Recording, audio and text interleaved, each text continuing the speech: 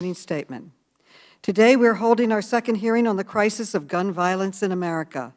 7 weeks ago, this committee heard heartbreaking testimony from witnesses whose lives were forever changed by gun violence, including Mia Cerrillo, a fourth grader who survived the massacre in Uvalde by smearing herself with blood so that they did not recognize her.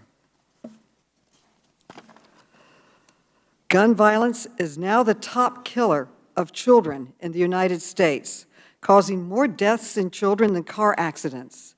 In 2020, more than 45,000 people were killed by gun violence, the highest number ever recorded in our country.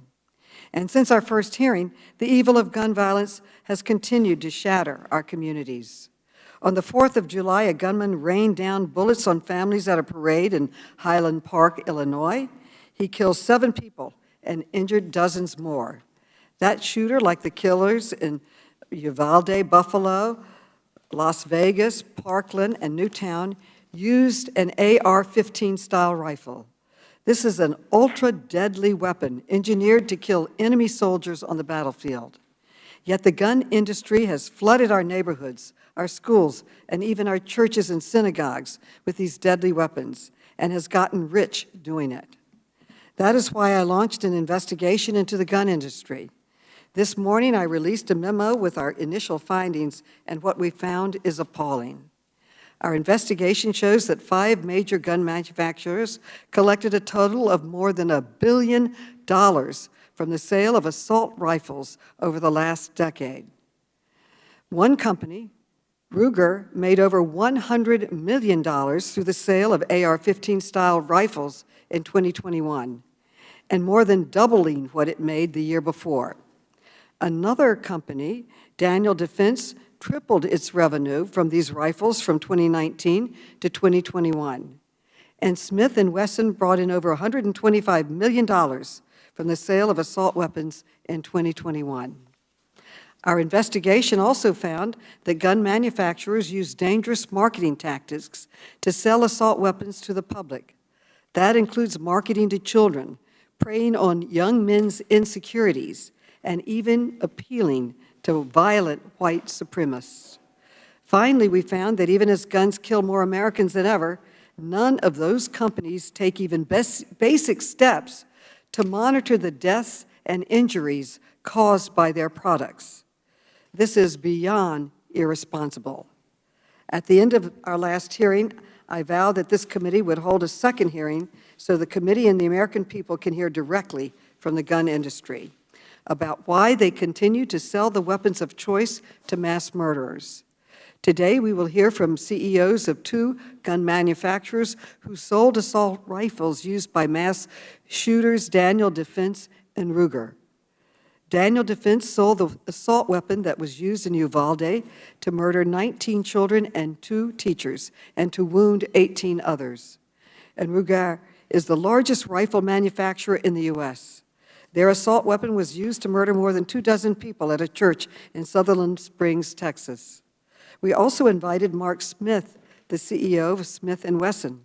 His company is the 2nd leading rifle manufacturer in the country and is responsible for the weapons used by mass murderers in Highland Park, in Parkland, and in other mass shootings. Mr. Smith promised he would testify, but then he went back on his word, perhaps because he did not want to take responsibility for the death and destruction his company has caused. But the time for dodging accountability is over. Today, I'm announcing my intent to issue a subpoena for documents from Smith & Wesson's CEO and other top executives so that we can finally get answers about why this company is selling assault weapons to mass murderers, answers we were hoping to get at today's hearing. After we announced this hearing, the committee heard from victims, family members, and survivors of gun violence from across our country who wanted to share their stories and their questions for the gun industry. I'd like to play their video now. Let's please play the video.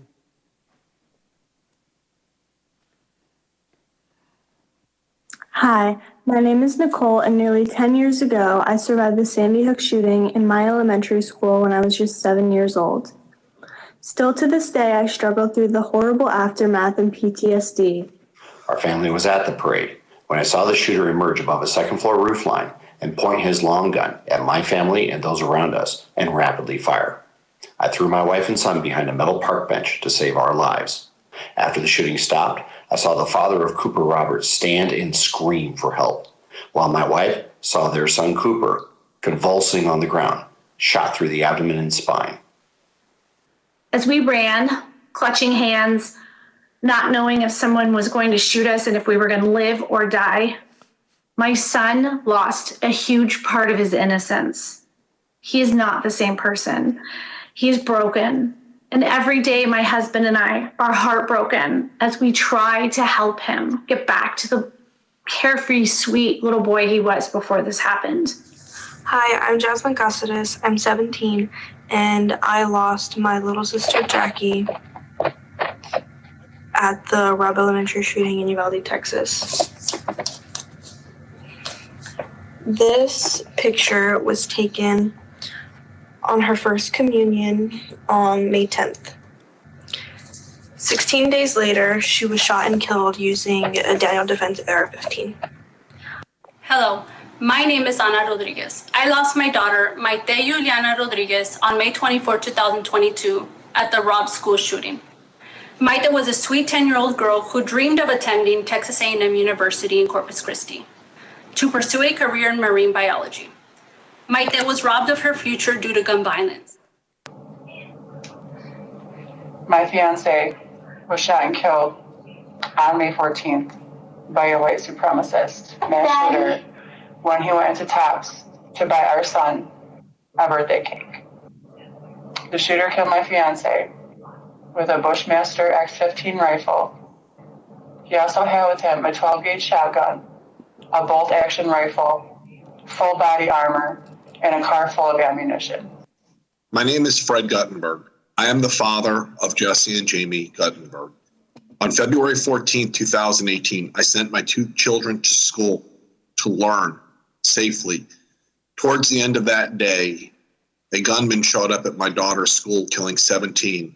My daughter was one of the 17 killed.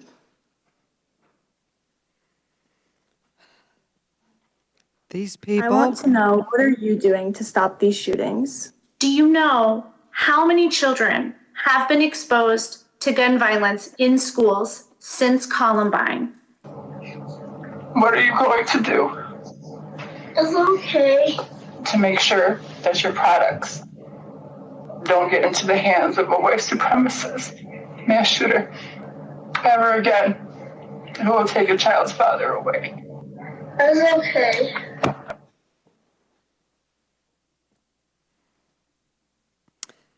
These people are demanding answers and accountability from the gun industry, and I intend to get both today. Following today's hearing, House Democrats will continue to take bold action to stop the bloodshed. Later this week, we hope to vote on the first assault weapon ban in nearly 30 years. The House is also planning to take action to end the outrageous legal immunity that has protected the gun industry from lawsuits for far too long. And in the coming weeks, I intend to introduce additional legislation to hold the gun industry accountable for the damage inflicted by their products, just like the car industry, the pharmaceutical industry, or any other American business. Let me close by addressing my Republican colleagues. I know that you value the rights guaranteed by the Second Amendment, and so do I. But even Justice Scalia recognized that, quote, the right secured by the Second Amendment is not unlimited, end quote. Even as we protect this right, we cannot ignore our fundamental obligation to protect the public, especially our children. I hope all of my colleagues will join me in finally taking action to end this crisis. I now yield to the distinguished ranking member, Mr. Comer, for his opening statement. Thank you, Chairwoman Maloney. As elected representatives in Congress, it's our responsibility to work to ensure the law is enforced to reduce violent crime. The violence that began during the summer of 2020 continues to increase. Murders are up, aggravated assaults are up, and we must reverse this trend. Ironically, cities with the worst crime rates are the hardest place to buy guns. Years of gun control laws in cities like New York and Chicago have failed. That's why I will continue to protect the rights of all law-abiding gun owners who safely use, store, and carry firearms, including the AR-15, which is the most popular rifle in the United States. It's become clear that the two parties in Washington have very different solutions of putting an end to the violent crime wave across the nation. Republicans want to target criminals. Democrats want to target lawful gun owners and take away their guns. We all took an oath to support and defend the Constitution. The Second Amendment ensures the rights of individuals to keep and bear arms and defend themselves in times of danger. Just recently, the Supreme Court reaffirmed our right of self-defense enshrined in the Second Amendment. Meanwhile, Democrats and President Biden continue to blame American companies for various national crises that their policies have made worse. From the price of gasoline to the surge in violent crime, Democrats are quick to point the finger at American industry. Their targets today, the American firearms industry. What did the American firearm industry do wrong? Their customers are allowed to lawfully buy guns.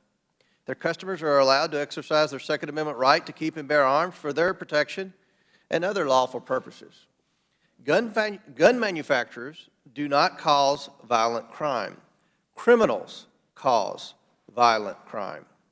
As the Democrats continue their obsession with vilifying American companies, they refuse to conduct any oversight over the Biden administration and the federal government. It's not surprising that the Lugar Center, a nonpartisan congressional rating group, has given the Democrats on our committee an F for oversight. Democrats have no problem with subpoenaing oil companies and private citizens. Yet we haven't heard from a single Biden administration cabinet secretary this entire Congress. When are they going to get a subpoena? We invited Attorney General Garland to today's hearing since he's responsible for agencies like the FBI and ATF. He's not here.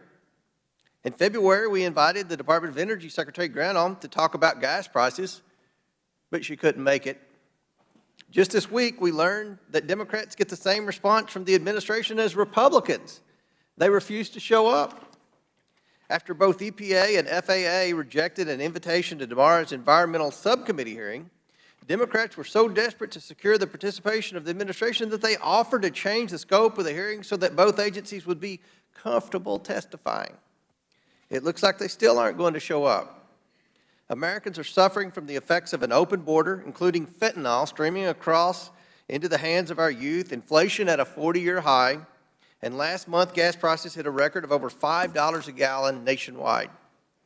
Madam Chairwoman, it's time that we hear directly from the people in the administration making policy decisions impacting the lives of all Americans. I would like to enter into the record a letter from Democrat Subcommittee Chair Ro Khanna expressing exasperation with the EPA for not appearing at a hearing tomorrow. Without objection.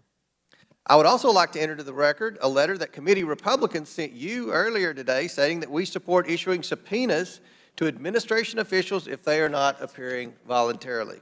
Without objection. Let's hold the Biden administration to the same standard that you hold private companies. Show up or get a subpoena. It's time that we do the job the American people sent us here to do. Holding the government accountable, instead of holding hearings like this to score political points against private companies. As I close, Madam Chair, will you commit to holding one hearing before the end of the year with the Cabinet Secretary? Just one hearing with one Cabinet Secretary. I will take it under advisement, and now we will introduce our witnesses. First, we will hear from Marty Daniel, Chief Executive Officer of Daniel Defense, LLC. Then we will hear from Christopher Killoy, President and Chief Executive Officer of Strom Ruger Company, Inc. Then we will hear from Brian Bussey, Senior Advisor at Giffords Law Center. Then we will hear from Kelly Sampson, Senior Counsel and Director of Racial Justice at Brady, United Against Gun Violence. Finally, we will hear from Antonia Okafor, National Director of Women's Outreach at Gun Owners of America. In addition to our witnesses, we also have in the hearing room victims and survivors of the mass shooting in Uvalde and Highland Park, who will be observing our hearing. We are honored by their presence of these brave men and women today. In particular, I want to welcome Felix and Kimberly Rubio, who testified at our previous hearing about their heartbreaking loss of their daughter, Lexi Rubio.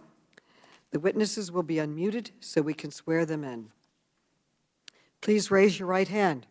Do you swear or affirm that the testimony you're about to give is the truth, the whole truth, and nothing but the truth, so help you God? I do. Let the record show that the witnesses answered in the affirmative. Thank you. Without objection, your written statements will be made part of the record. And with that, Mr. Daniel, you are now recognized for your testimony. Mr. Daniel. Thank you, Chairwoman Maloney. Chairwoman Maloney, Ranking Member Comer, my name is Marty Daniel, founder and CEO of Daniel Defense.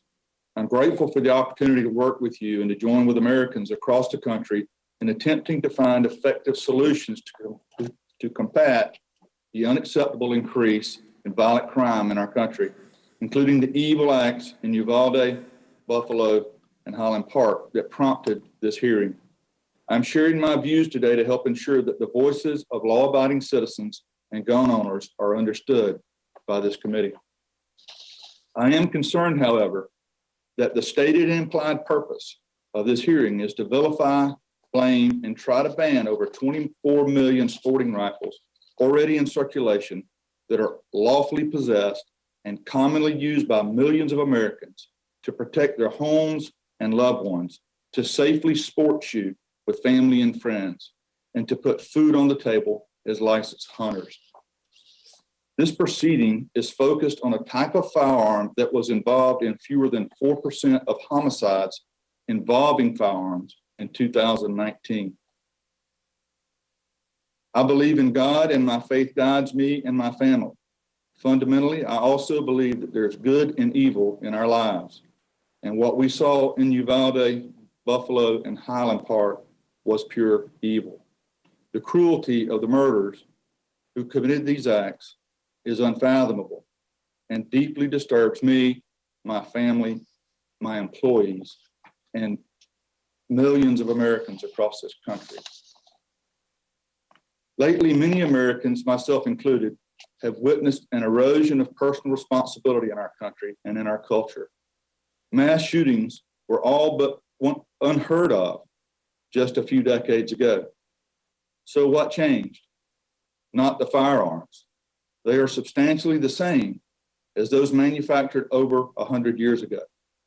I believe our nation's response needs to focus not on the type of gun, but on the type of persons who are likely to commit mass shootings. In my judgment, the U.S. Secret Service and Department of Homeland Security have shown how we can best spend public resources in reducing these threats.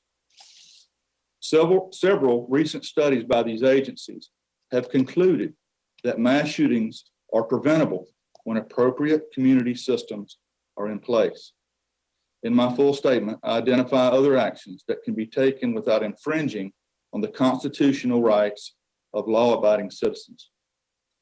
As the Supreme Court stated in Heller, the enshrinement of constitutional rights necessarily takes certain policy choices off the table, including those that would diminish the Second Amendment rights of law-abiding Americans, such as banning common and popular guns. To close, I'm appearing before you on a voluntary basis because I believe strongly in our constitutional form of government and the role of Congress in addressing the nation's problems. I have respect for Congress, and I hope you will afford me the same respect as both a citizen and a manufacturer of a lawful product built for responsible citizens. Thank you. And thank you, Mr. Killoy. You are now recognized for your testimony. Chairwoman Maloney, Ranking Member Comer, and distinguished members of the committee, good morning. My name is Chris Killoy, and I am both fortunate and proud to be the President and Chief Executive Officer of Sturm, Ruger and Company, Incorporated, more simply known as Ruger. At its core, Ruger, like all companies, is simply a collection of people. We are fathers, mothers, grandparents, friends, and neighbors. From humble beginnings in Southport, Connecticut, very close to where our corporate headquarters is today, we have grown to a team of nearly 2,000 hardworking folks. We have factories in Prescott, Arizona, Mayodan, North Carolina, Newport, New Hampshire, and Earth City, Missouri, with smaller offices and personnel in various locations around our great country. We come to work every day with the goal of building rugged, reliable firearms that responsible citizens are proud to own and lawfully use. Our motto, Arms Makers for Responsible Citizens, is a testament to our company culture and philosophy dating back nearly 75 years.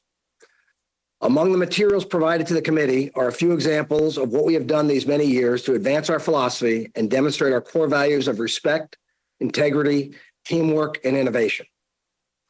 As many companies in America move jobs overseas to improve their bottom line, we build our products in American factories. With few exceptions, our supply chain is nearly all domestic, often supported by small local businesses near our factories. We strive to provide good pay and benefits to our workforce with the hope that employees will become long-term members of our team. And we have the track record to prove it. Right now, we employ well over 100 dedicated employees with between 30 and 50 years at our company. I recently attended a retirement party for a husband and wife team who collectively dedicated 87 years to Ruger, more than a typical lifetime. Not many CEOs are as fortunate as I am to work with such great people. During the COVID-19 pandemic, we worked exceptionally hard to keep our workforce safe. Our COVID task force met nearly every day for more than a year to manage our response, track constantly shifting guidance, and make protocol recommendations. While these protocols had an adverse impact on production and profitability, we opted for the harder right and are proud of that decision. With the recent acquisition of the Marlin Firearms brand, we now offer over 40 product lines and nearly 800 product innovations. Our management team is small, hardworking, and effective. We work closely together every day and strive to do the right thing for our employees, shareholders, customers, and communities in which we are located. We operate in a rapidly changing and increasingly complex legal environment. We do our level best to meet our regulatory obligations, cooperate with law enforcement, and remain true to our corporate philosophy. As a company, we support many initiatives designed to promote the safe and responsible use of firearms. Examples include Project Child Safe, Fix NICS, and Walk the Talk America, just to name a few. These programs and others are detailed in the materials we provided to the committee. Our employees are very active in their respective communities. We have an internal company newsletter, the Ruger Action, which highlights the achievements of our workforce. Weddings, graduations, promotions, retirements, a first buck, and so on. I am always proud and pleased by the community outreach and service of our employees that I read about so frequently. Ruger is a collection of nearly 2,000 hardworking, dedicated individuals sharing the common goal of supplying rugged, reliable, American-made firearms to responsible citizens who use them lawfully every day. That is who we are. The tension between our constitutional right to own firearms and the harm inflicted by criminals who acquire them is a complex topic that evokes strong emotions, regardless of your position on the issue. At Ruger, we are proud Americans who embrace the Constitution and the blanket of protections it provides, including specifically those guaranteed by the Second Amendment. We firmly believe that it is wrong to deprive citizens of their constitutional right to purchase the lawful firearm they desire because of the criminal acts of wicked people. A firearm, any firearm, can be used for good or for evil. The difference is in the intent of the individual possessing it, which we respectfully submit should be the focus of any investigation into the root causes of criminal violence involving firearms. Thank you. I look forward to your questions. Thank you. Mr. Bousset, you are now recognized for your testimony. Good morning, Chairwoman Maloney. Thank you for inviting me today. My testimony is about decisions, the ones I've made, the ones the firearms industry has made, and ultimately the decisions you must make. Like so many gun owners in America, I grew up with guns and was taught that responsibility and safety are critical components of firearms ownership. In 1995, I made the decision to get into the gun industry. For the first several years of my career, the same responsibility I was raised with prevailed there. Tactical gear was not allowed in the largest trade shows. Companies like Ruger even included their founding motto on all advertising, "Arms Maker for Responsible Citizens." By 2007, change was happening as most companies began combining guns with the political fear and conspiracy machine of the NRA. It worked very well because the same things that drove NRA radicalization also drove gun sales. Prior to 2008, guns like the AR-15 were a pariah, but they represented a new and untapped market, and the NRA and the NSSF needed new political symbols and profit. And so companies like Smith & Wesson made the decision to get into the AR-15 business. A few years later, the M&P 15, as in military and police, became the best-selling rifle in America. Eventually, young male gun customers in places like Parkland, Florida, Highland Park, Illinois, and Kenosha, Wisconsin, all decided to use an M&P 15. By 2008, Ruger made the decision to remove the responsible citizen motto from most of its public advertising. Those industry leaders who spoke out against this new trajectory were attacked and marginalized. Everyone was told that any new gun buyer or any gun marketing was good, so long as it furthered political aims and sold guns. The trend of dismissing responsibility has only worsened, and today the industry condones frightening marketing that openly partners with domestic terror orgs like the Boogaloo Boys, a group that hopes for race wars and wears Hawaiian shirts. There is no industry criticism of marketing like this. In fact, the maker of this Boogaloo rifle is also one of the nation's largest gun retailers, and they boast of the public support of most of the largest gun companies, including Smith & Wesson. It's not that the industry and the NSSF are shy about aggressively policing the actions of members. In 2018, after the Parkland shooting, Ed Stack, the CEO of Dick's Sporting Goods, removed AR-15s and tactical gear from his stores. Stack still sold plenty of other guns, but within days, the NSSF Board of Governors officially expelled Stack and Dick's to let everyone know that anything short of complete devotion would not be tolerated. I was inside the industry as new companies like Daniel Defense built businesses by advertising AR-15s with slogans encouraging young men to use what the Special Forces guys use. Like many companies, they also sought and celebrated the inclusion of their AR-15s in first-person shooter games and movies. When Daniel Defense tweeted a picture of a toddler blessed by a Proverbs verse while cradling an AR-15 on the same week as the Uvalde shooter was killing kids with one of their rifles, there was no criticism from industry leadership. But there has been a prestigious reward. The same NSSF Board of Governors that expelled Ed Stack elected Marty Daniel to a coveted seat on that board, a position he still holds today. Mr. Killoy is an important voting member of that NSSF board. Sadly for me, there is no place in the industry for anyone who believes in moderation or responsible regulation. If they did exist, they were frightened into submission or forced out. In my last months as an industry executive, I snapped photos like this. It's a tactical advertisement over the entrance of the SHOT Show that weirdly combines Revolutionary War soldiers, a modern AR-15, and the promise of daily gunfights as a business proposition. On January 6, 2021, less than a year after I took this photo, these exact components coalesced into a violent mob just a few hundred yards from here. Despite guns being the center of radicalized domestic terrorists, there is no industry rebuke, not of the come and take it flags on January 6th, not of armed men invading the Michigan Capitol, certainly not of Kyle Rittenhouse owning the libs by shooting and killing people at a protest with his Smith & Wesson military and police rifle. Any rational person can see the direct lines from this marketing to the troubled young men who kill people in places like Buffalo and El Paso and Uvalde. Anyone can see the direct lines to our nation's most dangerous domestic terror orgs. I am here on behalf of responsible gun owners, like me, who harbor a deep fear about what this is doing to our country. I am also here to warn you that there is much more of this on the way. No one from the industry is going to stop it, and it's going to get much worse. Now, as the elected leaders of our country, you have a decision to make. What is to be done about this? Thank you, and I look forward to your questions. Thank you, Mr. Bussey. Mr. Sampson, you are now recognized for your testimony. Ms. Sampson. Chairwoman Maloney, Ranking Member Comer, and committee members. Okay. Chairwoman Maloney, Ranking Member Comer, and committee members, thank you for holding this hearing, because Americans of all walks of life can and do agree that gun violence is a real problem. Gun violence is a leading cause of death for American children, which is a public health issue, not a private evil hearts problem. Indeed, no prevailing philosophy, theology, or world history suggests that evil is unique to the United States.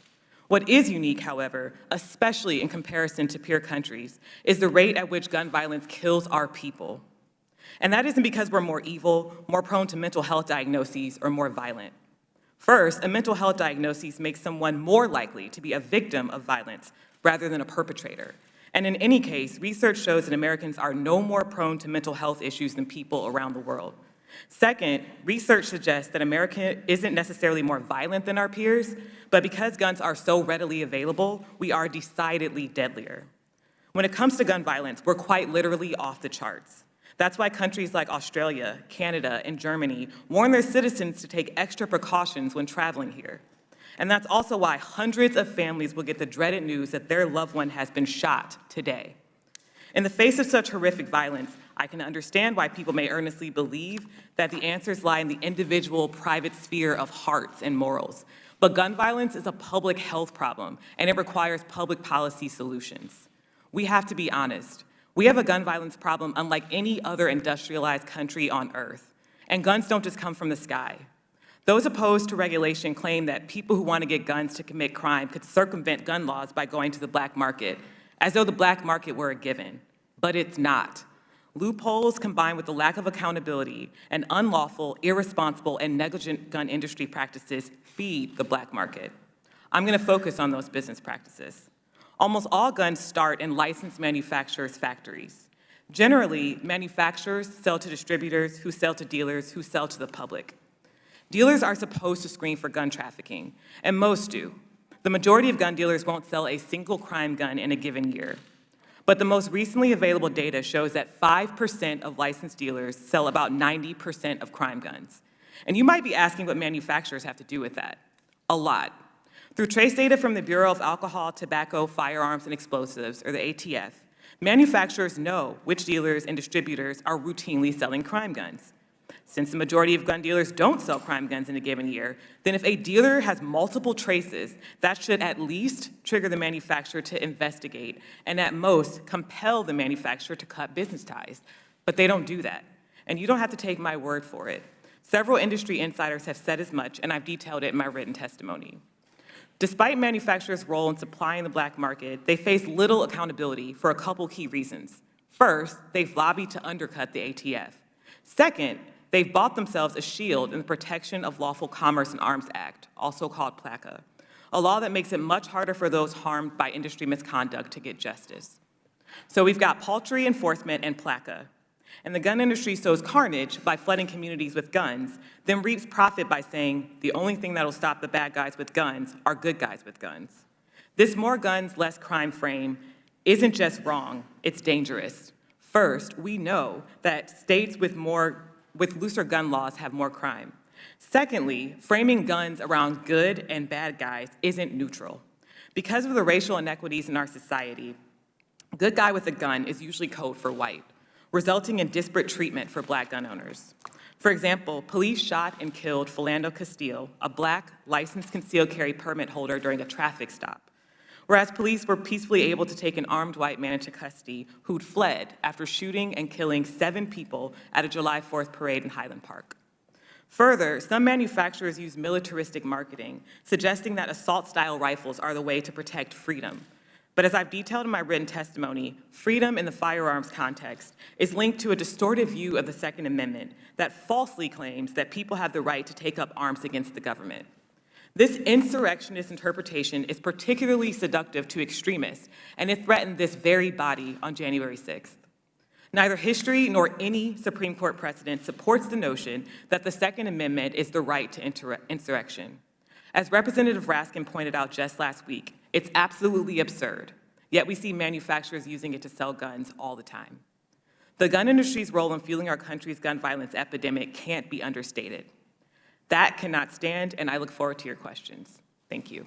Thank you so much. Ms. Okafor, you are now recognized for your testimony.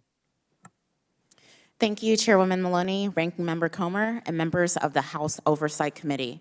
Thank you for inviting me to testify today and for giving me the opportunity to defend the rights of millions of American gun owners to own and maintain AR-15s for self-defense. My name is Antonia Okafor-Cover, and I'm the National Director of Women's Outreach for Gun Owners of America. I'm also a national spokesperson. I'm a certified firearms instructor and range safety officer who specializes in working with women, particularly those with traumatic backgrounds. I'm what you would call an accidental activist. My parents are immigrants from Nigeria, and I grew up primarily with an anti-gun, anti-Second Amendment mindset until I arrived in college in 2009 and was greatly grieved at the epidemic of sexual assaults occurring at universities across the U.S. As a sexual assault survivor myself, I have since become a passionate advocate of empowering women. And in my years as a range safety officer and firearms instructor, I have found that my female students tend to give the AR-15 the best review overall.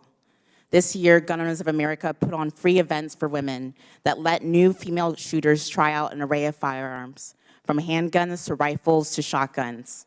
Out of all the firearms, it was always the AR-15 that they raved about.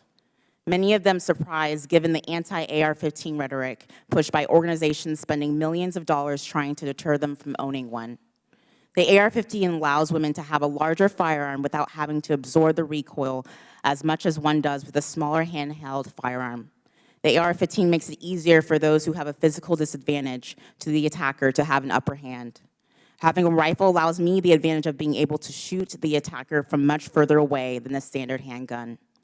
The number one reason that women buy firearms is for self-defense. I'm a proud owner of a Daniel Defense rifle, and it is my go-to rifle. It is by far lighter than any other rifle I own. It makes it easier for me to hold, and yet it still does an incredible job of absorbing the impact after each trigger pull. Women have been known to use rifles in defense in plenty of instances, but the people who have used Armalite rifles range from older men to young women. For instance, Stephen Williford, a GOA spokesman and senior living in Sutherland Springs, Texas, used an AR-15 to effectively stop a mass shooter at the church in his town a few years ago. In November 2019, a woman in her 9th month of pregnancy used her family's AR-15 to stop 2 armed attackers in her home. After they severely wounded her husband and attempted to grab her 11-year-old daughter, the wife grabbed the AR-15 and drove the attackers away. One of them was found dead from the round she put in him before they fled from the scene. More recently in Atlanta, a Black Army veteran protected his home and family inside, using AR-15 to fend off 2 intruders from his home. His wife was hiding inside the home, and the man used his rifle in defense of his family, home, and property. Banning these firearms will only make it difficult for women like me to protect our families. Gun bans never stop bad guys from getting firearms. As my written testimony shows, the original ban of 1994 did nothing to reduce the crime. Consider all the recent shootings in Buffalo and Uvalde were aided and abetted by gun restrictions. The Buffalo shooter indicated he was comforted that his victims would be limited in their ability to carry firearms by New York's tough gun laws, and Uvalde school was a gun-free zone. It's not surprising that 94% of mass shootings occur in gun-free zones. The Second Amendment guarantees a right that we already have. It pre-exists the Second Amendment. The right is to self-preservation. The Second Amendment's primary focus is not about hunting. The Second Amendment was put into the Constitution as protection of the people against an oppressive government. History has shown countless times that any people group without the means of keeping and bearing arms has remained the oppressed people group. Our history in America has shown oppression correlated with gun control. Even after Black people fought alongside their white counterparts in the military, many came home to racist governments and institutions that systematically took away firearms from Black communities. Communities that relied on firearms to deter attacks from the Ku Klux Klan and other anti-gun organizations. Martin Luther King Jr. applied 2 times for a concealed carry permit. Both times, the racist police in charge of giving Dr. King a permit refused to give him one. In conclusion, because of the many benefits of the AR-15 for women and those with physical disadvantages, including the fact that our Constitution is clear that no government body has the power to determine which firearm I choose to keep in my possession, the Armalite rifle is a platform that is an exceptional, commonly owned firearm and should be protected as such. Thank you. Thank you so much. I thank all the panelists. I now recognize myself for questions. Today's hearing is historic. It's the first time in nearly 2 decades that the CEOs of leading gun manufacturers have testified before Congress about their business practices. Mr. Daniel, the gunman in Uvalde, used an assault weapon from your company to murder 19 children and 2 teachers. Your company said that this shooting was, and I quote, a horrifying tragedy, end quote, and that the victims and families are, quote, in our thoughts and they are in our prayers, end quote. You even canceled your company's appearance at the NRA convention after the shooting. And you testified today that there has been a decline in personal responsibility, using your words.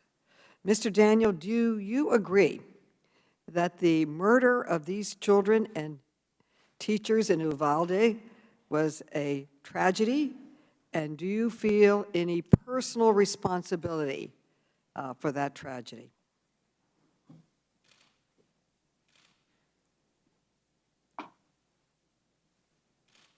Chairwoman Maloney,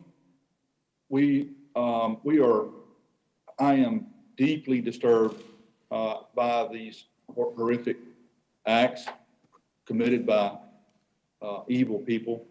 I cannot even imagine what those innocent children had to go through, and the teachers. I cannot imagine the horror that the families have to live with for the rest of their lives. These acts were horrible, and these acts need to be stopped. Thank you. Okay, reclaiming my time, Mr. Killoy. Weapons from your company, Ruger, have also been used in mass shootings, including the deadliest shooting in Texas history. I played a video earlier in which Americans impacted by gun violence had a simple question. What is the gun industry doing to stop the violence? We just heard from Mr. Daniel that we have to stop the violence. I think we all agree. What is the gun industry doing? And one obvious step is to end the sale of assault weapons to civilians and children. Yet neither company before us has been willing to take that step. Congress is moving to take that step.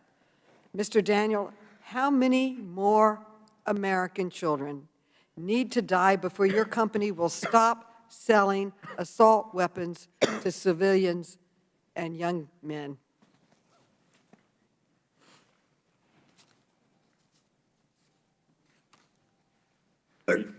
Congressman, was that directed to myself or Mr. Daniel? Okay. Mr. Daniel. Yes. Can you respond, Mr. Daniel? Yes. Can you, I thought that question was for Mr. Cloyd. Can you repeat the question, please? How many more American children need to die before your company will stop selling assault weapons to civilians and children, the weapon of choice in most mass murders in our country? Congresswoman Maloney, I believe that these murders are local problems that have to be solved locally. I believe that Okay. the My facts show time is limited, and I have to go to the next question. Mr. Killoy, how about you? Is there any number of shootings in schools and churches and synagogues that would convince you to stop selling weapons of war to civilians? Respectfully, Congresswoman, I don't consider the modern sporting rifles today that my company produces to be weapons of war.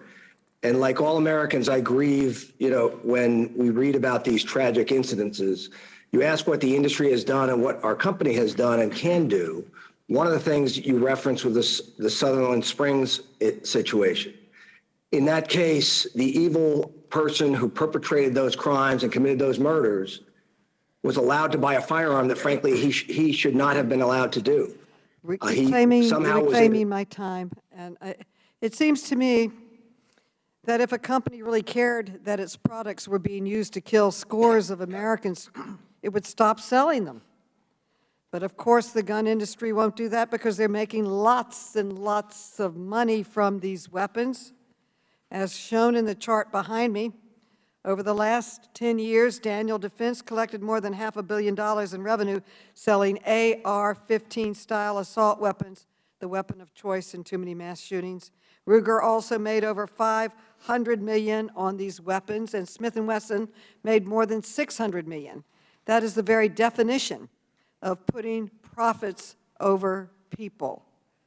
Today, the committee room, there are victims and surviving family members from the Highland Park and Uvalde shootings.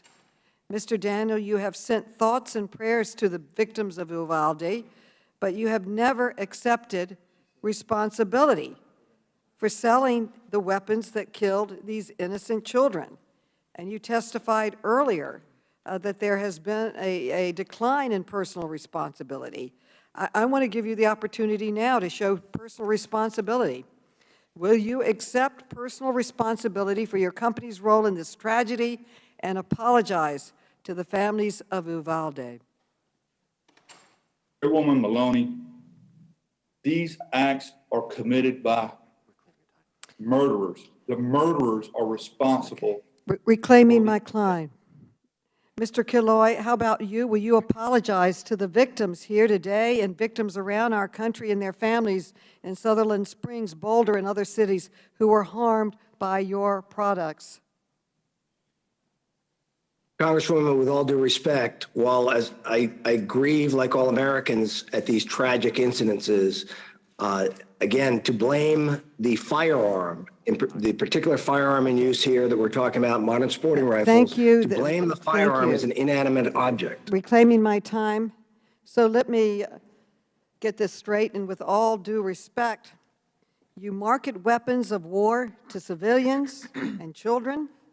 You make millions by selling them, but when someone pulls the trigger, you refuse to accept responsibility. And I would call that a staggering lack of accountability.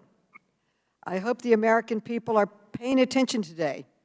It is clear that gun makers are not going to change unless Congress forces them to finally put people over profits. I yield back and recognize the gentleman from Georgia, Mr. Heiss. He is now recognized. Thank you. I want to thank each of our witnesses for being here for your testimonies. Also want to thank Chairwoman Maloney for holding this hearing so that the American people can see the disturbing trend in this committee of going after both private citizens and the constitutional rights of American citizens. Just the other day, this committee went after those in the energy sector and now going after firearm manufacturers, all for political purposes. And just to go with the Chairwoman's comments, I want to know, when are you, Chairwoman Maloney, going to apologize to the American citizens for not dealing with the real issue and showing responsibility and accountability. When are we going to have hearings in this committee holding people responsible in cities, municipalities, states, and right here in our own Congress for being soft on crime? When are we going to have hearings to do away with the ridiculous, outrageous policies of defunding the police? And do we really think that that is a good idea when it comes to dealing with crime? Would anyone in their right mind think that crime would go down when we attack and defund the police, when we're soft on crime? And here we have a southern border that remains open, allowing gang members to come in. We've not had one hearing about that. We've not dealt with one thing of the issue. This is like the old saying that we're going to blame the manufacturers of forks and spoons for obesity. I guess you're going to subpoena some of them as well to deal with obesity in this country. It is absolutely absurd that we're not dealing with the issues, and I want to know, when are you going to apologize for the lack of leadership in this committee of dealing with the issues that this country is facing? This committee should have jurisdiction over government oversight and federal issues, not going after private citizens and private companies like we're doing here today. Yes, violent crime is on the increase. That's a concern for all of us. But to go after the manufacturers of guns while at the same time remaining soft on crime, defunding the police, supporting those policies, and keeping our southern border open for all sorts of criminals is absolutely disgusting to me and unthinkable. The height of irresponsibility and lack of accountability. My colleagues seem to forget that the American people have a right to own guns. It's a constitutional right to defend themselves, and yet we have a perpetual barrage of politicized buzzwords like have already been used here this morning, like assault weapons and weapons of war, to support arbitrary gun grabs, not from criminals, but from law-abiding American citizens. And it's time that we see some changes. Mr. Daniel, I'd like to go to you. There are approximately 8.5 million Americans purchased a firearm for the first time in 2020, and this is a trend that's continued to go up for the last several years. Does your company make or produce any illegal product?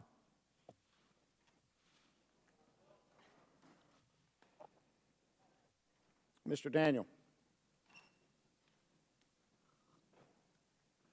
We don't make any illegal products. We abide by all the laws. We have a very professional compliance department. We focus on always doing the right thing. We focus on, we tell our employees every month in our monthly meetings that we need to be 100% compliant 100% of the time. And we are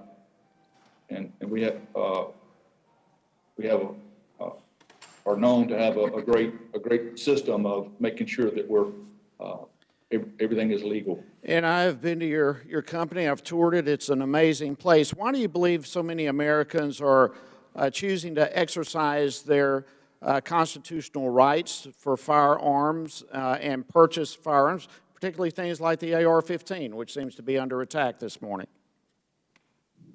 Congressman, I believe our data agrees with what you have stated, that there were 8 million plus new gun owners in 2020. That number has continued. Those types of numbers have continued through today, equaling 16 million plus new gun owners. Our internal data shows us, sir, that less than 20% of those new gun owners who have never owned a gun before are Republicans, and that people who have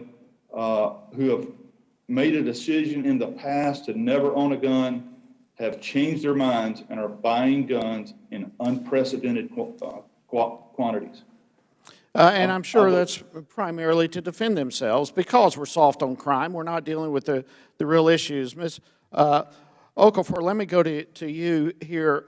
Lawful gun ownership is an integral part of a citizen's right to defend themselves. In fact, it's interesting, and Chairwoman, I have two articles here, but in 1982, the city of Kennesaw, Georgia, passed an ordinance requiring heads of households to maintain working firearms and ammunition. And interestingly, Kennesaw, which is a metro Atlanta city, certainly not a depopulated rural area, they have incredibly low crime rates, particularly violent crime. In fact, between 2012 and 2020, only 2 homicides in that city.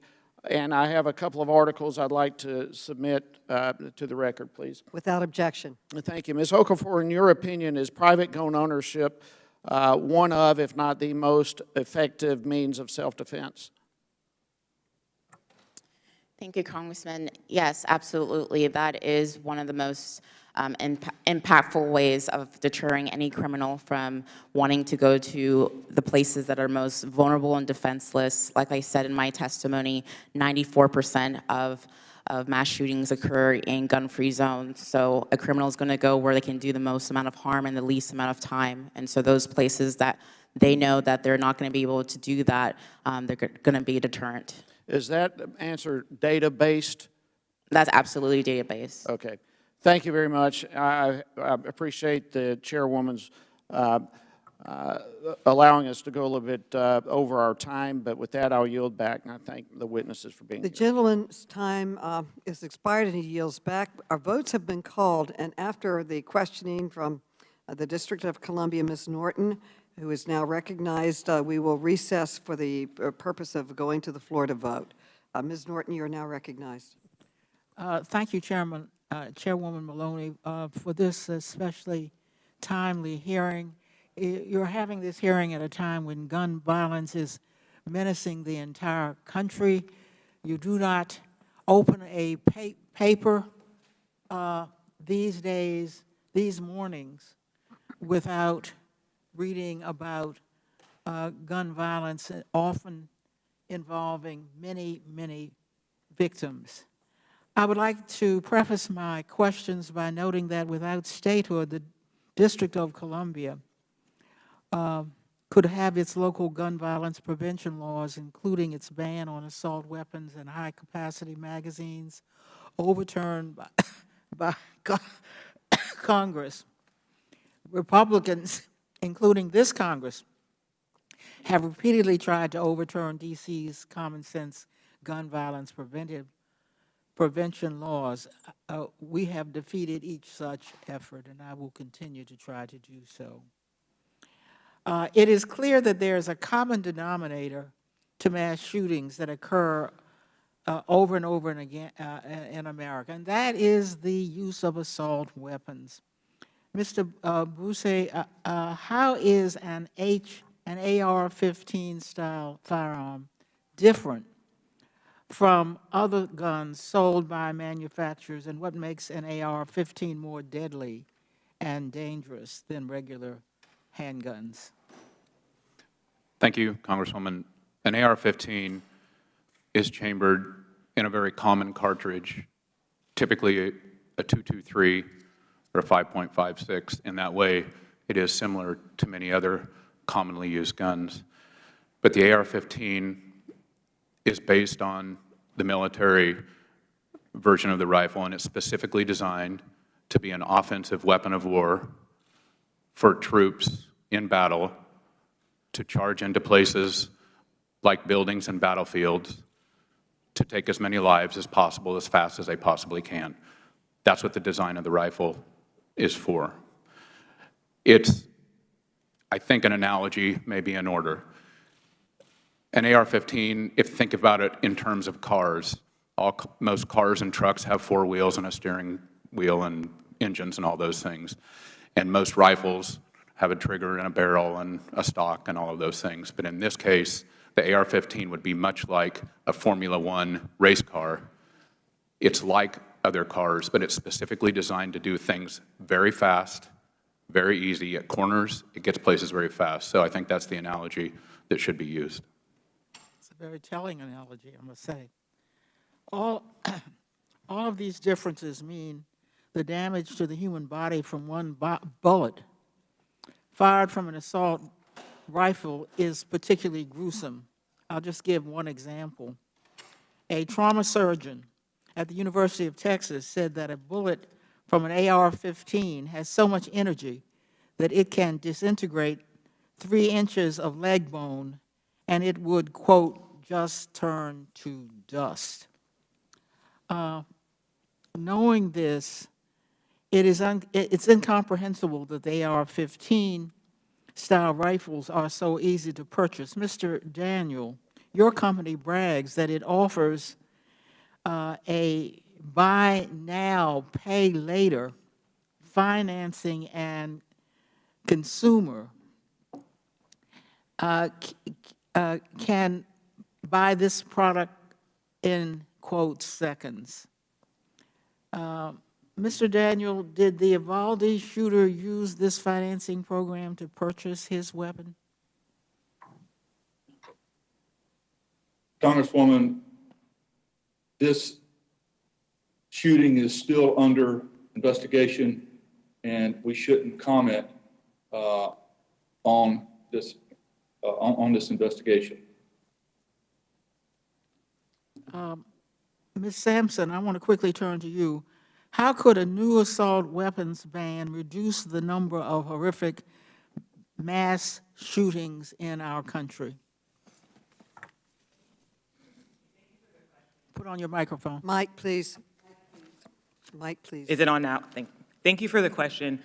Renewing the assault weapons ban would prevent deadly mass shootings because we know that assault weapons are the weapon of choice for mass shooters because, as was mentioned earlier, not only are they able to shoot from a further distance, but they also allow a lone shooter to inflict much more harm on a greater number of people in a shorter amount of time. So if we renew the assault weapons ban, that would take away a key piece of what allows mass shooters to kill more people in less time without having to stop to reload.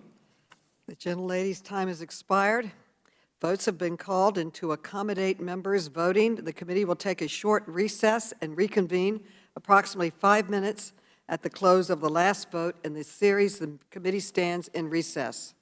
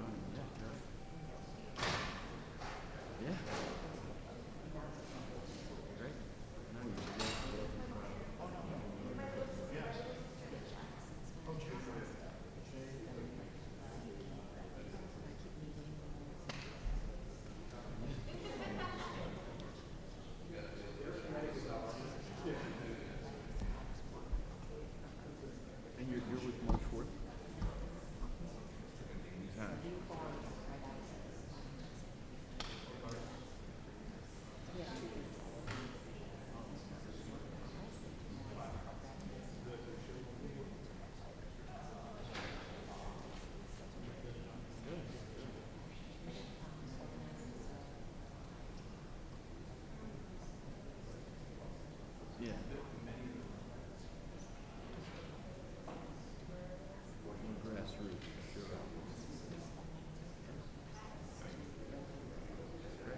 It's important, yeah, you know, to feel it impact your issue here, how important it was to have. Because you pointed out on Twitter that no representatives, no representatives. I think one you said.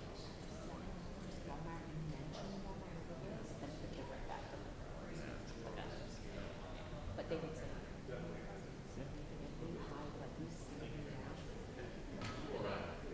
they would like deal with lands up like this and go like that, but they would be like, Crazy on their phones too.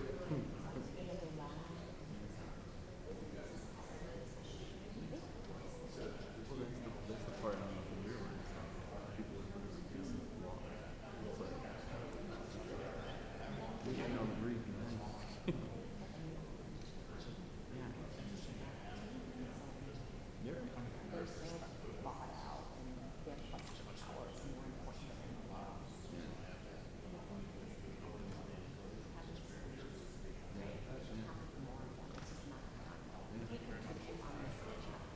With them making $1 billion every year from selling sales. Yeah.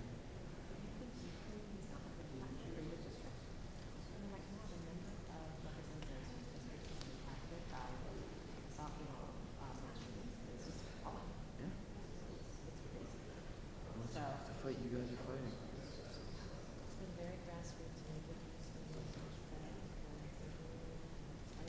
Rubio said they've been here 3 times since Parliament. Just happened. They've been here. That's commitment to change, you know?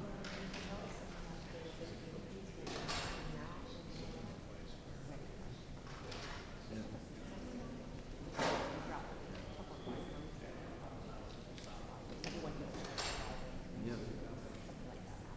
For sure.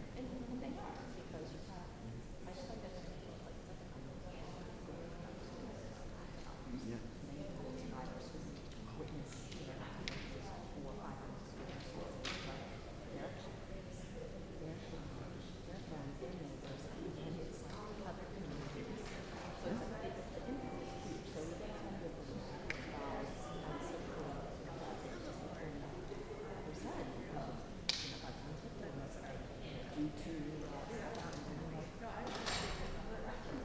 The part that is crazy about it is 4%, sure, but they have 4%.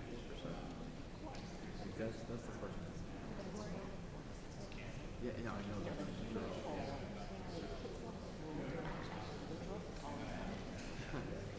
I never had those. And you're pretty fairly young.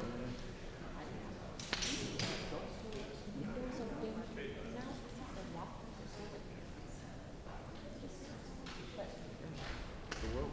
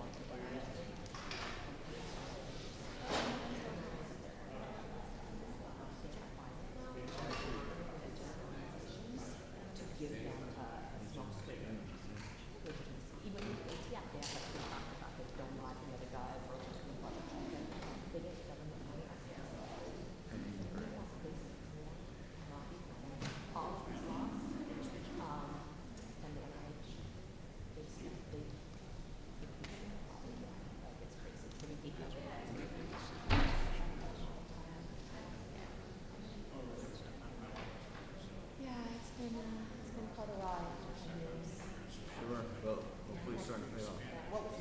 Here. High school stuff. Well, I'm sure I will be seeing you. Yeah. Yeah. Oh, these two family draft. Yep. Yeah. Our air date's going to be the 1 year anniversary. Probably end up at the National Vigil then. Probably. Every community of Christians will be there. When will that be? December 7th.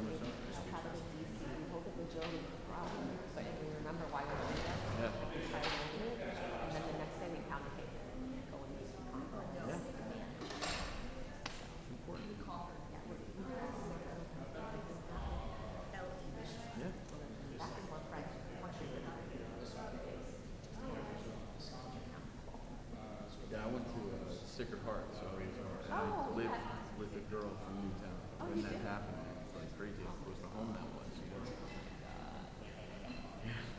I'm just waiting for like when school opens.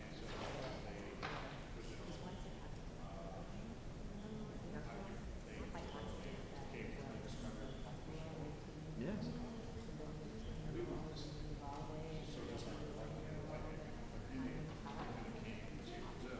Yeah. That's coming in a couple weeks, right? School opening? Yep. Is this it?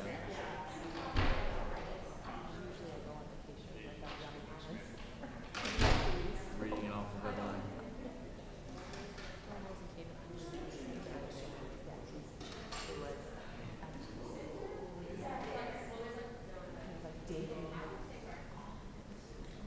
Now they just run together like that. Someone mentions El Paso. Oh, I remember that. You know, it's like you forget that they're all happening. You remember the most recent one too.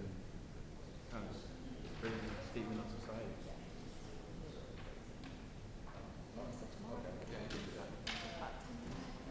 Say it again.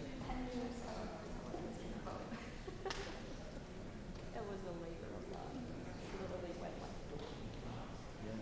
What's on the agenda tomorrow? That's the voters tomorrow? The vote house. Okay. Yeah, Are you guys gonna be there for that? Yes, we're trying to find a room. I don't think the gallery's open yet, so Yeah. we wanted to try to find a room. Okay. Can I come and shoot that? Yeah. Actually. I'll let you know if I can. Can I take you in? I don't have business card. You're good.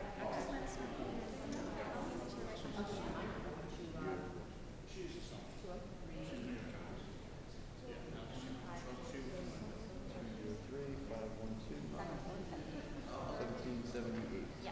Is that right? I'm sorry, the last name is? Murray.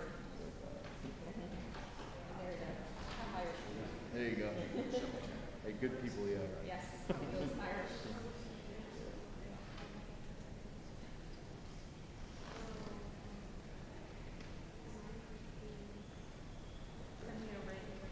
Yeah, I just texted you. This is Karen. McGirl. MC Girl. A girl. Yep. Like I said, high school stuff. It's changing. Yeah. Yeah, I'd love to be able to get and shoot the reaction. Talk to you guys about what it means. I mean, it's a rude deal, but thank you, folks.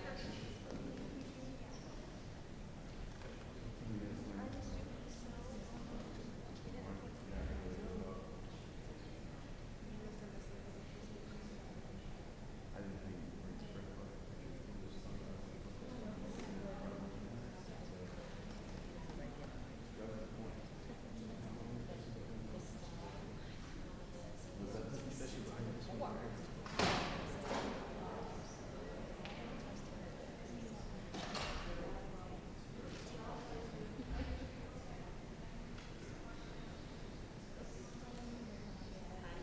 Kieran by accident. I called you by accident. Oh, is that you? Okay. I'm vibrating.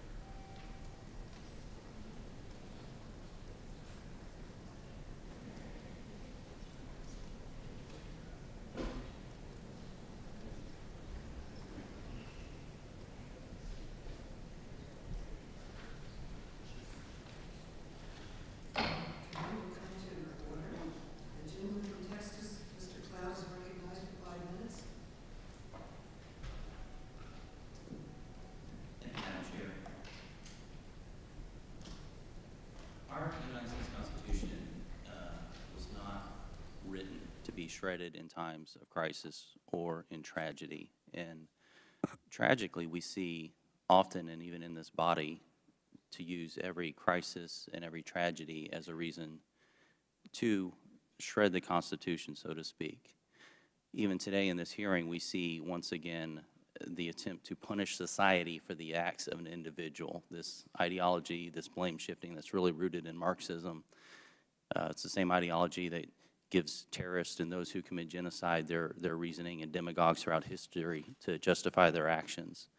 And truly there's no single common denominator for the truly heinous acts we've all witnessed and that we've all been heartbroken over in our nation. But if we were to look at the common denominators, one of the biggest things we see is the breakdown of the family. And that's something I certainly think that we should consider as we go forward with this. But Ms. Okafor, could you speak to what is the fastest growing gun owner demographic currently in our country? Thank you, Congressman Cloud. The fastest growing demographic currently is actually Black women, and particular women, of course. 48% of the 8 million new gun owners that we had from 2019 to 2020 were women, and of those, 21% of them are Black women. Any insight as to why this is happening and at this time? Particularly with Black women, there's many reasons. One of the big reasons is because, unfortunately, Black women are one of the demographics that have been victims of violent crime. And so that is a reaction to that, of women realizing, Black women realizing that they have to take care of themselves and protect themselves. Particularly during the pandemic, we saw an increased awareness of this. And so that is part of the trend, the growing trend of Black women getting firearms. One of the trends we've seen kind of happening concurrently with this is the defund the police movement. Do you think there's any connection there, or is that just? Well, it's actually shown, study by study has shown that in primarily African-American communities, that many African-Americans actually prefer and want to have, of course, a stable police force to protect and serve their communities. And so despite the rhetoric behind the defund the police, et cetera, and even if so, for those who have a distrust of the police, it's come down to their solution is to make sure that they have a way to defend themselves and their families, and that's what Black people across America are going towards, that solution. It's been interesting to me, the chairwoman said at the beginning, she said the time for dodging accountability is over, and yet what we've seen is violence and crime has just increased in major cities across our country, especially in the last couple of years. A lot of it seems to be because of the lack of accountability. We continue to have almost daily stories of criminals who committed heinous acts be released only to commit heinous acts once again. And in that context, we've seen a number of people realizing that they have a need to protect themselves and to protect their families and such. We have leftist DAs in almost all of these cities where this is happening. We have an Attorney General here, or Attorney General Garland, who's really laid the groundwork for an understanding that there aren't consequences for bad actions for the individual, and it's really upended the rule of law in this country, and we've seen the tragic results. I was wondering, too, if you could speak to one of the big concerns with red flag laws is that there's a discriminatory nature to them. Could you speak to that? Yeah, as we've seen, especially with red flag laws that uniquely tend to use no-knock warrants, what we've seen in criminal justice reform, et cetera, that I think those in the Second Amendment community and those in the criminal justice reform community agree on is that these no-knock warrants have been used especially in discriminatory practices, especially in red flag laws instances. So that is just one of the many reasons why GOA, Gun Owners of America, does not want no-knock warrants to exist, as well as red flag laws, because of the discriminatory practices used behind them. One of the things we've seen recently, too, is the ATF has amassed a massive database of gun records. It's almost 1 billion, if not that, already. And then recently we've seen that it's a searchable database, basically. Now, federal law says that they are not allowed to create a gun registry, but they have a searchable database for all practical purposes, and recently we've begun to see stories of them trying to enforce this through local law enforcement, in showing up and surveying gun, or do you have this serial number in your house and those kind of things. Does that kind of thing concern you, and how do you think that squares with the Second Amendment? It absolutely concerns us at Gun Owners of America. When it comes down to it, is that this is exactly why people are concerned about any type of registration, is because once registration is allowed, then it's very easy for any type of government agency to be able to use that to essentially, again, discriminate against gun owners and those that they deem to be, quote unquote, dangerous. And what that actually means tends to be anything from what they believe is a First Amendment difference or something like that. So when it comes down to it, that's part of the issue, is that any type of registration leads to gun confiscation in the end. The gentleman's time has expired. Thank you. The gentleman from Massachusetts, Mr. Lynch, is recognized. Thank you, Madam Chair, and really appreciate you holding this hearing. I thank the ranking member as well and our witnesses. On one of my other committees, I actually serve as the chairman of the Task Force on Financial Technology, FinTech. And our task force is continuing to investigate the emerging use of so-called buy now, pay later financing for online purchases. So I want to direct this question to Mr. Bussey and Ms. Sampson. A buy now, pay later allows consumers to purchase and immediately take possession of an item after agreeing to pay the purchase price over a fixed period of time. The use of buy now, pay later has really dramatically increased in the last few years, especially with the pandemic. Not surprisingly, buy now, pay later is also extremely popular with younger consumers because it entails a very, very light credit pull or credit check, and really targets those with minimal disposable income and little or no credit history. And by far, millennials and Gen Z consumers make up the majority of buy now, pay later users by age group. Regrettably, however, relevant to this hearing, buy now, pay later has really become popular as a way to finance online gun and ammunition purchases. While some of the major buy now, pay later providers like Affirm and Klarna and Afterpay explicitly prohibit purchasing guns and ammunition, some do not. And as recently reported by the New York Times, Credova Financial LLC and some other niche firms are actively exploiting the gap in gun sales market by teaming up with gun merchants to offer buy now, pay later financing to facilitate online purchases. In fact, Credova boasts a multitude of retail partners on its website, including several gun merchants. For example, the company is the financing arm for grabagun.com, which is an online gun seller offering handguns, shotguns, and what they say on the website, a huge number of AR-15s. Grabagun.com prominently highlights the convenience and benefits associated with Credova buy now, pay later, including no hard credit inquiries for pre-approval and zero money down. The website also dangerously markets Credova's services as advertised on Grabagun.com. A consumer can select Credova financing in order to what they call shoot now, pay later. So that's running contrary to all the checks that we're asking to be implemented to prevent the wrong people from actually getting access to firearms.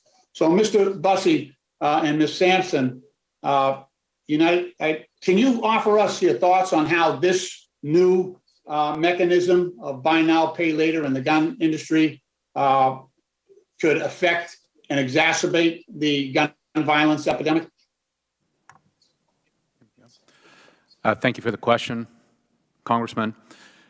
I believe that this sort of system points out the sort of danger that we're now facing and what I think is a holdover in our firearms laws. We need to do things to make it more difficult for impulsive teenagers to get AR-15s and up to 60 30-round magazines that the Uvalde shooter had.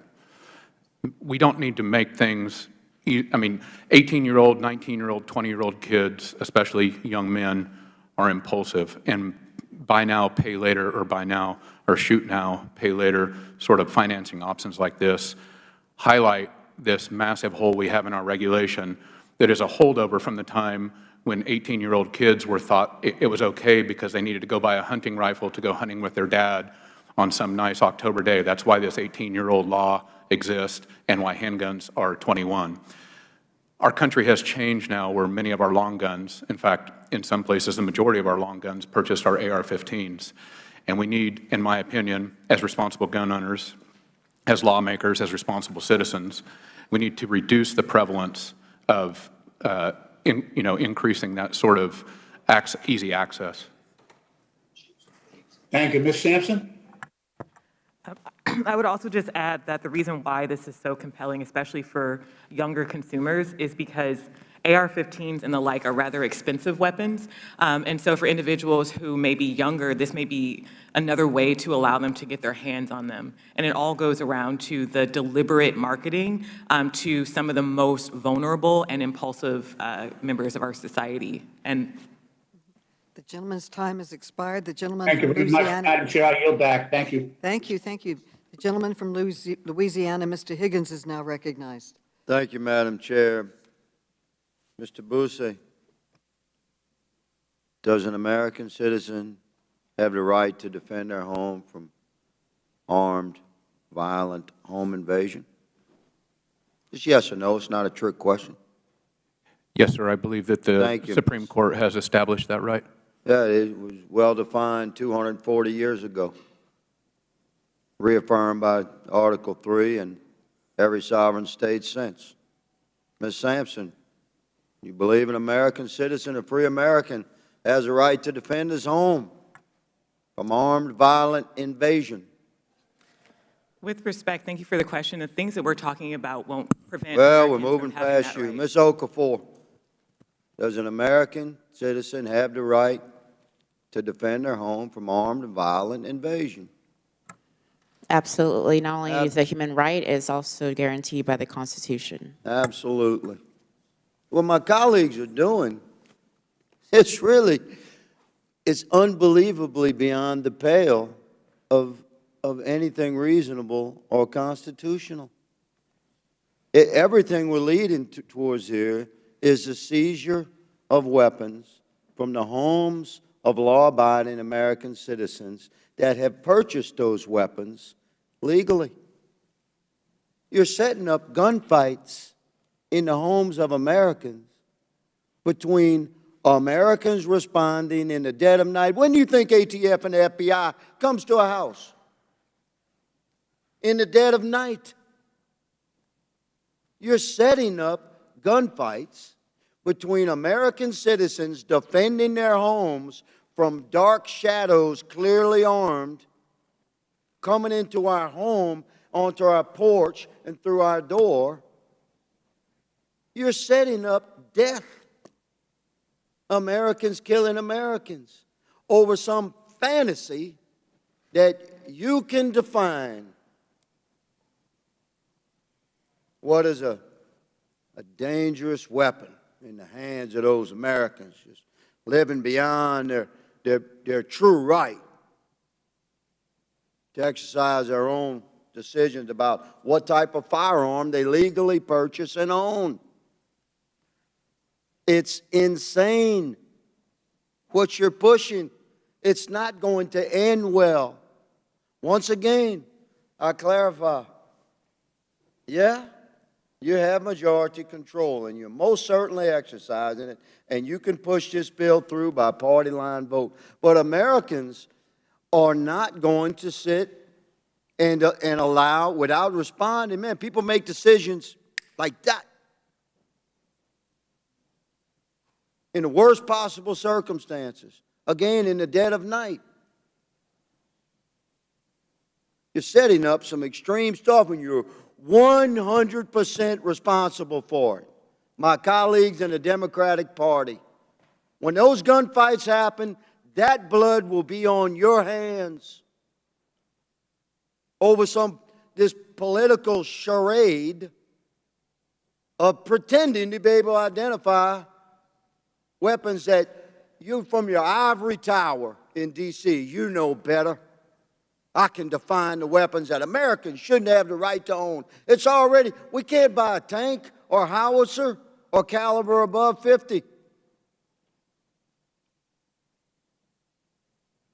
We carry light arms and we own them.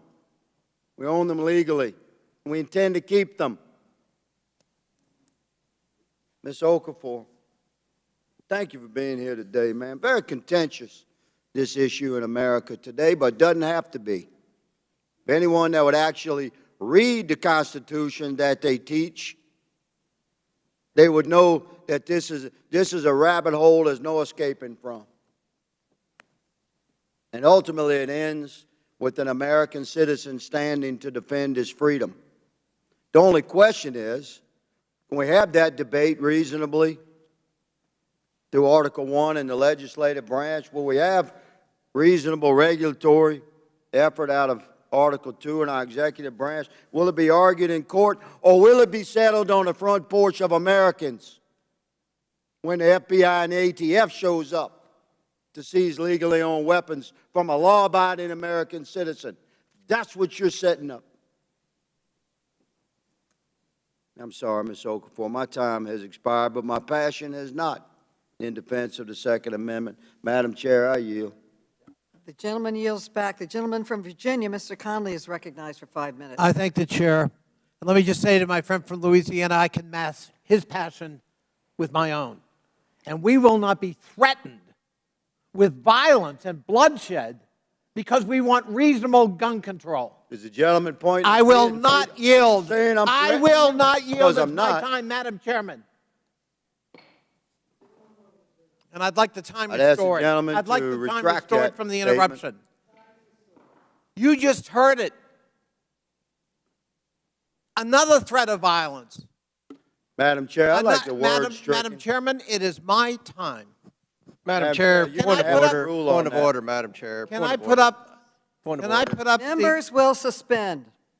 The gentleman has a point of order. Madam Chair, the gentleman from Louisiana requested a retraction, and I do believe that Mr. Connolly said something that was not what Mr. Higgins said, and I don't feel that with our rules you're allowed to say things that are not true. Okay.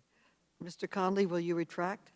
I don't know what it is I'm expected to retract. I heard you pointed at me and said I was threatening you, brother. If I can finish, Madam Chairman, if I can finish in response to your question, Madam Chairwoman, I heard the gentleman from Louisiana say that blood would be on our hands if we attempted to pass legislation that could yield to his imagination, apparently, of ATF agents and FBI agents going to someone's front porch and taking away their weapons. And what I heard in that remark was an implied threat that people would resort to violence. Respectfully, I accept the gentleman's tone. He's my friend and colleague. We disagree from time to time, sometimes passionately, but I accept the tone of your explanations. I thank my friend. I withdraw my request to have the word stricken, Madam Chair. Thank you. The gentleman withdraws. The time is Mr. Conley's. Thank you. And I thank my friend from Louisiana. He is a gentleman. I would ask my visual be put up. Use what they use. Yeah. Mr. Daniel, this is one of your ads. Use what they use, and it shows a military picture using a military weapon, and it would seem to imply that you are encouraging people to purchase military weapons and, quote, use what they use. Is that your intent with this, that in fact people should buy military-style weapons and use them like the military uses them? Mr. Daniel? Congressman, thank you for your question. This ad is an ad for a rail system that can be added to an AR-15. We sell products to the military. We market products to the military, and we market products to civilians based off of our military heritage, that we provide the best products that can be built, that can be bought, and we sell those products. Thank you. Sell those products to the military. Mr. Bussey, Mr. Bussey, excuse me, I've got limited time, Mr. Daniel, but thank you. Mr. Bussey, is that how you see that ad?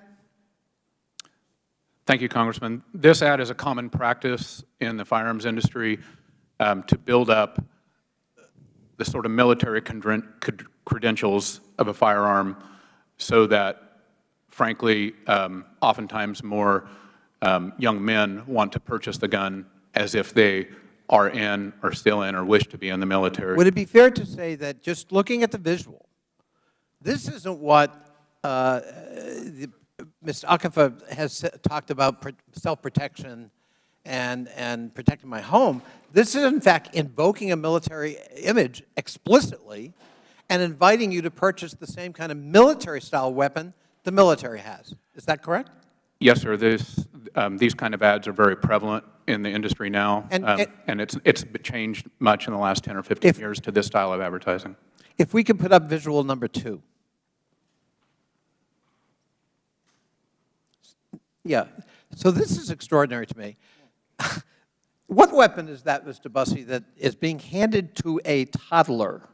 That's a Daniel Defense AR-15 version. So this is an ad by Daniel Defense handing an AR-15, and what it says is, train up a child in the way he should go, and when he is old, he will not depart from it. What are we to take from that message, Mr. Bussey? I don't think that's the meaning of the original Proverbs verse, sir. No. No, it's kind of a distortion of Scripture, maybe. Of course, I don't think they had A-15s when Scripture was written.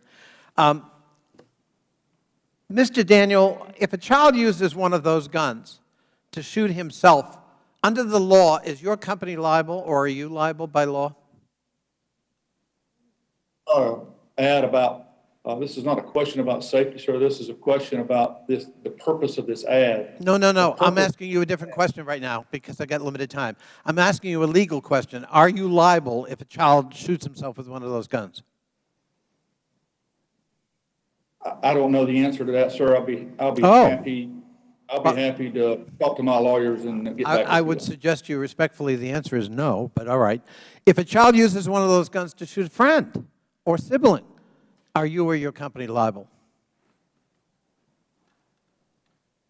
Congressman, this child in this photo was not being taught to use a gun. I'm not talking about that just yet. I'm asking a legal question about liability, and the answer again is no, because of the law, which protects people like you and your company. Ms. Sampson, I want to give you an opportunity to respond to the witness testimony from your companion at the table who talked about AR-15s. You know, they're safer, they're easier, the recoils, and they protect us. They protect us, including she invoked sexual assault. And I want to give you an opportunity, given your role. What do you think about that? AR-15s are the best way to go in terms of self-protection? Thank you for that question, Congressman. There's actually been research done into the number of shots fired by individuals when they're facing a home invasion, for example. And in any case, most of the time, the answer is about 2 to 3 shots, if at all. So an AR-15 is totally unnecessary for something like personal self-defense. It is, on the other hand, very effective for inflicting mass casualties, as we saw at Uvalde, as we saw at Parkland, as we saw at Highland Park, and as we see over and over again in our country. I thank you. My time has expired. Thank you, Madam Chairwoman, for holding this very important hearing. The time has expired. The gentleman from Ohio, Mr. Jordan, is recognized. Okay, Mr. Clyde. Mr. Clyde is recognized. Thank you. Thank you for yielding, Mr. Jordan. Might I remind my friend, Mr. Conley, of Justice Scalia's words when he says, it may be objected that if weapons that are most useful in military service, M16 rifles and the like, may be banned, then the Second Amendment right is completely detached from the prefatory clause. And the prefatory clause would be a well-regulated militia being necessary for the security of a free state. So it may well, and this is again Justice Scalia, it may well be true today that a militia, to be as effective as militias in the 18th century, would require sophisticated arms that are highly unusual in society at large. Indeed, it may be true that no amount of small arms could be useful against modern-day bombers and tanks. But the fact that modern developments have limited the degree of fit between the prefatory clause and the protected right cannot change our interpretation of the protected right. Would my friend yield for a second? No, I would not. I mean, do you understand what that statement says?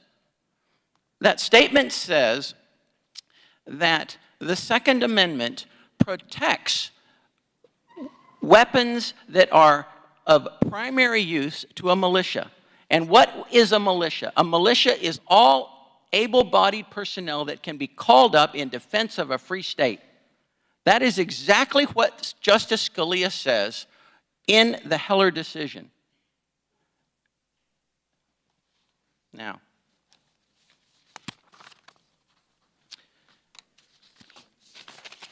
I would ask Mr. Busey, I think. You said that you have a lot of experience in the firearms industry. How is an AR-15 any different from any other semi-automatic rifle with a detachable magazine? Let's say like a Remington 7400, chambered in .223 or .556. The AR-15 and the military version rifle on which it is based is designed specifically for offensive use in war, and the Remington rifle to which you refer is not designed for that. There are numerous design factors.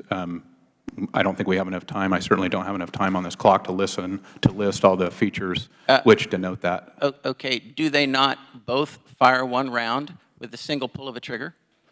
Yes, sir, they do. Okay. Do they not fire the same caliber of round, .223 or 5.56 ammunition? They both can be chambered in that caliber, yes, sir. Okay. Do they not both feed from a detachable box magazine? Yes, sir, they do. Okay. So basically what you see is looks. Just it looks different. That's not true.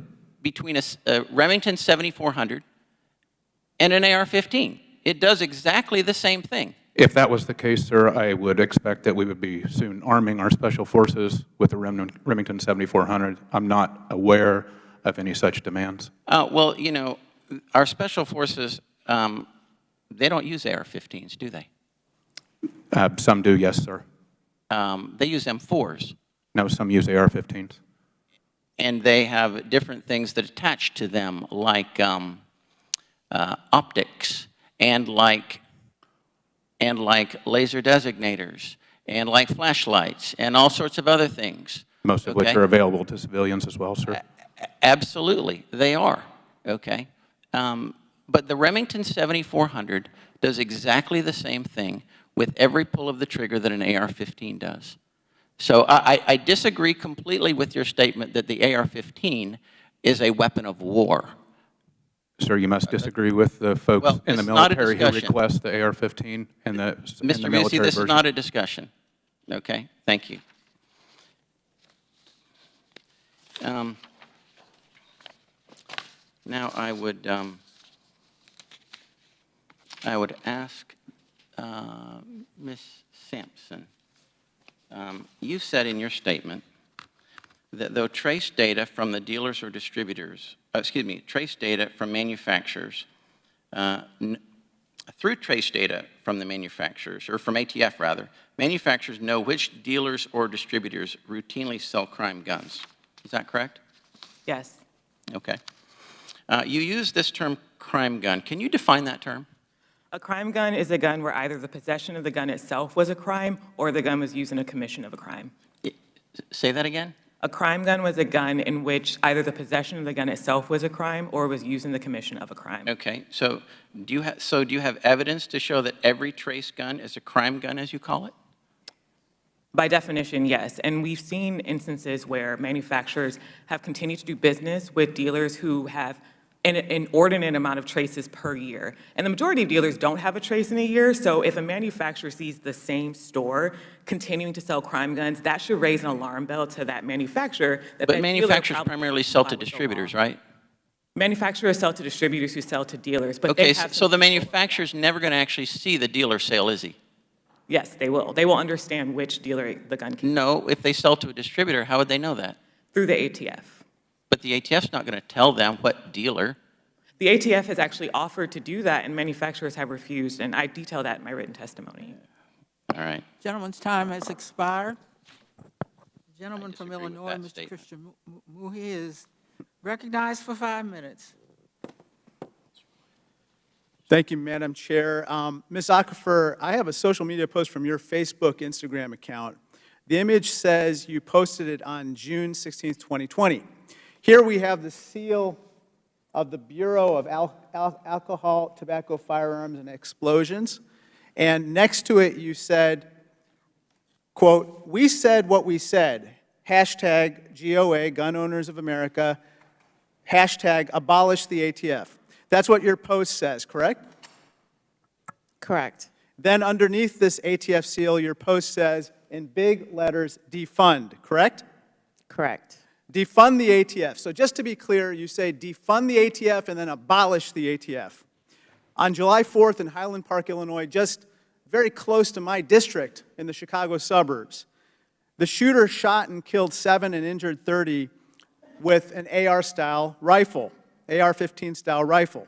The shooter fled the scene, but despite this, he was identified and caught because ATF agents were able to quickly trace a weapon he left at the scene back to him using the ATF's National Tracing Center. Yet, ma'am, you want to abolish this agency. You want to abolish this National Tracing Center.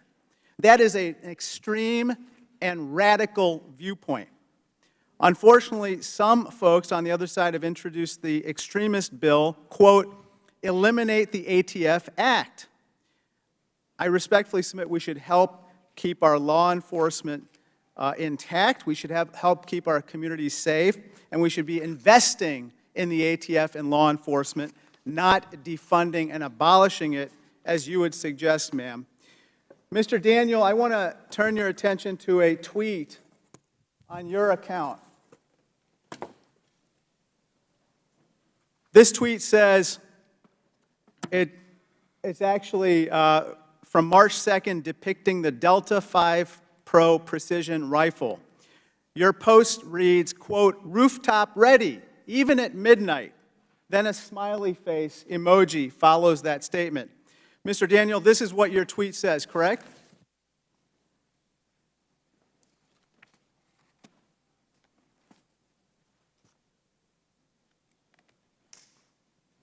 Yes, that's correct, sir. And the tweet shows what appears to be a night vision gun scope trained on a parked car at street level. Mr. Daniel, this tweet is not depicting anyone hunting for wildlife, is it? No, sir. And it's not depicting anyone acting in self-defense against someone attacking them, correct?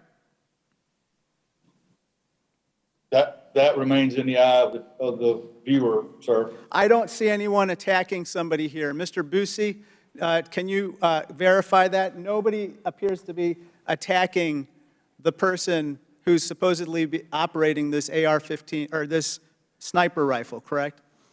Yes, sir. That appears to be an ad which in some way glorifies the idea of becoming a sniper with that rifle. Mr. Daniel, this advertisement appears to depict premeditated violence or murder from a rooftop.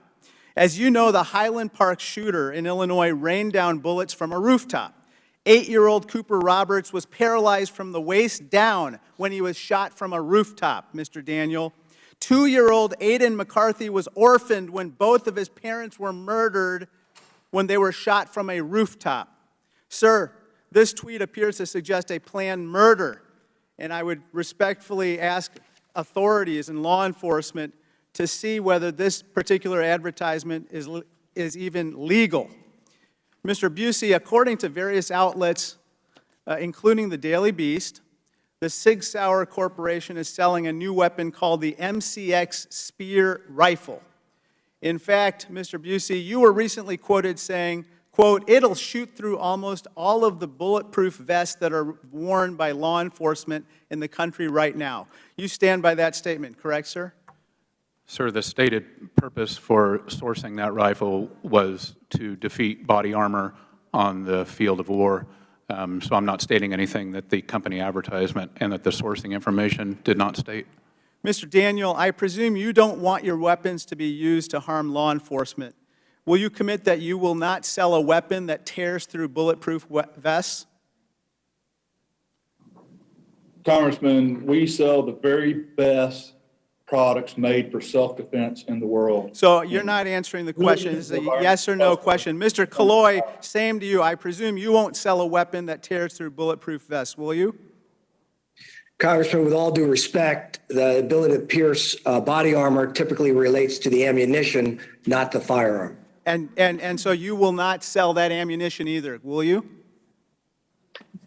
Congressman, we do not sell ammunition. We sell firearms. We sell in a variety of calibers, but we do not currently sell ammunition.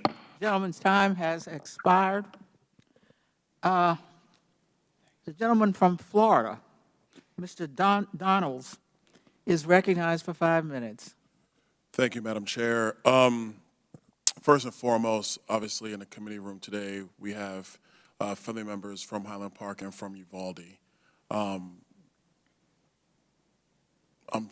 For what you guys have had to go through, loss of your loved ones is a tragedy, obviously, for you, but for all of us, because nobody wants to see these heinous acts occur. Like, everybody is truly grieved by it. I think that for the families who are here, and for even the families who might be watching this hearing, you might be concerned about what happens here in Congress and not understanding why the tragedy that has been inflicted upon you is part of a debate or a part of a back and forth between members of Congress. And I think it's important for not just the families, but for the American people to understand that when these tragedies occur, we grieve with you, but we also have the responsibility for governing the nation. We do not have the ability, although sometimes in previous Congresses that ability has been taken. But in my view, we do not have the ability to just simply pass laws because of tragedy or because of heartache. When we pass laws, the appropriate way to conduct ourselves as a legislative body is to understand what has happened in our country, but then still having to apply the Constitution, still having to understand and apply the various elements of natural law, and still having to apply a consistent fabric that all Americans can live under and can honor and can respect. These tragedies are crippling to see, but in and of themselves, those tragedies do not change the Second Amendment to the United States. I had a conversation in the hallway with one of the survivors of the Highland Park shooting. And in our conversation, what was mentioned was, well, what about amending the Constitution? And I would add to any one of my colleagues that if they wanted to go through the political and legislative process of amending the Constitution, that is the way we set policy and law from a governing standpoint in the United States. And so I think it was important to kind of make that up, because we're going back and forth between ads and gun specifications. But for the people here in this hearing, it's important to understand why these deliberations are happening in front of you. And for the people who are watching on C-SPAN or wherever, understand why these deliberations occur. Because we just can't, in my view, just pass something and just do something for the sake of doing something. Because the history of Congress is replete with Congress doing something and often doing it wrong. And then ignoring what they did wrong because you already got the ticker tape parade. Mr. Busey, quick question for you. You've referred several times in your testimony today that the weapons that we're talking about under a proposed assault weapons ban are quote-unquote weapons of war. And I'm paraphrasing your comments. Are these weapons, the ones that are sold, the ones that are manufactured by the companies here today and other companies that are not with us, are these the same weapons that are used by men and women of the United States military? With very, very minor differences, yes, they are, and in some cases, they are superior to the guns that we are supplying to our soldiers. Can you stipulate the differences between the guns that are used by members of our military versus what are sold by retailers? That would be an awful long list, but I think what you're getting at is whether many of the guns supplied to the military have a selective fire switch, which means they can fire in 3-round bursts or fully auto versus semi-automatic. So what our men and women in military have are 3-round bursts and fully automatic. Is that available for sale in retail in the United States of America to citizens? Not generally, no, but there are many firearms instructors who now advocate that single fire, as in semi-auto fire, is more effective and more deadly than 3-round burst or fully auto. Advocating versus what is actually allowed on a firearm, those are two different things. Wouldn't you agree, Mr. Busey? Excuse me, sir, I don't understand your question. If your position is that semi-automatic firing is somehow better than fully automatic or 3-round bursts, those are different distinctions. Isn't that true? I didn't make that designation, but there are many firearms instructors, including military firearms instructors, who now advocate for single shot as in semi-auto. Ms. Okafor, the weapons that are used by the United States military, are they superior in frankly, stopping power and ability to repel forces in a military theater than what is sold on the open market today to Americans? No, sir, I don't believe so. I'm talking to Ms. Okafor, sorry. Sorry.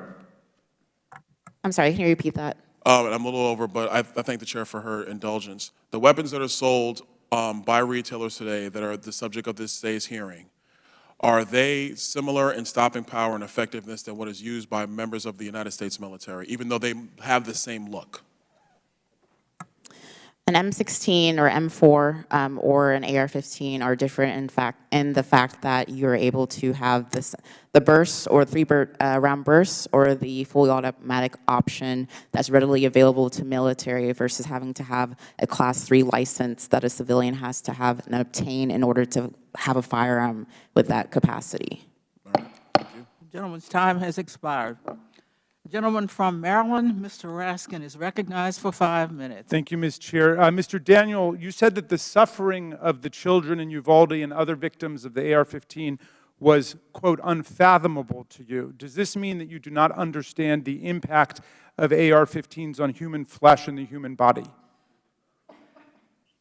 Congressman, what I was referring to is the horrible situation that these people had to endure and do we understand the impact on the human flesh of your product? Yes, sir. Every firearm is capable of killing a human.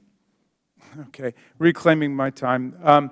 In his important testimony today, Mr. Bussey referenced the bloody violence that we experienced on January 6, 2021, something not mentioned by our colleagues who continue to think it was a tourist visit and are clearly soft on criminal insurrection and soft on criminal violence against our police officers. Americans killing Americans, that's a good description of what's taking place with gun violence today. But on January 6th, we experienced the worst domestic insurrection against our government since the Civil War. More than 150 officers were wounded and injured, and several people were left dead in the rampage. The rioters shut down the counting of electoral votes and drove the House and the Senate out of our chambers. And although there was a huge arsenal of pistols, rifles, AR-15s, and other firearms brought to the area by the insurrectionists on January 6th, the email and text traffic of the extremist groups reveals that many of them decided to temporarily leave their firearms in specific sites outside of D.C. because of the district's stringent gun laws until they thought the firearms would be necessary. Now, amazingly, in the wake of this savage insurrectionary attack against our government, the NRA and its followers in Congress continue to propound the idea that the Constitution, specifically the Second Amendment, gives people a right to violently attack and overthrow the government of the United States. This so-called insurrectionary theory of the Second Amendment maintains that its purpose is to allow citizens to wage armed resistance if they think the government is being unfair or unjust.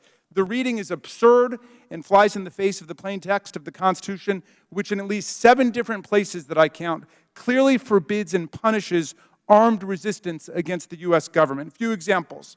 The Republican Guarantee Clause, Article 4, Section 4, provides the U.S. shall guarantee to every state in this union a Republican form of government and shall protect each of them against invasion and against domestic violence. This was written in the Constitution specifically in response to Shays' rebellion and armed resistance to the government, which the founders strongly condemned.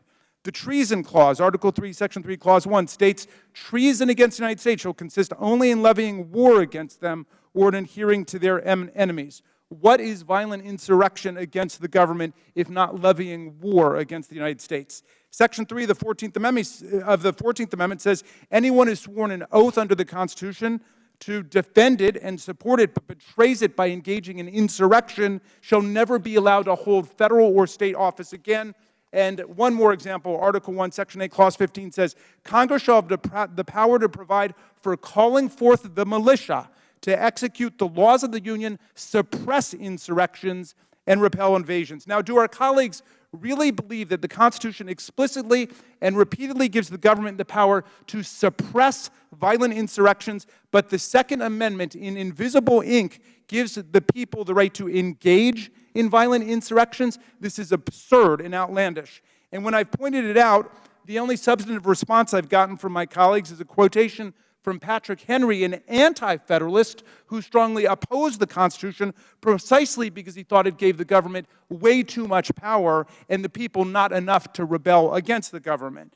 And when I pointed this out, my friend Mr. Roy of Texas, who's by far the most articulate and able defender of this doctrine, concedes that I'm right about the Constitution, but shifts over to talk about the Declaration of Independence, which I cheerfully concede is a revolutionary document, and which explained why, after a long train of abuses and usurpations by the Crown and Parliament, we needed to dissolve the political bands of union with England. But that's the whole point. We are governed by the Constitution, which is positive law, and nowhere does it grant a right of insurrection. It opposes it at every turn.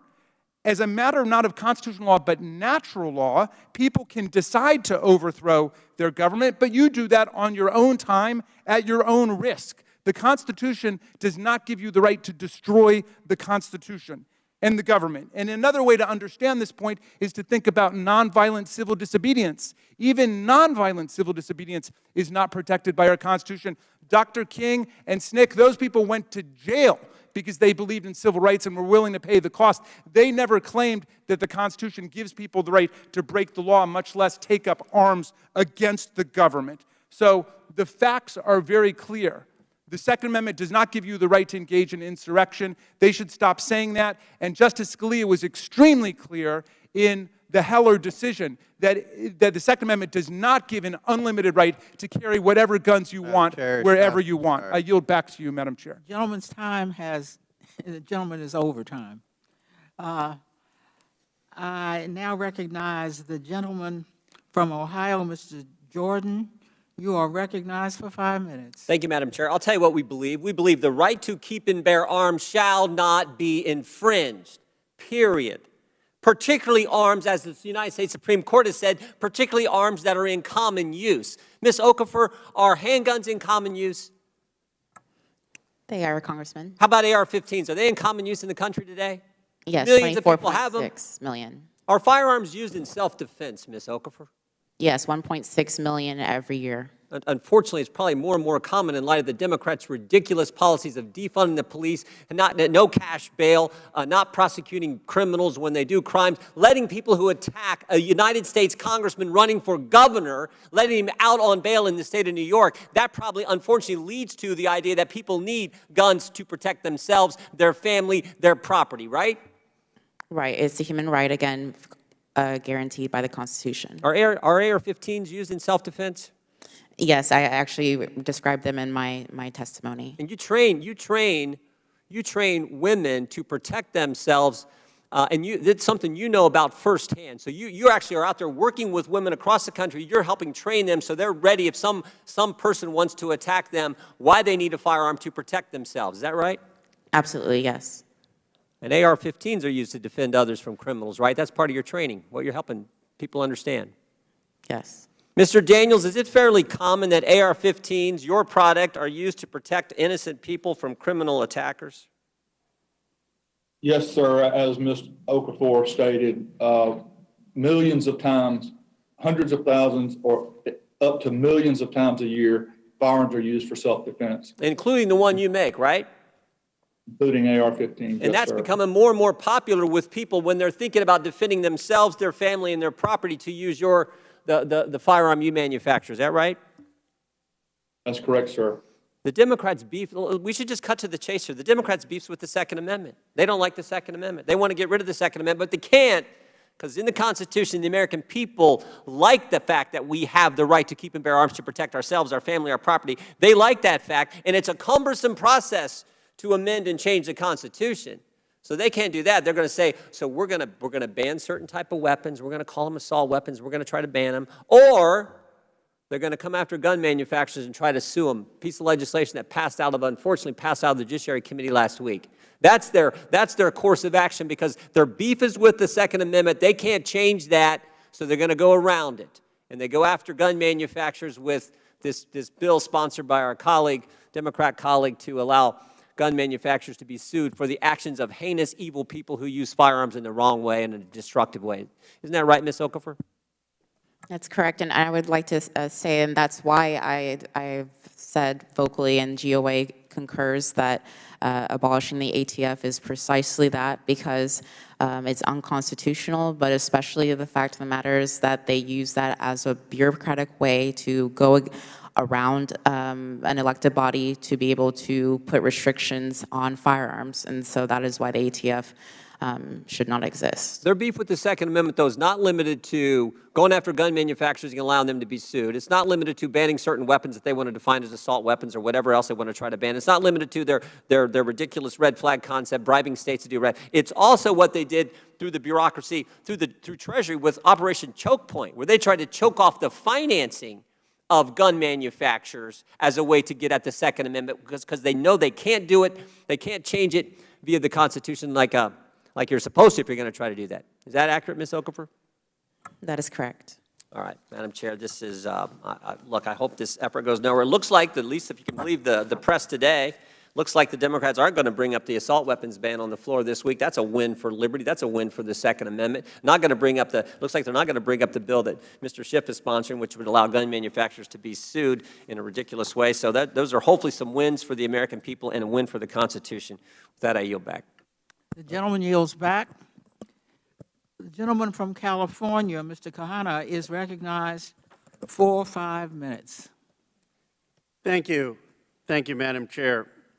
Mr. Daniel, I just have some factual questions. In 2005, what was Daniel Defense's total sales revenue that came from the sale of assault weapons? I don't know, sir. We gave that information to the committee. I just don't know that off the top of my head. Do you have a sense of about what % it was, the revenue from assault weapons? No, sir. Do you know what percentage of Daniel Defense's sales revenues and profits came from assault weapons in 2020? Sir, would you describe an assault weapon as I'm trying to answer your Well, the question? assault weapon is the term the industry actually created the term, which means semi-automatic weapons based on military designs and features. It's a term that actually the industry coined in 1980. Based on that, do you have a sense of what the sales revenue and profits were in 2020? Sir, I disagree with your characterization of the type of firearm. Assault weapons are fully automatic weapons used in war, and the weapons we sell to Okay, consumers. in the way I'm defining it, do you have a sense of how much the sales revenue was? Sir, we are a rifle company that sells semi-automatic rifles, so most of our business is in semi-automatic rifles. And how much, the AR-15s, what percentage of your revenue comes from that? I don't know exactly, sir. What, approximately? Most of our we sell semi-automatic rifles and bolt-action rifles. How do you not know that? I mean, is it 10%? Is it 20%? Is it 50%? I mean, certainly you would know how much basically revenue you're making of something. Are you asking about the revenue or a percentage of revenue? The percentage of revenue of AR-15s, how much is it? It's a factual question. You could say about 10%, about 50%, about 90%. I would say probably 80% of our sales. 80% comes from that. And about in 2005, do you know about how much revenue was from AR-15s or similar type rifles? No, sir, I don't have that information. All right, would you guess it was about 10%, 20%, 50%? 2005, sir, we didn't sell AR-15s in 2005. Right. Or any similar weapons, you didn't, right? That's because there was the assault weapons ban. And I just want to be clear, you're saying 80% of your revenue now comes from AR-15s. And in 2005, I'd like you to submit to this committee year by year a statistic of how much money you're making of AR-15s or assault weapons, or if you don't agree with my definition of semi-automatic weapons like AR-15s that have military designs and features, which was the industry definition. But I'd like you to submit that to this committee from 2005 onwards. I'm a bit perplexed that you don't know how much revenue you're making out of the sales of these weapons. I mean, 80% is a lot, and I'm surprised you don't know how it's tracked. I mean, I think your shareholders may be surprised by that. Mr. Killoy. Will the gentleman yield? Will the gentleman yield? No, not right now. I mean, is it for a question? Yes, for a question. Let me just finish this on my time. No, I have a question for you. You just asked a... Well, is my time being counted? This is the gentleman's time. I'm happy after my time has expired to entertain a question. I don't want my time to be interrupted. Mr. Killoy, in response to Sturm Rogers, more than 2/3 of your shareholders have called on your company to produce a human rights assessment of the products you manufacture. When, Mr. Killoy, will this report be complete? Congressman, actually, less than 50% of our shareholders actually voted for that proposal. However, it did pass at our most recent annual meeting. We plan to consider that in due course at the next upcoming Ruger board meeting. However, I would remind the committee that was an advisory vote. Let me just say this. Do you currently track crimes committed by the products that you sell? No, sir, we do not. Would you commit to tracking that as part of this report, a human rights assessment that you're now required to do? Congressman, respectfully, that's not our job. We're not law enforcement. We don't have the resources, training, or capability to do anything other than monitor the board wants you to do a human rights assessment of the products you manufacture. I would assume that the first thing you would want to know is how many people were injured or killed based on those products to do that assessment. And you're saying you wouldn't do that? Sir, it's actually a shareholder vote. The board, of which I am one of 9 members, we will consider that and consider how we go forward on doing that. But frankly, we don't violate human rights. And to say we do is just not correct. Well, I'm just saying what your shareholders are saying. The gentleman's time has expired. The gentleman from Pennsylvania, Mr. Keller, is recognized for 5 minutes. Thank you, Chairwoman, and Ranking Member Comer, and our witnesses for being here today. The Second Amendment protects Americans' constitutional right to keep and bear arms. And as a gun owner myself, I have immense respect for the responsibility that comes with owning and operating a firearm. Ms. Okafor, as an instructor, can you please explain to us or walk us through some of the best practices you teach regarding firearm storage and safety? Of course, depending on what type of firearm, but in general, overall, when it comes to storage, it's usually based on what is best, of course, for that person in their home. Also, if they're going to be taking it on their person outside of the home or keeping it in their home. But usually it's, of course, to keep it in a safe place, a place that is readily accessible to them and those who are able to use it safely. and in storage to make sure that it's something that isn't in plain sight to anybody who's not able to use a firearm in a safe manner. Basically, the responsibility that comes with the right of owning a firearm.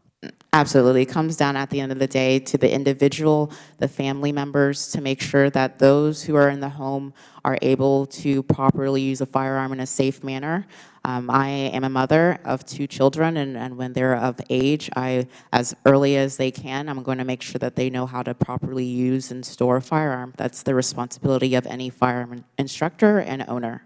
Thank you. There were almost 40 million background checks performed last year, yet some criminals seem to still go under the radar. What rules and regulations are in place for those who lawfully possess and use firearms? The rules and regulations go from safety, of course, of making sure that they know the 4 safety rules of making sure they know their target and what's behind it. They know that any firearm should be seen as loaded. There's several different safety measures that any instructor is going to impart upon their person that they're working with. When it comes down to it, though, it comes down to their home and their environment and what's best for their environment to make sure, again, that they're able to defend themselves in their home in a quick manner. Yeah. Do you think stricter laws on firearm manufacturers would actually curb violent crime? No, I mean, right now we already have strict laws on gun manufacturers. The fact that, again, the ATF has already rules of an FFL, for example. The fact that, again, the typical person, it's very, very expensive to even acquire any type of fully automatic firearm to begin with, because of the Hughes Amendment and the 1986 amendment that kept it very, very hard for most people of any type of lower to middle class socioeconomic status to be able to achieve to have a firearm in that sense. When it comes down to it, most people can't afford most AR-15s because of the prices that are behind it. So when it comes down to it, ATF and the FFL laws that go with the ATF have put many restrictions already on gun manufacturers as it is. It was already mentioned about you know, the estimation of how many guns are used in self-defense. You know, it's a CDC ordered a study, and it estimated, you know, 500,000 to 3 million times a year in self-defense. So how would additional rules and regulations impact Americans' ability to protect themselves, especially women and people in communities of high crime? These additional gun restrictions have already shown to restrict those, particularly those of a lower socioeconomic status. I know we were referring to this buy now, pay later. The thing is that really what it's going down to is that you're making it harder, you're putting a financial barrier on those who only quote-unquote crime is that they unfortunately don't have the means of paying for something which is their fundamental right to exercise is with the Second Amendment. So that's unfortunately what we're seeing when we see these gun restrictions. We're seeing it really keep people who should be able to protect themselves and their families from being able to do so because of financial barriers. Yeah, thank you. It's time for Democrats to stop villainizing law-abiding citizens for exercising their constitutionally protected rights and instead focus on enforcing current law by supporting law enforcement and full prosecution of violent individuals and criminals. As President Reagan once said, we must reject the idea that every time a law is broken, society is guilty rather than the lawbreaker. It's time to restore the American precept that each individual is accountable for his actions. Thank you, and I yield back. The gentleman yields back. The gentlewoman from California, Ms. Porter, is recognized for 5 minutes. Thank you. Other industries take seriously their responsibility to manufacture products that protect consumers. With firearms, this responsibility is a matter of life and death. One study found that nearly 40% of accidental gun deaths could be prevented with technology that prevents non-authorized users from firing guns. And these ideas are not new. This study was published nearly 20 years ago. Yet technology like fingerprint scanners or bracelets with radio frequency identifiers are nowhere near the standard for firearms. Mr. Killoy, how many of your firearms come equipped with fingerprint scanning mechanisms? Congresswoman, none of them currently come equipped with such a device. None. Mr. Daniel, how about Daniel Defense? How many of your weapons come equipped with fingerprint identity scanners?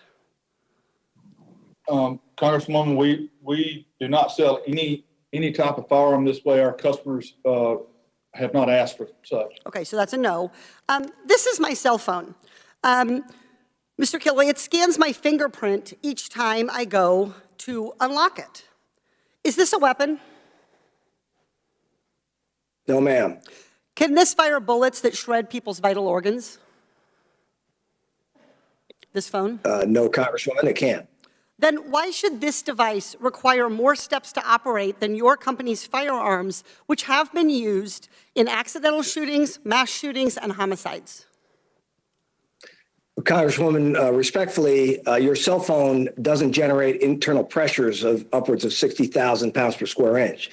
The operating system of a firearm is extremely dynamic, extreme high pressures, lots of moving pieces, and first and foremost,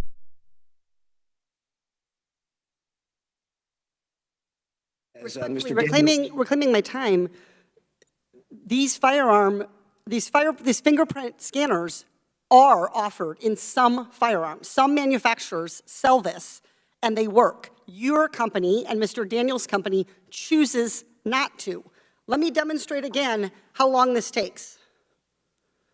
It's instant. It's instant when I pick up my phone. Certain safety features, other safety features like chamber-loaded indicators or magazine disconnects are required for any gun sold in my home state of California. A magazine disconnect prevents a gun from firing if the magazine is not attached. My kids' Nerf guns have this safety feature. This decades-old safety feature prevents guns from shooting bullets that remain in the chamber after a magazine has been removed. Mr. Killoy, do all Ruger rifles that have magazines come equipped with magazine disconnects? Congresswoman, magazine disconnects typically are a feature offered on a handgun, a pistol in particular. Do all your handguns or pistols have magazine disconnects, sir? Some do and some do not. Okay, so some do and some do not. Mr. Ruger, do your guns have magazine disconnects? Sorry, Mr. Daniel, do your handguns have magazine disconnects? Ma'am, we don't sell handguns. And your large capacity guns do not have that feature either? Our rifles do not have that feature, no ma'am.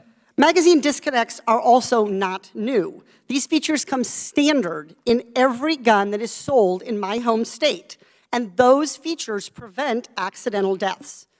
In 2020, 149 children died in incidents when the person did not intend to fire the gun.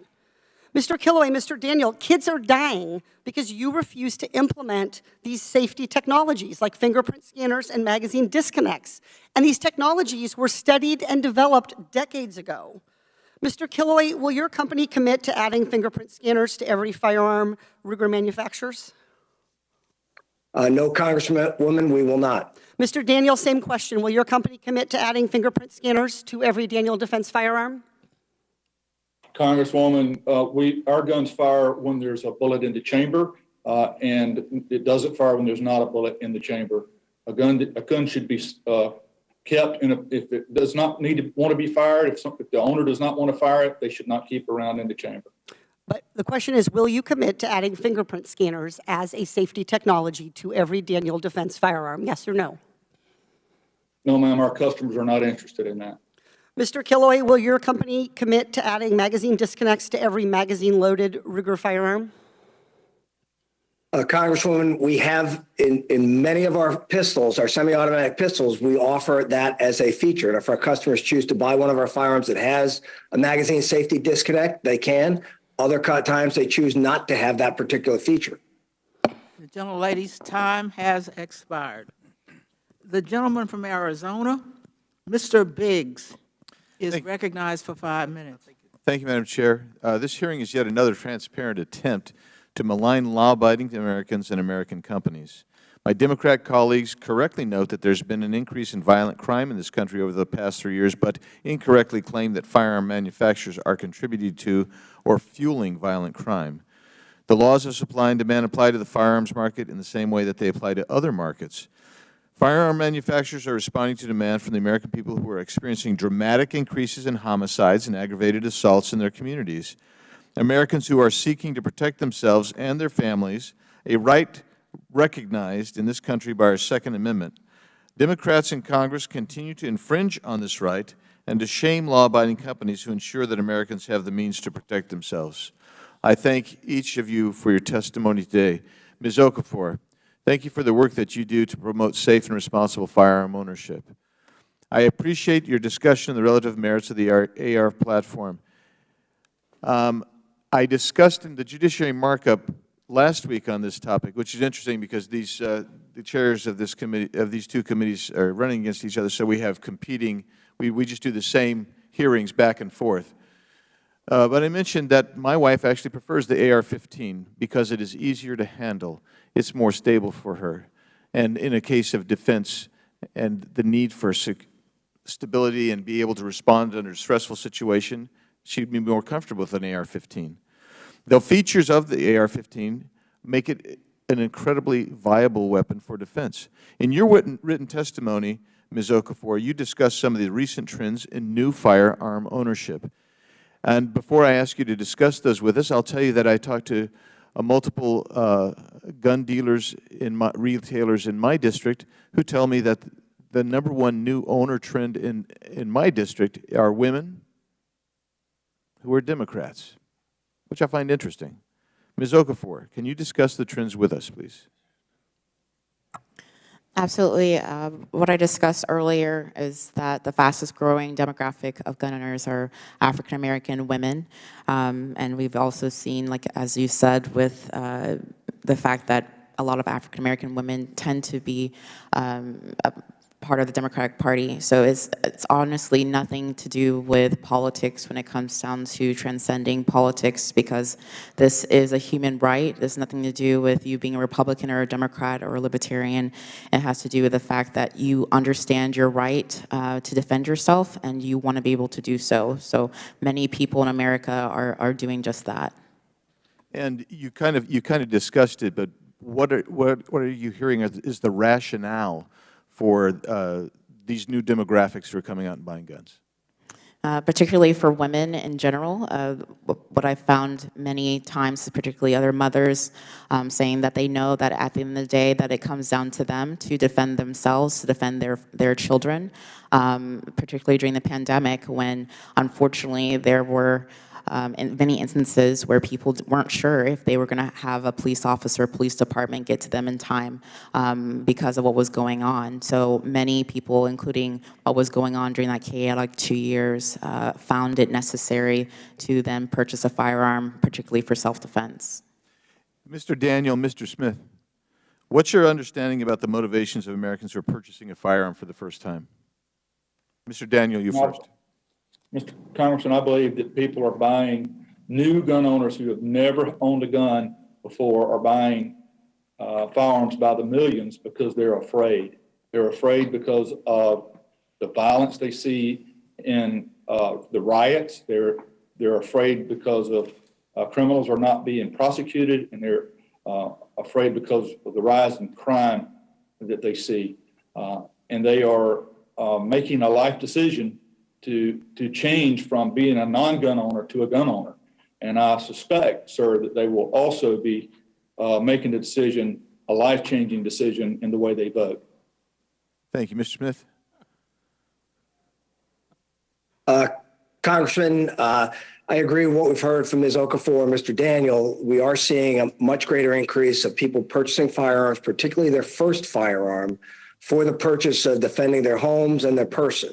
Again, we saw that increase from the beginning of 2020 on as it related to things going on in our communities and our society, the COVID pandemic, defund the police movement and civil unrest, as well as the fact that we were entering an election cycle where the Second Amendment was on the ballot, and a lot of people felt that that was also a critical factor in a decision to purchase a firearm. Thank you. Madam Chair, before you take my time away, I do have an article I would like to submit into the record. So ordered. Thank you. The gentleman's time has expired. The gentlewoman from Michigan, Ms. Tlaib, is recognized for 5 minutes. Thank you so much. Mr. Bussey, why are Americans afraid? I think that's a complex question. They're afraid for many reasons. We've had much societal turmoil in the last 5.5, 6 years for sure. Yeah, well, let's get to this. You know, gun manufacturers have sought to boost their sales by promoting their ties to the military and law enforcement. Smith & Wesson referred to this as, quote, halo effect. In 2016 earnings call with their investors, the CEO at the time said, I quote, it certainly gives your product a lot of credibility if it's used, adopted, and well regarded by that professional community because the consumer does pay attention to that. You know, Ms. Sampson, could you explain what the so-called halo effect, you know, how it is and how deceptive it is? Yes, thank you for the question. The halo effect is basically when the company, Smith & Wesson in this case, puts itself under the proverbial halo of the military because they are so esteemed in society and basically says, if you want to have the firepower that they have, you should get our weapon. And in the case of Smith & Wesson, it was especially absurd for them to do that because they don't actually supply the military at all. Yeah. You know, Mr. Daniel, the committee obtained advertisement by your company uses, you know, to sell your weapons, which include images of individuals in fully geared military tactical gear, body armor, and your rifles. Are those as advertisements intended to increase sales to armed forces or law enforcement, yes or no? Yes. Yes or no? Yes is the answer. Oh, yes. No, you know, the answer is no. These weapons are intended to be sold to civilians. So the advertisement inherently wouldn't target anyone other than civilians, just like the killer in Uvalde.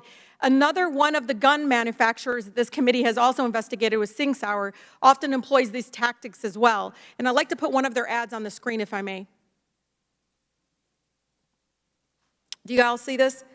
This is an ad for Sing Sauer's MCX assault rifle. It depicts troops in combat zone with modified assault weapons, including one with a grenade launcher. The text of the ad emphasizes the rifle's, quote, modularity, or makes it, quote, ready for every possible mission, in a not so subtle reference to their military style and use. These are not pictures and themes that suggest that the assault rifle is used to be used for hunting or sport shooting. So, Mr. Bussey, how is this kind of imagery and rhetoric dangerous when the primary advertising target is civilians with little, if any, military firearms training?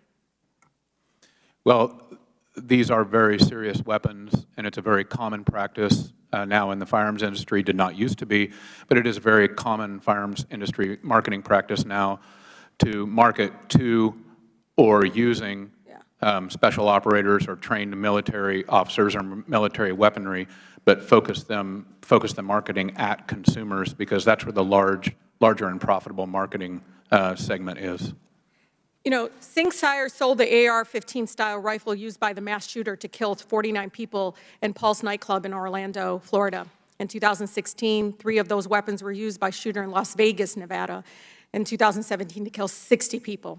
The company recently, literally, are selling the version of its new rifle that they have contracted out, their M14 or whatever for the U.S. Army. They're selling the same configuration that is near match to what American soldiers will be soon be using in battle.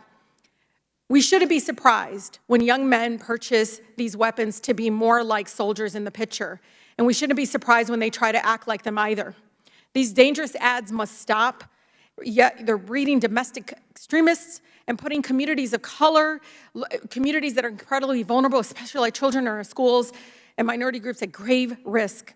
And so it's incredibly important that we call this out what it is. They are targeting folks to do what they to basically target the most vulnerable by selling it that way. This imagery is not towards soldiers, to the lay people, civilians.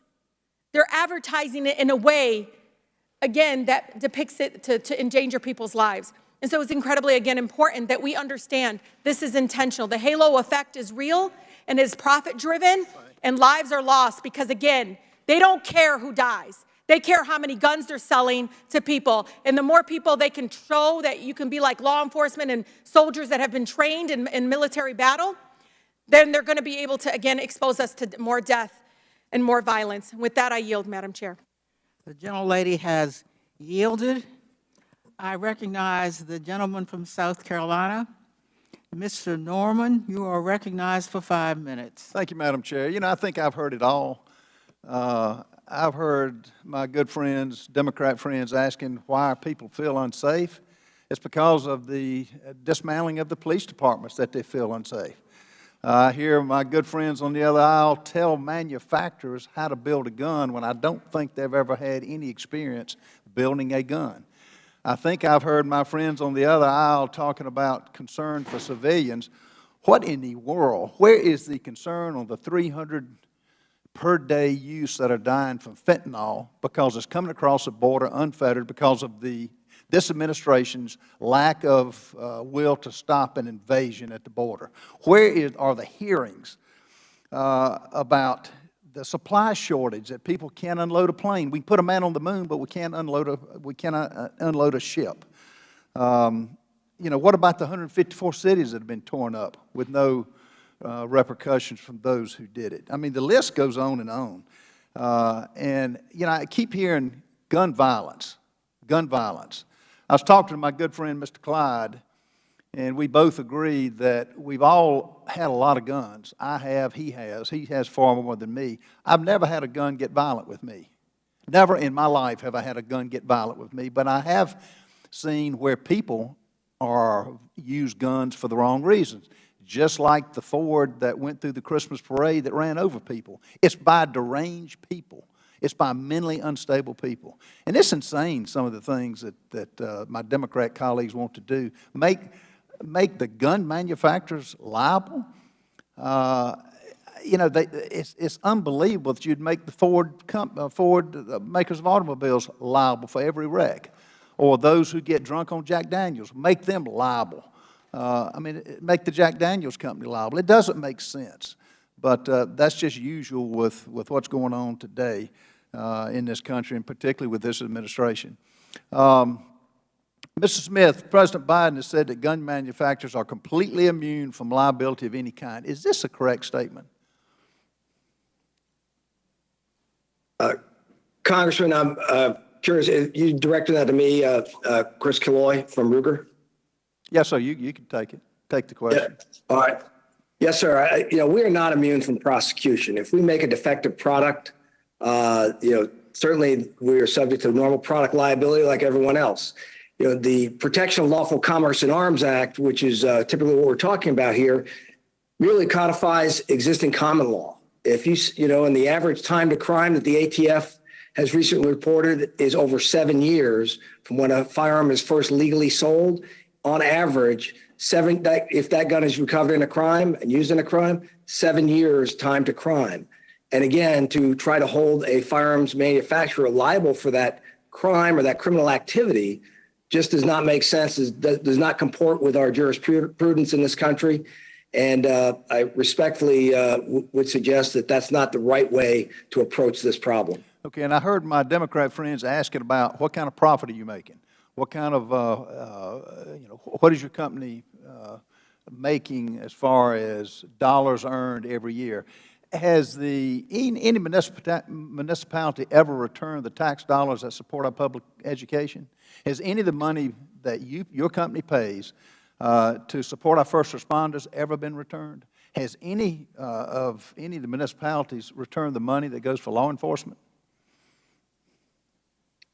No, Congressman, it is not. So they take your tax money, yet we've got my Democrat colleagues who are basically trying to say that you're making obscene profits.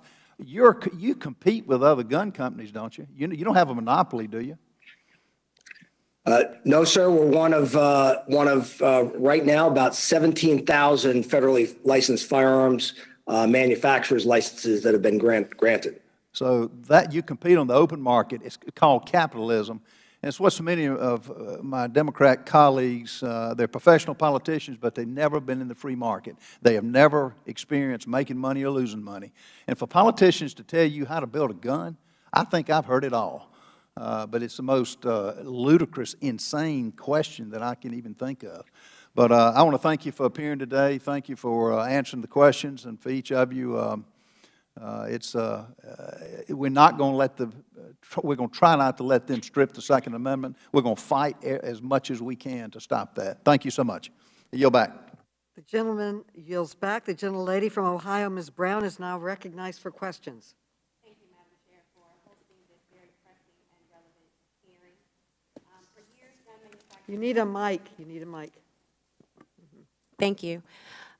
For years, gun manufacturers have operated with little to no oversight and have been shielded from accountability by NRA-backed members of Congress and a conservative Supreme Court. Their irresponsible advertising and sales practices have flooded communities like mine with weapons of war, resulting in loss of life and generational trauma. This history mirrors the unchecked greed of pharmaceutical companies who are only now facing the consequences of the harm caused by their own irresponsible advertising and the role they've played in the opioid crisis. It is far past time for gun manufacturers to face some accountability. So, in an effort to maximize the use of my time, Mr. Daniels, I'll be asking you a series of yes or no questions. So, Mr. Daniel, are you familiar with the ongoing opioid crisis and the role that irresponsible advertising played in getting millions of Americans, including many Ohioans, addicted to drugs? I'm somewhat familiar with an opioid issue, a problem, but I'm not real familiar with the advertising. What is the advertising? I would encourage you to then look into the well-documented reports about these advertising practices and familiarize yourself with the guilty plea of Purdue Pharma, which has been filed and resulted in billions of dollars of fines that they have been directed to pay as a result of their dangerous advertising. You will see an ad. Mr. Daniel, I have a photo of some promotional items Purdue Pharma once distributed to promote the purchase and consumption of OxyContin displayed.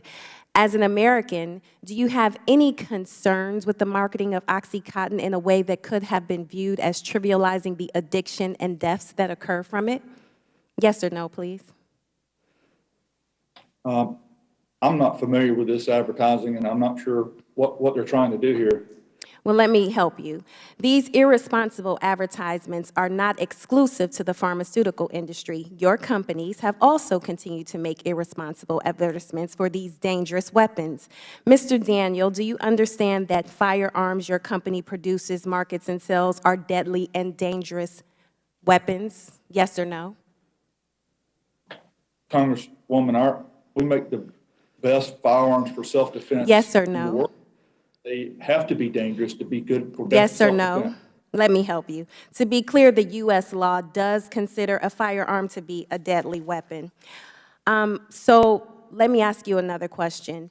Do you believe it is appropriate to market guns in such a manner, and you should see an ad that your company produced, when gun deaths are now the leading cause of child deaths in the country, and a teenager used one of your weapons to kill 19 children just a month ago? Ma'am, you've said a lot. What was the question there? Do you believe it is appropriate to market guns in such a manner, as your advertising has done, when gun deaths are now the leading cause of child deaths in the country, and a teenager used one of your weapons to kill 19 children just a month ago? It's a yes or no question. This advertisement you're showing is a safety advertisement. Is it appropriate? It's a yes or no question. This is an appropriate ad for safety, teaching to advertise. It's a yes or no. Is that a yes? This advertisement Reclaiming is about my time. Mr. Bousse, you're familiar with the marketing practices of gun manufacturers. Can you speak to why this kind of advertising is dangerous and which groups this advertising is often directed at? I can testify to the fact that advertising practices in the firearms industry have changed radically in the last 10 or 15 years, and I am very concerned about the degree to which there is now irresponsible advertising encouraging or marketing to irresponsible activities. Thank you. Madam Chair, I represent a community that is facing a gun violence epidemic.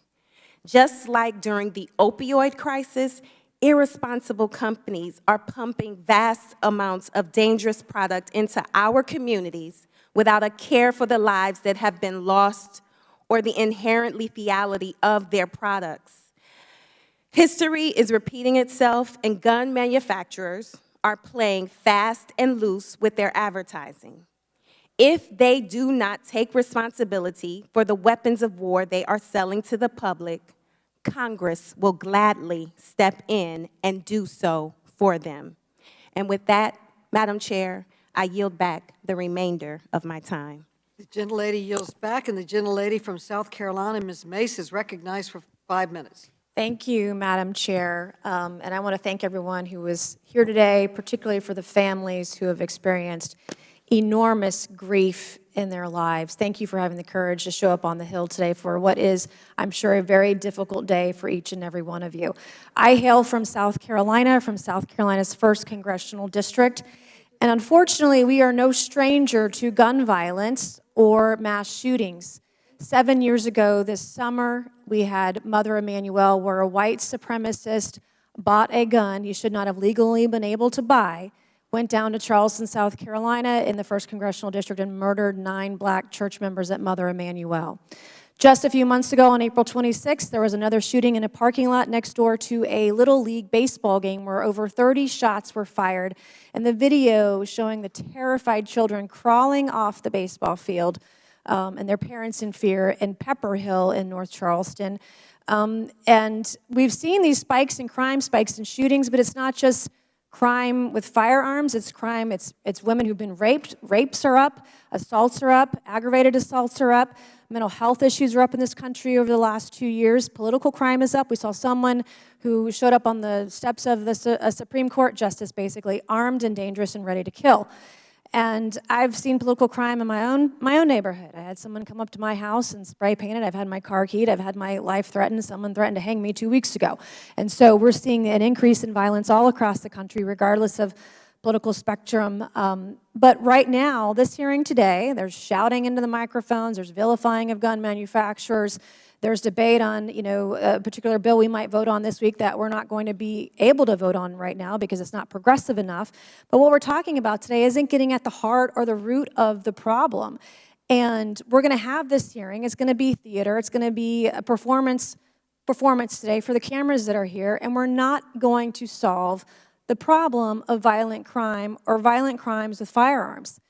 And we've got folks on this committee that want to defund the police. Well, the reason Democrats can't have a vote on banning certain types of firearms this week because there's other legislation out there that doesn't go far enough that funds police, doesn't defund them. And we can't have a real conversation about what's getting at the root of the problem. We had Highland Park devastatingly a few weeks ago where 7 people were killed. Well, just last weekend, just a few days ago in the city of Chicago, 65 people were shot, 5 people were killed. And this is every single weekend in the city of Chicago where they have gun control measures and they're not working. And this is a very emotional subject. It's personal to me. It means a lot in my district. And we've got to get to the root of the problem. And many things that we could be talking about today. The active shooter alert that we passed out of the House a few weeks ago, one step in the right direction. But what I've learned in my research trying to figure out gun crimes in this country is most of the legislation that we are tackling at the federal and state level will not address the issue whatsoever. Ms. Sampson, I have a few questions, and Ms. Okafor, I have a few questions with the little bit of time that I have left. Ms. Sampson, my first question for you today is, does a gun commit a crime? Individuals with guns commit crimes. Thank you. Is there any other industry in the country where we punish the manufacturer of a product that's made legally, purchased legally, that might then be later used to break the law? Do we do that? Do we punish manufacturers of alcohol or cars or knives for crimes that may be committed with those products later? So the distinction there, thank you for that question, because there's been a conflation. We're not trying to hold manufacturers accountable for other people's activities. We're trying to hold manufacturers accountable for their activities and fueling the market. And when it comes to that, we do that. So the example Okay, I'm going to reclaim my time just real quick because I have a couple more questions, but thank you. And I would argue that my colleagues on the other side of the aisle are making it more about that than the other. So recently we passed legislation up here that would ban certain firearms under the age of 21.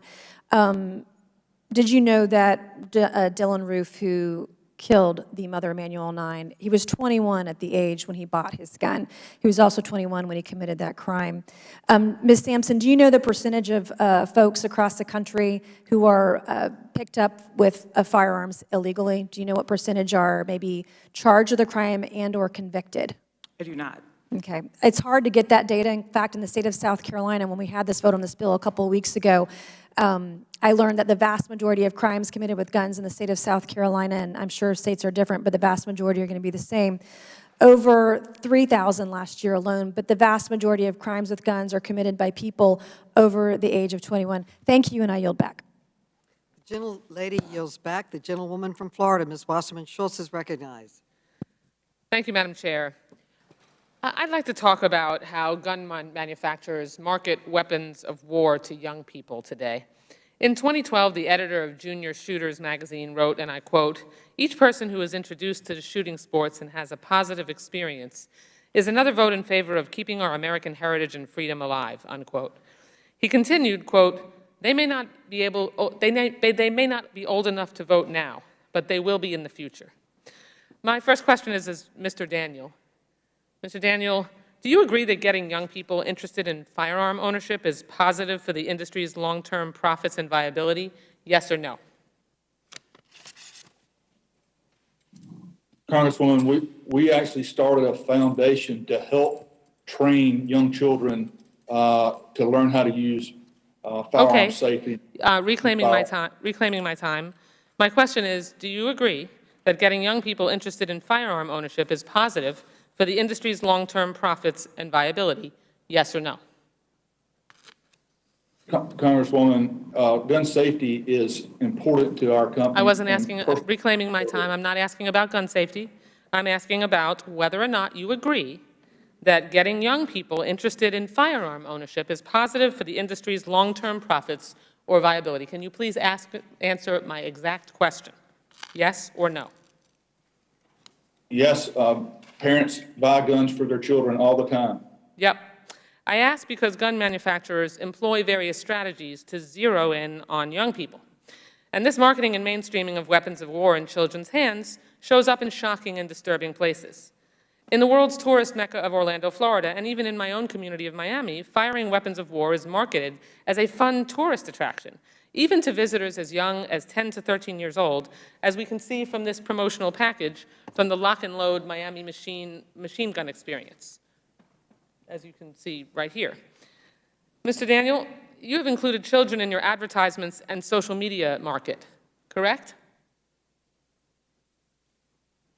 Congresswoman, if you're referring to the ad was just shown. I'm asking you if you included children in your advertisements and social media marketing, yes or no? Yes, but we're not marketing to the children. It's a simple question. You have included children in your social media market. I'm reclaiming my time.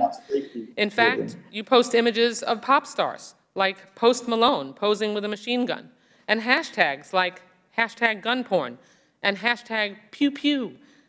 Yes or no? Ma'am, the gun that Post Malone was okay, did you or did you not, reclaiming my time, excuse me, sir, I'm reclaiming my time. Did you post, Mr. Daniel, I'm trying to ask you a question.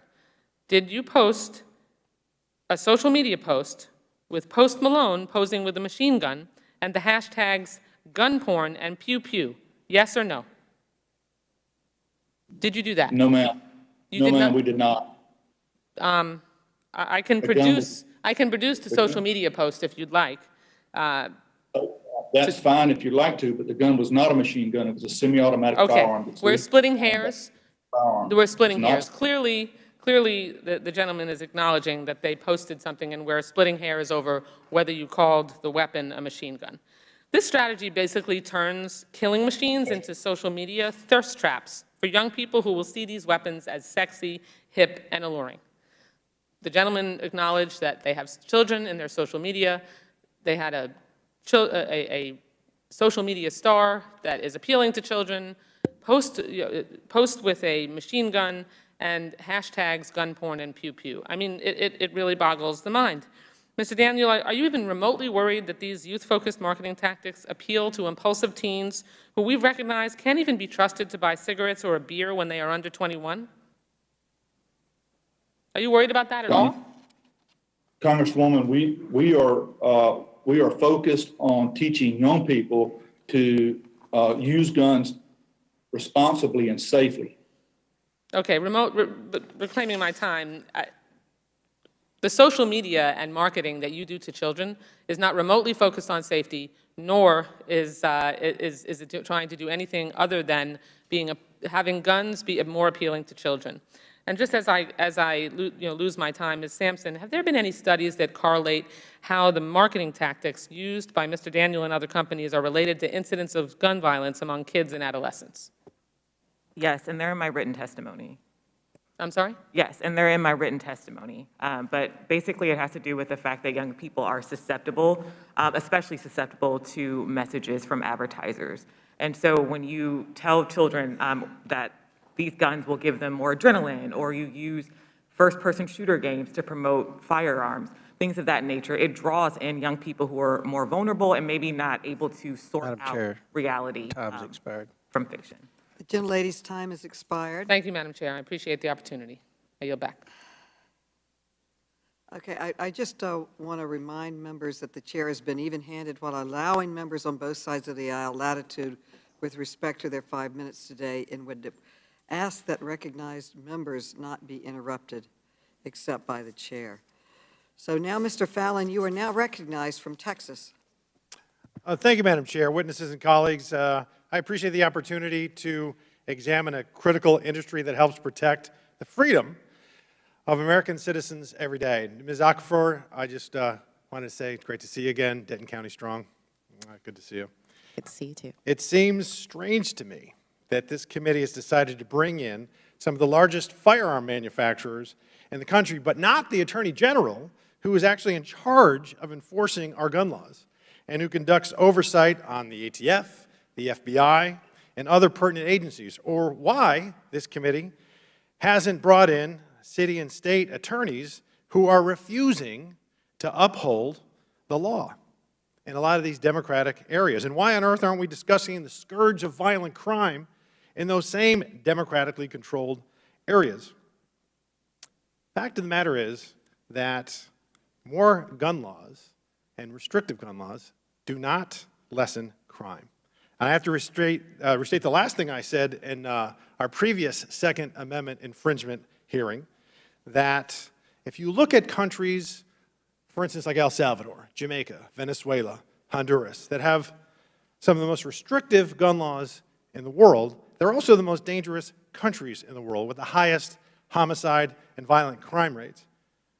But let's not, it shouldn't escape our notice that democratically controlled cities in our country with the most restrictive gun laws in our nation have actually higher murder rates than those aforementioned countries. St. Louis has a higher murder rate than El Salvador, and so does Baltimore. And it's actually safer to visit and live in Venezuela than it is to live and visit Detroit, Michigan. 50 years ago, there were 180 million guns in this country, and the murder rate was 9.6 per 100,000. And just before COVID, there were almost 400 million guns in this country, and the murder rate was 6 per 100,000. Again, more gun laws doesn't equal less crime. Mr. Busey, I got a quick question for you.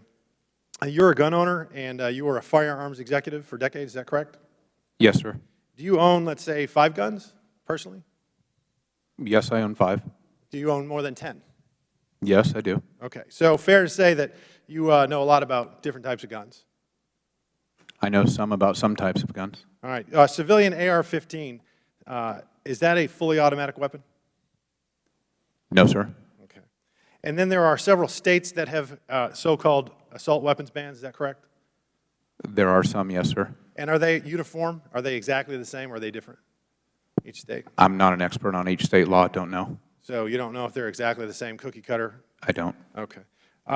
They're not, and I think it's because maybe, just maybe, we can't even seem to define what an assault weapon is, and that is a vague term and left up for interpretation. And Mr. Busey, you also are on record, if I'm not mistaken, please correct me, that you're calling guns weapons of war. I just heard one of my colleagues say it as well. I'm not sure your question there, sir. All right. Have you called firearms weapons of war? I have not called all firearms weapons of war, no. You have called some weapons of war? Yes, some firearms are weapons of war, yes, sir. So when you were a firearms executive, did you market the Browning 1911? I marketed and sold 1911-style pistols, yes, sir. So 1911s were the firearm of the United States military from World War I to Vietnam, about over 50 years? They were the defensive handgun of choice for most military operations, They were a weapon of war. See, what I find offensive by that term is, and my colleague just said it as well, is I own an AR-15, and it's not a weapon of war, and I don't want to hurt anybody. It is a defensive weapon. It is a tool to allow me to protect my property, but far more importantly, my family, my children, and my wife. And I'm glad I'm not giving it up, no matter what. And some of these laws that we're talking about, whether they're grandfathered or not, are going to make good law-abiding citizens criminals. And by definition, criminals don't follow the laws anyway. That's why I own one. So we have a bill, and from our colleague from Rhode Island, Mr. Cicilline. It's H.R. 1808. It's an assault weapons ban, which it makes it a crime to import, sell, manufacture, or possess semi-automatic weapons.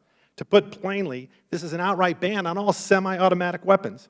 And this bill is political theater, and it's a complete farce. The American people don't support it. I'm sure there's many Democrats across the country and rank and file that don't support it. And it's an actual joke, and it's a disservice to our Constitution. Thank you very much, Madam Chair. I yield back. The gentleman yields back. The gentleman from Vermont, Mr. Welsh, is now recognized for 5 minutes. Thank you. Madam Chair, Vermont is a rural state, and we've had a tradition of responsible gun use. But things have changed. Things have changed deeply in Vermont. The day after the Parkland shootings, we came within an eyelash of having a mass shooting at a school in Fairhaven, Vermont, where a young man who had purchased weapons bragged that he was going to have a higher body count than anyone else before him. And it was only because of the extraordinary work of our local and state police and our school officials that that was stopped.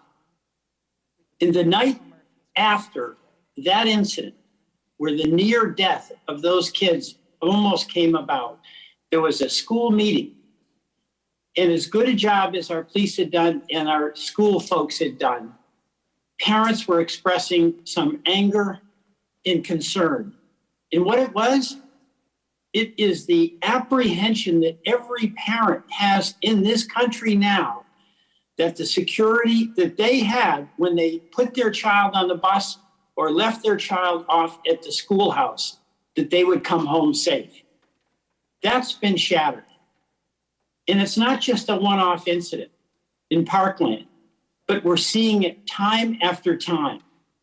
And it's the AR-15 that is the weapon of choice. And by the way, that weapon of choice, it's not accidental. 18-year-olds can buy that and they can't buy a beer.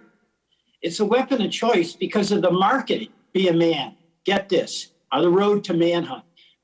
This is the way you can show how big a person you are. It is marketing this to vulnerable people who have wild expectations of what it means to be a man. So, Mr. Bossy, how much marketing do you do? I mean, is this worth it? Maybe could you restate the question, sir? Are you asking how much marketing? How much marketing are you doing? I'm no longer in the firearms industry, sir, so I'm not doing any marketing. Mr. Daniel.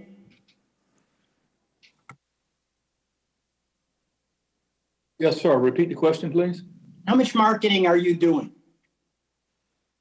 We're marketing very much like we have been for the past 15 years. Well, you know, I'm interrupting. I apologize. But the marketing that is being done is much like Joe Camel, where the cigarette companies were marketing cancer and disguising it as how to be a man, how to be a big shot. I mean, is it worth it? Do you have any thoughts about what your weapons are being used to do, that is kill children? Do you have any expectation that people should look to you to address this? Thank you for your question, sir. I believe we should address this. I think the way to address it is just as you said, local law enforcement working with the schools and working at a local level to figure out how to stop murder. So you're saying there's no gun manufacturers. I mean, I listen to Mr. Gun manufacturers don't have anything to do with it, just like cigarette manufacturers had nothing to do with people dying of cancer because it was a voluntary choice. But let me ask you about Mr. Fallon's line of question. He needs AR-15s to protect his family, and obviously he means that. But don't we need a society where we can expect our law enforcement folks to be reliable enforcers, or is it every man, woman, and child for himself and herself, and each one of us needs an AR-15 to settle our disputes and defend ourselves against insults? Congressman, as I understand it, many of your constituents are over an hour away from the police. Yes, the police are very important, and they are our first responders. But until they get there, sir, the American citizen is the first responder. Right. So what you have is a culture that you support to arm everybody so they can defend themselves while they're waiting for the police. So our civil society depends on everybody being armed and having a more powerful, longer range weapon than their neighbor. I believe that the American citizens have the right and the responsibility to take their firearms that they've bought for self-defense and defend themselves and their family. Right. Until the police arrive. Yes, sir. And you're glad to manufacture those and sell them. I yield back. Okay. Yes, sir. The gentleman's time has expired. The gentleman from Kentucky, the distinguished ranking member, Mr. Comer, is recognized for 5 minutes. Thank you, Madam Chair. Ms. Okafor, you are a certified firearms instructor who specializes in training women. You've stated that already. What would you say to people who want to restrict the purchase and use of guns like AR-15s? I would say for all this talk about manhood, et cetera, again, that the stats show that of the 8 million new gun owners that we had just in the last couple of years, almost half of them are women. So we're talking about women here. We're talking about women who are also AR-15 gun owners as well. And because I've seen in my experience as an instructor and as a woman as well, that it is far easier to hold and use a AR-15 without having to worry about the recoil that comes with having a smaller handheld firearm. So it's been able to absorb a lot of that impact, and it's been therefore something that a lot of my female students are happy to have. In your opinion, would gun control policies to prevent the sale or possession of AR-15 rifles impact everyone equally, or are there some groups who would be more impacted than others? As we found in history over and over again, whether it's legitimately because they're trying to put forth laws that are explicitly against, for example, African Americans. We can look at history from slave codes to black codes that restricted African Americans from even having a firearm, to, in just the last couple of decades even, or rather the last century rather, from the civil rights era, Jim Crow laws, that we found that whether it's explicitly African Americans or explicitly minority groups or explicitly those who are unable to afford a firearm and the restrictions that come with it, that it primarily impacts those communities that are the most vulnerable and defenseless for a number of reasons and need some type of firearm but are unable to because of the financial restrictions and training barriers that come with gun restrictions. Thank you very much. Madam Chair, I yield the balance of my time to Representative Clyde. Thank you, Ranking Member. We are here today because Democrats on this committee are bound and determined to politicize the horrible, tragic events that occurred in Uvalde, Texas. Immediately following the shooting, Democrats demanded information on the, quote, manufacture, marketing, and sale of deadly weapons used in mass shootings, end quote. Since this request on May 26 by Democrats, all of the companies which these letters were sent have been very responsive to the chair's requests, and as I understand, producing over 3,500 pages of documents. So we're here today because Democrats want to somehow blame gun manufacturers for violent crime. While Democrats did not see fit to drag auto manufacturers before this committee to blame the Waukesha Christmas Parade massacre, citing car violence or SU vehicle violence for the murder of 6 people and the injury of 62 others in a violent criminal act, Democrats have coined the term gun violence and determined that guns, which are inanimate objects and unable to commit any crime or act of violence, should be banned. I take issue with that term, as I have never known a gun to be violent. I've known people to be violent, but never an inanimate object like a firearm. I have owned thousands of firearms in my lifetime and have never met, owned, or handled a violent gun. People are the origin of violence, and they use all sorts of tools to perpetuate their violence. We should be holding the criminals accountable. Firearms are simply tools and can be used for good or evil by the person behind the tool. But Democrats want to blame the existence of the Second Amendment, which the Founding Fathers enshrined in the Constitution because they understood the first step toward tyranny is disarming the citizenry. They want to blame the Second Amendment for all the violence that occur in this country.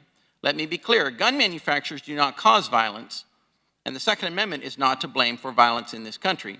Criminals are the ones who engage in violence and who commit crime. I've been a federal firearms licensee for 30 years. And I realized early on that every firearms business, whether a manufacturer, an importer, or a dealer, is a true constitutional business. Because without them, most citizens would not be able to exercise their Second Amendment rights, which have been so vital in achieving and maintaining our freedoms for now 246 years.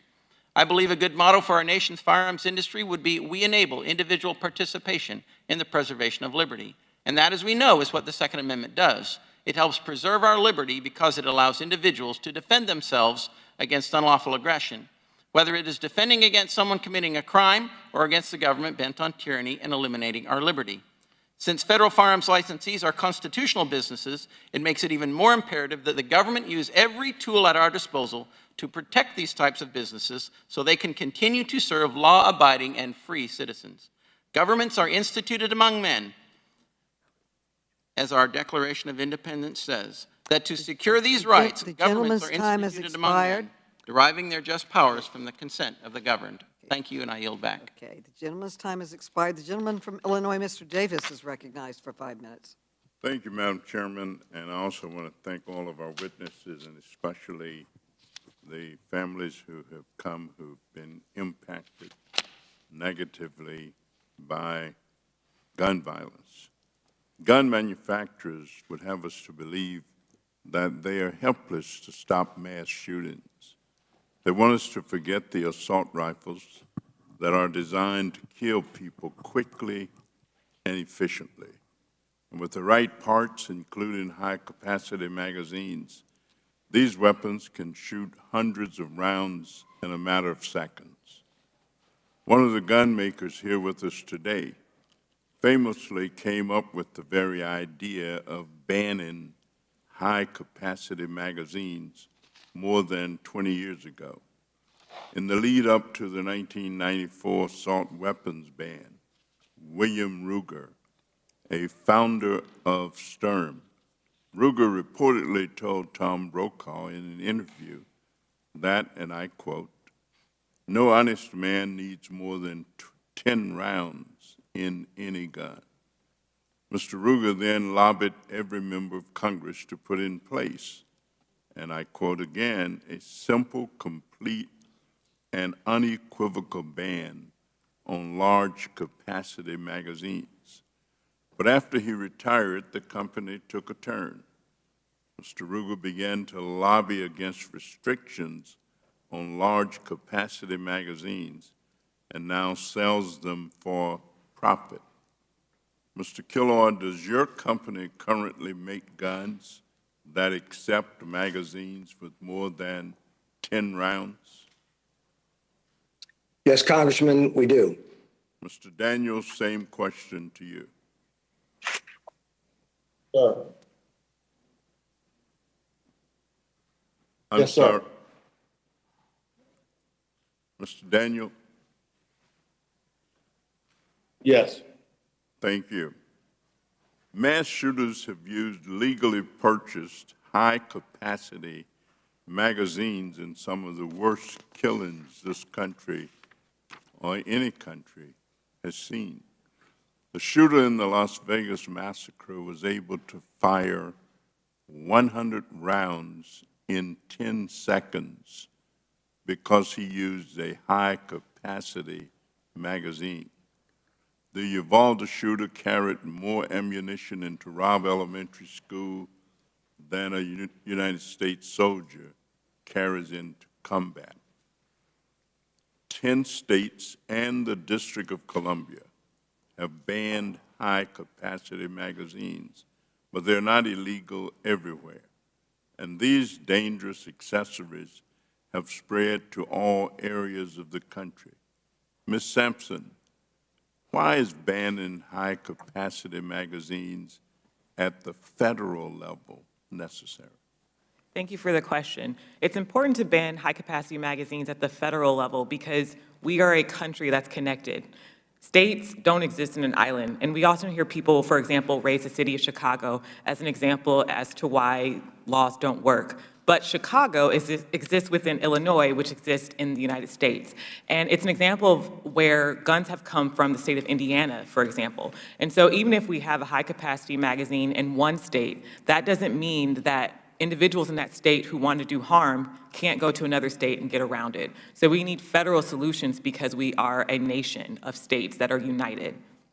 And so there's no way to really get at the issue and deal with the problem effectively unless we have a national ban, unless there is unity across the country that these weapons of mass destruction really ought not to be available to regular, everyday, ordinary people to do what with?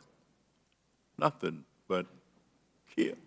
I mean, it's amazing that an individual can walk around with a weapon that you can fire off 30 rounds in 30 seconds, 100 rounds, before you even know what's happening. So let me thank all of our witnesses for their answers. The solution is really simple. We must ban these weapons of war and get them off our streets. I thank you, Madam Chairman, and yield back the balance. Gentleman yields back, and the gentleman from Wisconsin, Mr. Grossman, is recognized for 5 minutes. Well, I'd like you to thank you for having the hearing, but the topic always irritates me. First of all, I'm old enough to remember when I was a child, all they did was talk about pistols. It was all about handguns. We don't worry about long guns. You know, whatever, 98% of the murders in the country or whatever are committed by handguns, and we don't care about long guns. Now, if long guns are in the news, it's we don't care about handguns, we only care about law guns, which shows what I think we're really trying to get at. People do not want American citizens to have guns. They want it to be, or law-abiding. They want to restrict it to the type of citizens who don't obey the law and the government, which I find a little bit offensive. I also find it offensive is that one more time we're talking about a pathology in this country, and we do not address the structure of the family. And I think like so many other things, there are areas in society where you have almost no murders and areas where you have a lot of murders, and I think they largely correspond with areas in which we have weak families and strong families. And one more time I'm attending hearing here, I get the same thing in the Education Committee. We just ignore this big elephant in the room, the structure of the family. But I'd like to yield the remainder of my time to Mr. Clyde. Thank you to my colleague from Wisconsin. Mr. Daniel, I want to ask you a couple questions here and reiterate something that's been mentioned already. President Biden made the claim that gun manufacturers are, quote, the only industry in America that is exempt from being sued by the public, the only one. Madam Chair, I would like to ask a unanimous consent to submit this article published by AP News on February 9th, 2022, that says, despite Biden's claim, gun makers can indeed be sued. Without objection. Thank you. Isn't it true that your company still remains liable under the law for any potential design or manufacturing defect that lead to injury or property damage or breach of contract or warranty of a product or facilitating a known transfer to a prohibited person? Is this not all laid out in the Protection of Lawful Commerce in Arms Act enacted in 2005? Can you still be sued by the public for any of these kind of breaches? Yes, sir, we can. So, thank you. I just want everyone to know that the firearms industry is not exempt from being sued by the public for a myriad of things. Now, Mr. Daniel, does Daniel Defense sell AR-15 rifles to police departments, to sheriff's offices, and to other law enforcement agencies? Yes, sir, average about 30 agencies a month. 30 agencies a month. That's pretty impressive. Do you have any idea of how many of your company's firearms are in the hands of law enforcement, protecting and defending the peace so that our citizens can live in freedom? No, sir, I don't have that off the top of my head. I would imagine that at 30 agencies a month, that's probably a lot, though, would you not think? Yes, sir. So why do law enforcement agencies choose to use Daniel Defense firearms? Sir, we are very dedicated to building the very best firearms in the world, and the products that we build are dependable, and we take good care of our customers and treat them the way we want to be treated. And we think these are the reasons why people choose our products. Thank you. As someone who has obviously had tremendous experience in the firearms industry and seen the highs and lows of sales, would you agree that the firearms industry is very sensitive to government overregulation or the fear of increased government restriction on a constitutional right? Yes, sir. So tell me what happens to sales when additional restrictions are a potential on the horizon. Do they go up or down, or do they stay about the same? Our sales fluctuate wildly based off of the politics and the conversations about firearms bans. Okay, does that also happen when crime and uncertainty is on the rise? Do sales increase? Yes, that's correct. Okay, so when the Democrats who have carried the mantle and promoted the idea of defunding the police, and Democrat cities around the country started to cut their budgets, cut the budgets of their police departments to fall in line with the defunding of the police narrative, people have feared for their safety, and so firearms dealers saw an increase in sales. Would you agree? Yes, sir. Unprecedented in the last 2 years of new firearms owners buying firearms that have never owned them before. Thank you. I would submit that people are voicing their opinions with their pocketbooks, and I think that's a very, very strong opinion across the nation. Thank you, and I yield back. The gentleman yields back. The gentlewoman from Massachusetts, Ms. Presley, is recognized for 5 minutes. Thank you, Chairwoman Maloney, for convening today's hearing. Now, while the gun industry rakes in hundreds of millions of dollars, choosing profit over people, selling weapons of war to anyone who wants them, impacting communities across the country who are forced to deal with the consequences of their greed. Bloodshed, pain, the trauma of a loved one being seriously injured or killed due to gun violence.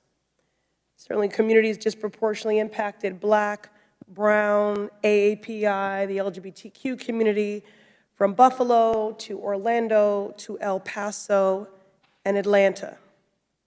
This, of course, is both a devastating and expected result when companies employ marketing tactics that spread white supremacy and embolden far-right extremist groups.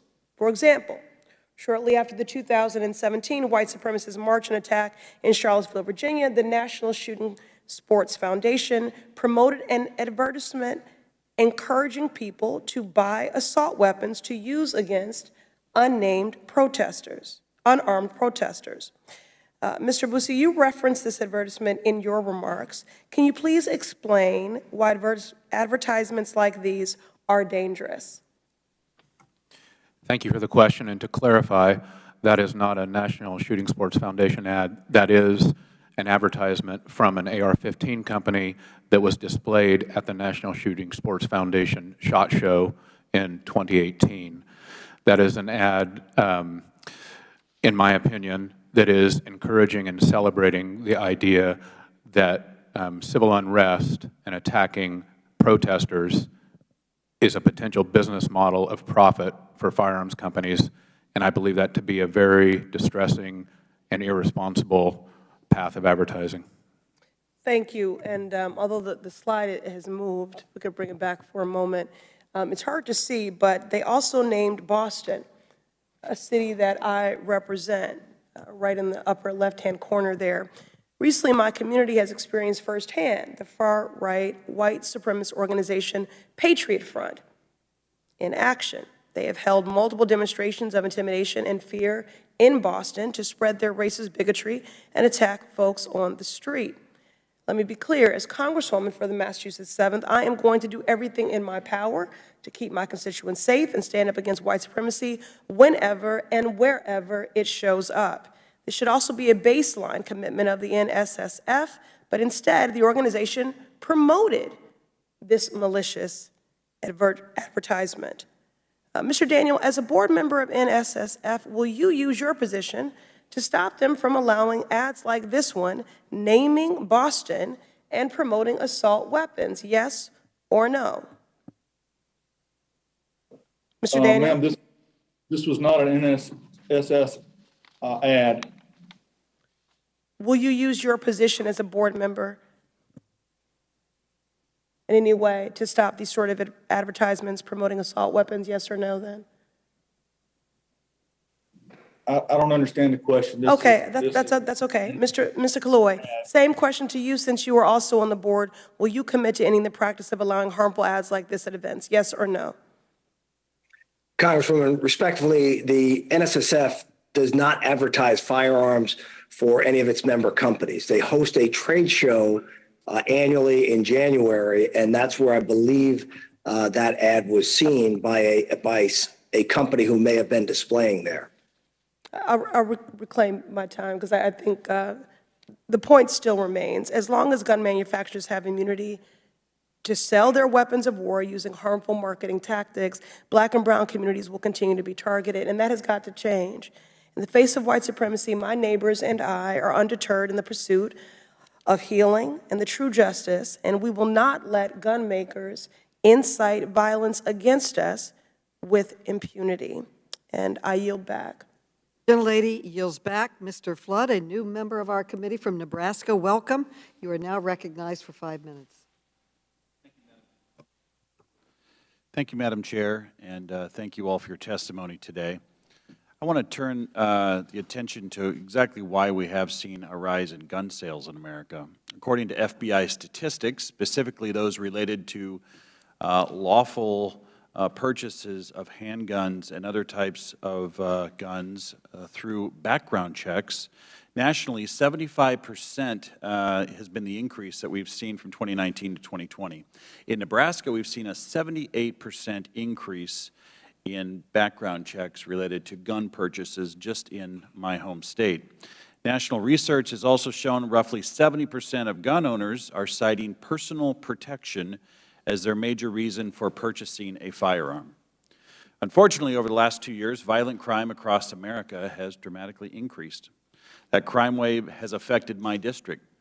In Lincoln, Nebraska, for example, violent crime is increasing and citizens are concerned.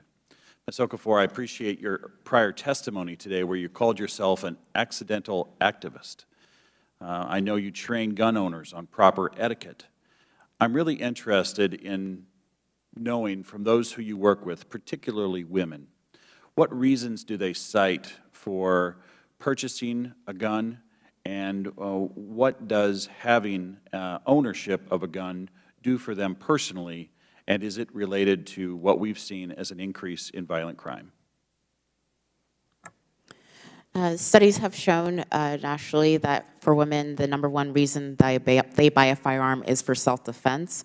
And in my time, my personal time with my female students, most of them are, like me, survivors of crime.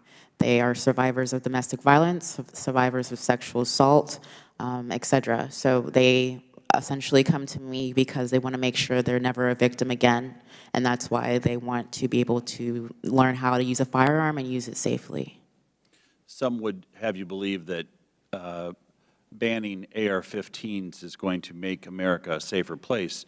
Talk about what your students are saying about using the AR-15 and what is their opinion as to whether or not, if you can testify to this, a ban would do. Well, it really comes down practically of what an AR-15 does, particularly a rifle, for a woman especially, or those who have any type of physical disability. They give you the upper hand in that situation, in the fact that most people, probably a criminal, might have a handgun, but if you're working with an assailant that has multiple assailants in that situation, then an AR-15 is necessary, obviously, as a way to have the upper hand in that situation, particularly for a female. Like I said before in my testimony about AR-15s, you're able to mitigate the recoil much better than you would with a handgun. And so that's why a lot of people prefer to have that upper hand by having an AR-15. Was it your prior testimony today that of all the weapons that your female students have sampled, that the AR-15 was routinely one of their most, favorite? Yes, that's what I routinely get, is that other women tend to already have this preconceived idea what an AR-15 is or what an AR is, and because of a lot of advertising and rhetoric saying that they shouldn't have a firearm of that capacity, that they think it'd be something that they wouldn't enjoy until they actually shoot one, and they realize it's actually a benefit to them, and it's easier for them to hold and to actually enjoy shooting, so they can train and defend themselves if they ever have to use that in an unfortunate circumstance. We don't have much time left, but could you just briefly speak to the peace of mind that owning a weapon like this would give to one of those female students that you have instructed with firearms? Yeah, the peace of mind is, I believe, similar to anybody, but again, particularly in America, I know there's been a lot of talk about weapons of war, et cetera, and the difference, as if the Constitution is not explicit in that we have a right to keep and bear arms, and that includes all arms. Yes, even quote-unquote weapons of war. At the end of the day, it's to make sure that we have the ability to defend against an oppressive, tyrannical government, and there is no restriction, particularly with the Second Amendment, that says that there's a distinction between a civilian and someone in the military. So it comes down to an individual's right to defend themselves and to figure out what is best for them to defend themselves in that situation, and that's it. Thank you for your testimony. I yield back. The gentleman yields back. The gentleman from Maryland, Mr. Sarbanes, is recognized for 5 minutes. Thank you, Madam Chair. Before I proceed to my line of question, I just wanted to clarify, Ms. Sampson, can you, again, just for the record, clarify whether gun manufacturers enjoy legal immunity? Thank you. Gun manufacturers do not necessarily enjoy complete immunity, but what they do have is an unnecessary level of protection from PLACA that makes it much more difficult for victims of their misconduct to hold them accountable in court. And what that means is that for most other industries, if an individual is harmed by their misconduct, they can file a claim, and then in a court of law, they can decide whether or not that claim has merit. With PLACA, what gun manufacturers are able to do is get in front of the courthouse doors and say, you have to get over a hurdle before you can even get to the merits. And that's not asking for anything that would be especially punishing to gun manufacturers. All we're asking is that gun manufacturers be held to the same standards as everyone else, and that's especially important because they don't even face consumer oversight.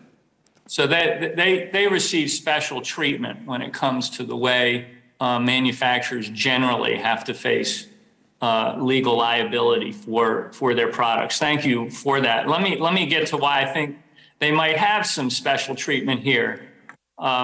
We know that it's been very hard to get legislation passed in Congress that would address gun violence. We finally last month were able to achieve some bipartisan legislation to help stem the tide of gun violence in our country. The reason it's been so difficult is because for decades, there's been this powerful grasp of special interests, which has stymied progress on even the most common sense gun reforms. I'm going to put some numbers out here. According to lobbying data, gun rights groups spent a staggering $190 million, nearly $200 million on lobbying between 1998 and 2022. According to public records, the NRA itself spent $5.3 million on lobbying from 2021 to 2022, while the National Shooting Sports Foundation, a lobbying organization representing gun makers, distributors, and retailers, and by the way, upon whose board of governors Mr. Daniel sits, spent over $1 million on federal lobbying just in the first 3 months of 2022. We also know that in 2015 and 2016, Ruger gave the NRA over $12 million in cash payments, which is a staggering sum. And these sums of money have their effect. They have a very pernicious effect on our democracy. Mr. Bussey, you are a gun owner and a former firearms executive. Do you agree that the views of the NRA as an organization where they put their lobbying dollars, not necessarily every rank and file member of the NRA, because they're very responsible gun owners among that group, but the NRA as an organization, their views do not represent the views of the majority of Americans, including the majority of responsible gun owners like yourself. Would you agree with that? Yes, sir, I certainly agree with that. Thank you. 60% of gun owners actually support raising the age for Americans to purchase AR-15s from 18 to 21. The NRA clearly doesn't speak for the majority of Americans. They don't even speak for a majority of ordinary gun owners. Ever since the Supreme Court's devastating decision in Citizens United, groups like the NRA have been ever more empowered to drown out the voices and the votes of everyday Americans by funneling dark money into our political process. In 2016 alone, the NRA spent upwards of $54 million on independent expenditures to candidates and parties, nearly double the amount it spent during the 2014 midterm elections and more than double the expenditures during the 2012 election cycle. Much of this amount, $34 million, was routed through the NRA's Institute for Legislative Action, the organization's lobbying arm, which is not subject to donor disclosure laws. These funds were used to support the election of pro-gun politicians and systematically block legislative action to crack down on gun trafficking and straw purchasing or strengthening background checks and enacting red flag laws. Now, fortunately, these reforms were enacted as part of the Bipartisan Safer Communities Act last month. But even now, the grip of the gun lobby and the dark money that funds its efforts continues to threaten the progress of further efforts to address America's gun violence epidemic. If we are able to comprehensively address this crisis, it will depend on getting dark money out of our political system and make democracy responsive to everyday Americans. Those are the steps we must take to address these insidious factors of big money, special interest, and these particular industries like the gun lobby. With that, I yield back my Gentleman time. yields back. Madam The Chair, gentleman from Ohio. Madam Chair, I request unanimous consent to waive on Representative Buddy Carter from Georgia for today's hearing. Without objection. Now, the gentleman from Ohio, Mr. Gibbs, is recognized. For 5 minutes. Thank you, Madam Chair. You know, I'm really amazed how the other side of the aisle keeps going after the gun manufacturers and the guns, like the guns have brains. It just amazes me. I look what happens in Chicago every weekend around our cities where we have murders and shootings, and that it's. Ms. Okar, would you concur that the people that are committing these crimes in Chicago and elsewhere are criminals? They're illegal guns ownership. Is that the typical? Is that why some of your people that you've trained want to get arms to defend themselves because they're fearful of that, or those type of people? That's the shootings in Chicago and elsewhere. The women that I train tend to be fearful of anybody, regardless of where they live, where they're going to do a criminal act towards them. But the people that they're fearful of are the people that are committing the crimes or have ownership illegally of firearms, and that's kind of typical of, you know, as I broad brush it. That's kind of typical, right? Yeah, so whether it's illegal or legally, the fact of the matter is that they're doing something illegal. So the real answer here is let's prosecute these people and lock them up. And, you know, I know it was, unfortunately for our colleague from New York, Lee Zeldin, it wasn't a firearm when he was assaulted last Friday, but he was assaulted with a deadly weapon. And what did the state of New York do? They released that person. Unfortunately, the federal government arrested that person, but they released that person. What kind of message does that send? You know, there's ways to do violence, not just with guns. But I don't know why we take so much time talking about guns when we got an element out here we're not addressing the criminal activity and prosecuting those people. It just sends the wrong message, and to go after law-abiding citizens that want to defend themselves under the Second Amendment, it's just really incredibly that we're not focused on that, Madam Chair, what's really going on in this country. You know, when you send a message to criminals out there that, hey, don't worry, we're going to let you go and you're not going to get prosecuted, and that just sends the wrong message. And so we really need to deal with that and not attack our Second Amendment rights. I yield the rest of my time to Representative Clyde. Thank you. Thank you very much to my colleague. Mr. Busey, in your statement you said that guns pretty much are at the center of radicalized domestic terrorists. Is that right? I made a statement similar to that, yes, sir. Okay, and then you also said in my last month as an industry executive, I snapped photos like this and with a photo. It's a tactical advertisement over the entrance of the SHOT Show that weirdly combines Revolutionary War soldiers, a modern AR-15, and the promise of daily gunfights as a business proposition. And then on January 6, 2021, less than a year after I took this photo, these exact components coalesced into a violent mob just a few hundred yards from here. Were there any AR-15s taken into the Capitol by rioters on January the 6th? Yes, I believe there is documentation of AR-15s in the mob. Not sure where they were location-wise. In the Capitol? Not to my knowledge, but I'm not Not in the Capitol. That is correct. Not to my knowledge. Were any guns taken into the Capitol, to your knowledge? Do not know the answer to that. I think the answer to that would be no, there weren't. So I don't really understand how you say these exact components, when you talk about firearms, coalesced into a violent mob just a few hundred yards from here. I don't really, can't quite understand how you get there in talking about firearms and January 6th, where there were no firearms whatsoever in the Capitol, taken into the Capitol by rioters.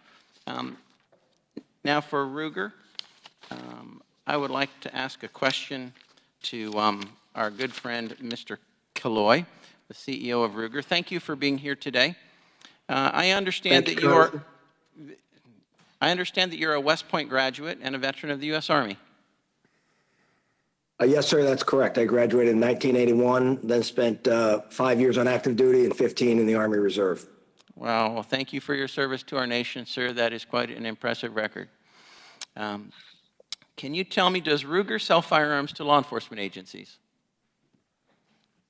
Yes, Congressman, we sell to quite a few law enforcement agencies directly, as well as through our network of law enforcement distributors And Ruger firearms are particularly popular as off-duty or backup guns for many law enforcement sworn officers. Thank you. And I want to thank you and your company for being a leader in the gun manufacturing industry. And also want to thank you for being a constitutional business and for the work that Ruger does to make quality firearms affordable to all economies of citizens so they can protect themselves, especially during this time of increasing crime across our nation. So thank you to Ruger and its employees. And the gentleman's time has expired. The gentlelady from Illinois, Ms. Kelly, is recognized.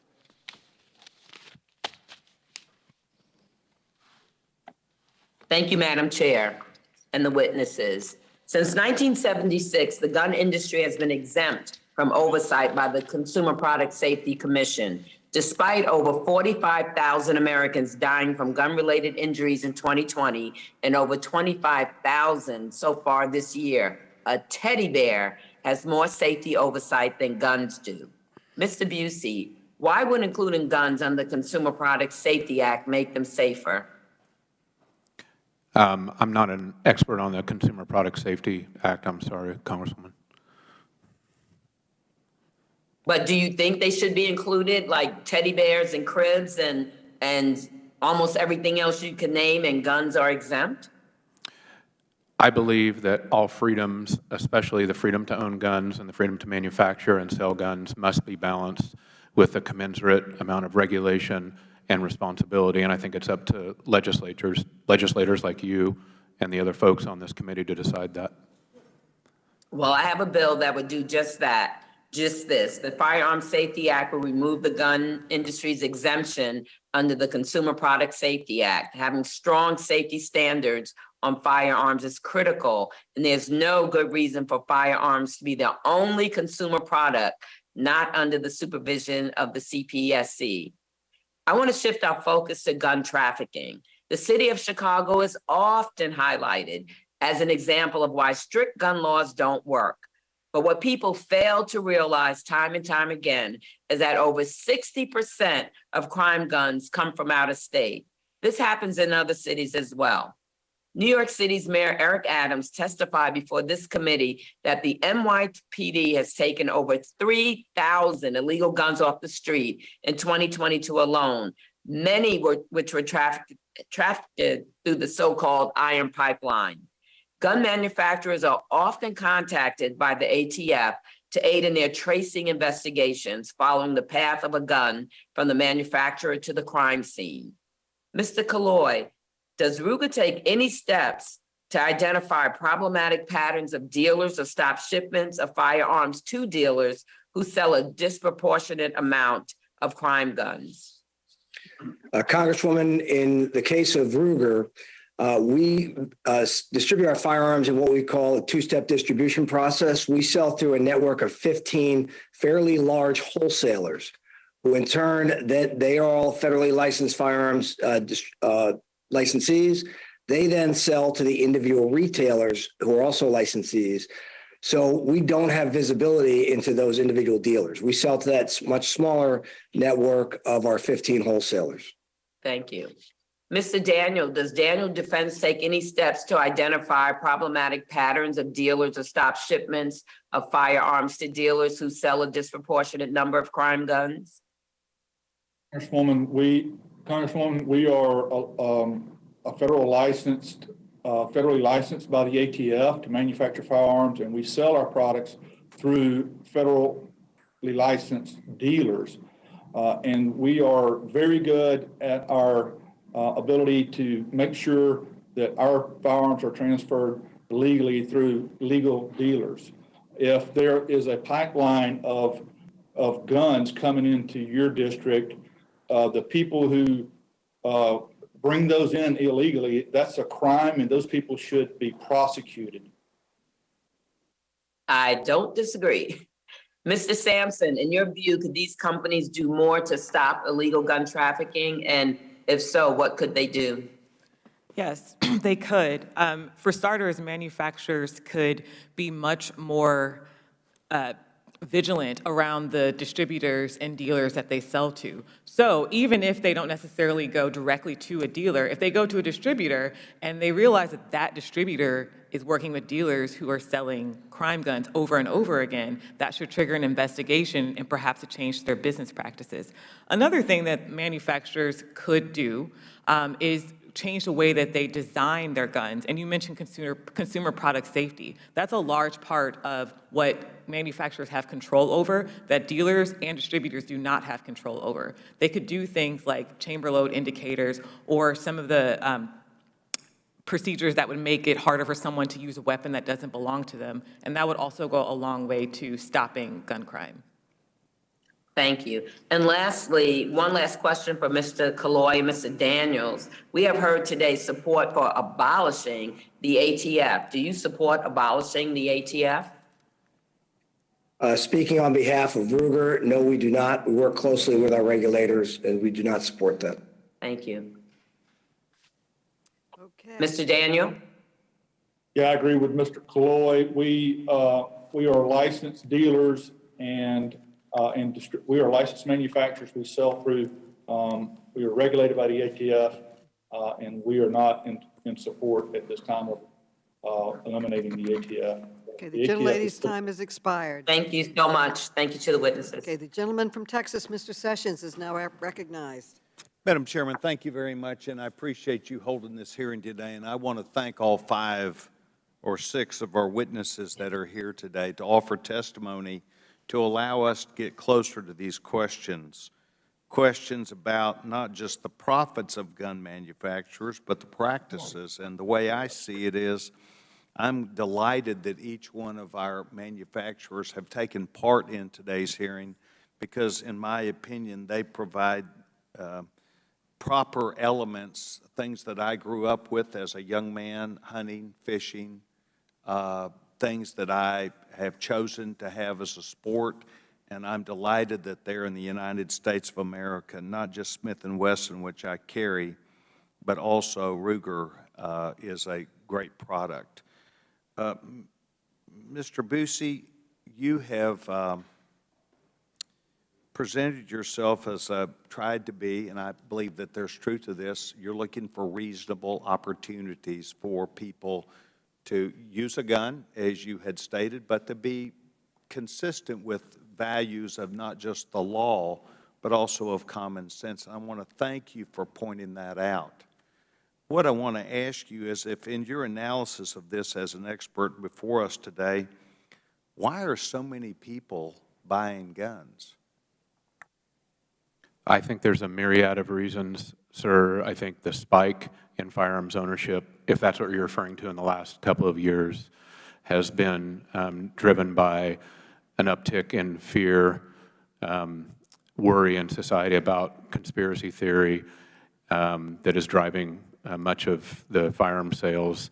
And my particular place of expertise or concern is the degree to which firearms companies and the political entities that firearms companies are very entwined with are constructing that conspiracy theory and driving it through political messaging. Okay, so there's no reality basis for people seeing or hearing or seeing in their neighborhood children who are killed by others, people who are robbed, raped, murdered by criminals? No, sir, I do not believe that. I think that there are certainly justifiable reasons to purchase a handgun and to defend, or a gun and defend yourself. I believe as Yes, sir, we're talking about the spike.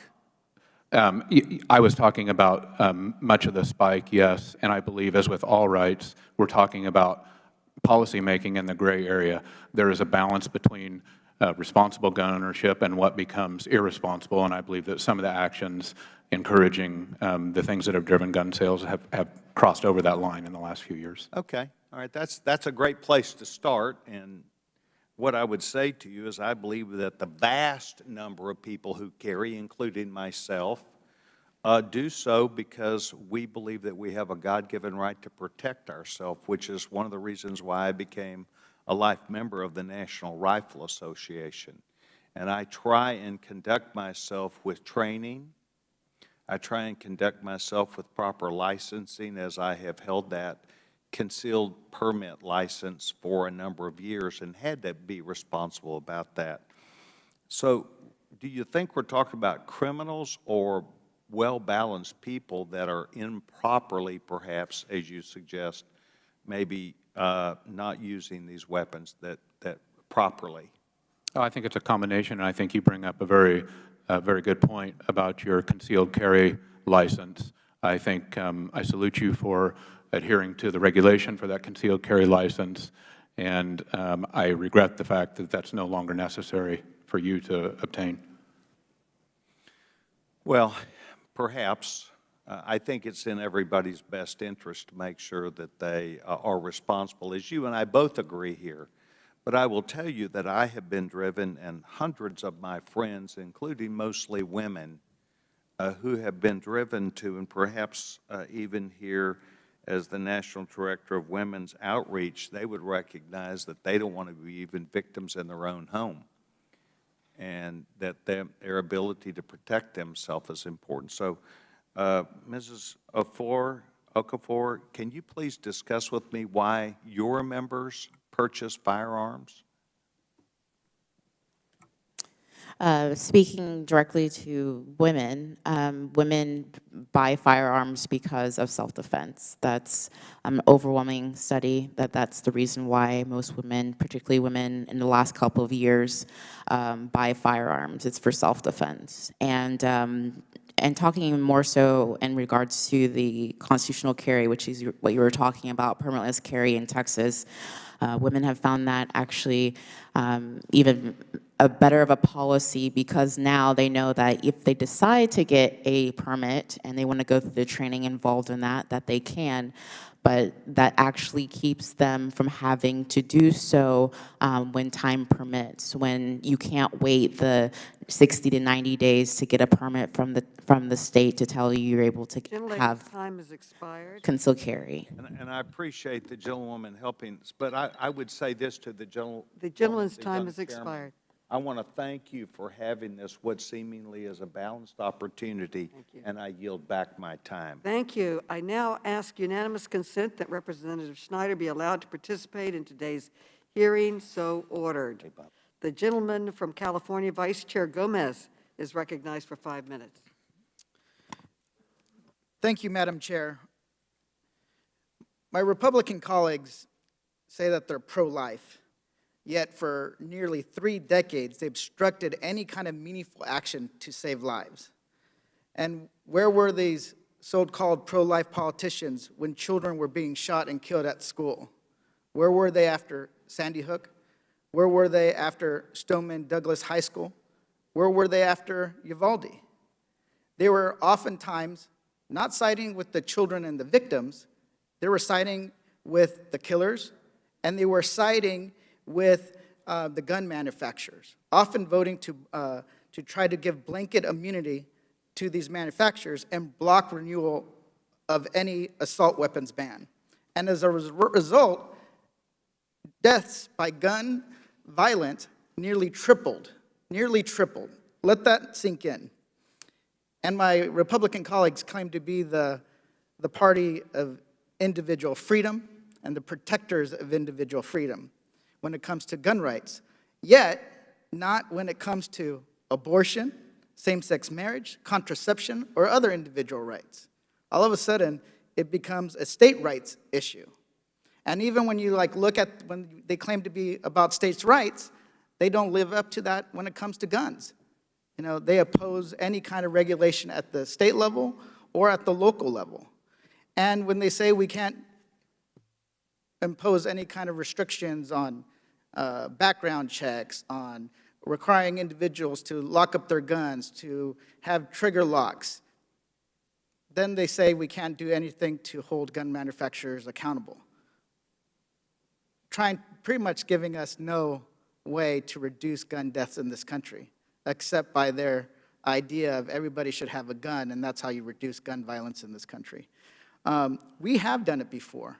When it came to automobiles, when it came to cars, when all of a sudden you see car accidents soared, Congress and states enacted life-saving safety measures requiring seatbelts, airbags, anti-lock brakes in new vehicles. And what did you see?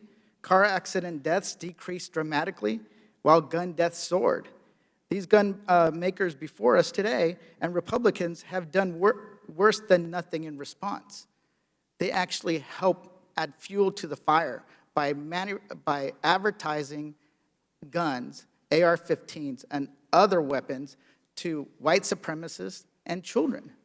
You know, this is what we're dealing with.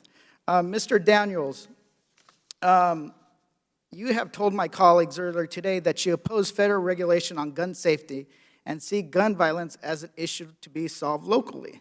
So does that mean you support state laws like those passed in California that ban marketing guns to children and allow residents to sue those who violate state safety standards, produce and sell weapons of war?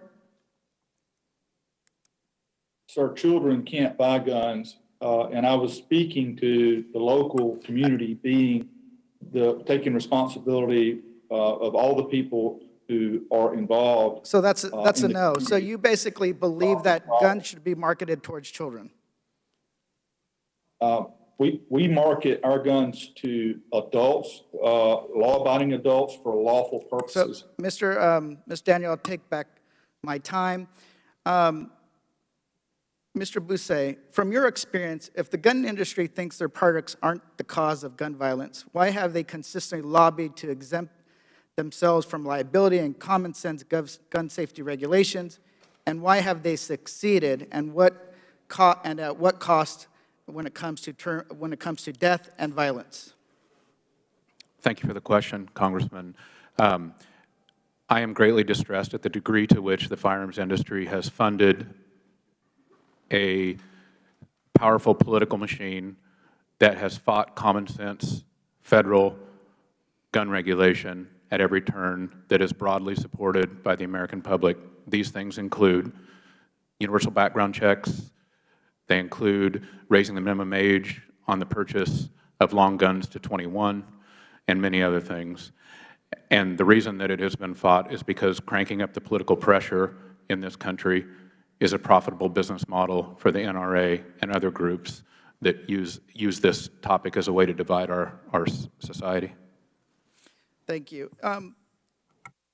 Gun violence is being normalized in our country at the expense of children and families. I've had constituents killed. One was killed in Las Vegas in the mass shooting. You know, this is something that we have to fight against, because this isn't normal. It's not okay, right? Where we have to be in fear of our lives for our friends and families if they go to church, school, a parade. This is something that is not reasonable, and we must the gentleman's time is take steps to lessen gun violence. Thank you so much. I yield back. Okay, the gentle lady from New York, Ms. Ocasio-Cortez, is recognized for. Thank you, Madam Chair. I'd like us to just dive right into it. I have a photo that I'd like to pull up for the committee and our witnesses to be able to see. Can we get that pulled up? It's on. Okay, perfect. Mr. Daniel, you are CEO of firearm manufacturer Daniel Defense.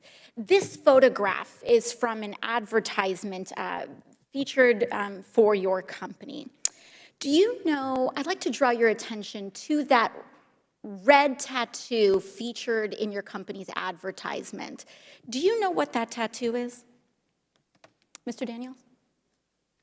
Madam Congresswoman, I'm not sure this is our ad. Can you show the whole ad? Is this our ad or someone else's? Yes, this is your ad, Mr. Daniel. This is an advertisement for your company, Daniel Defense.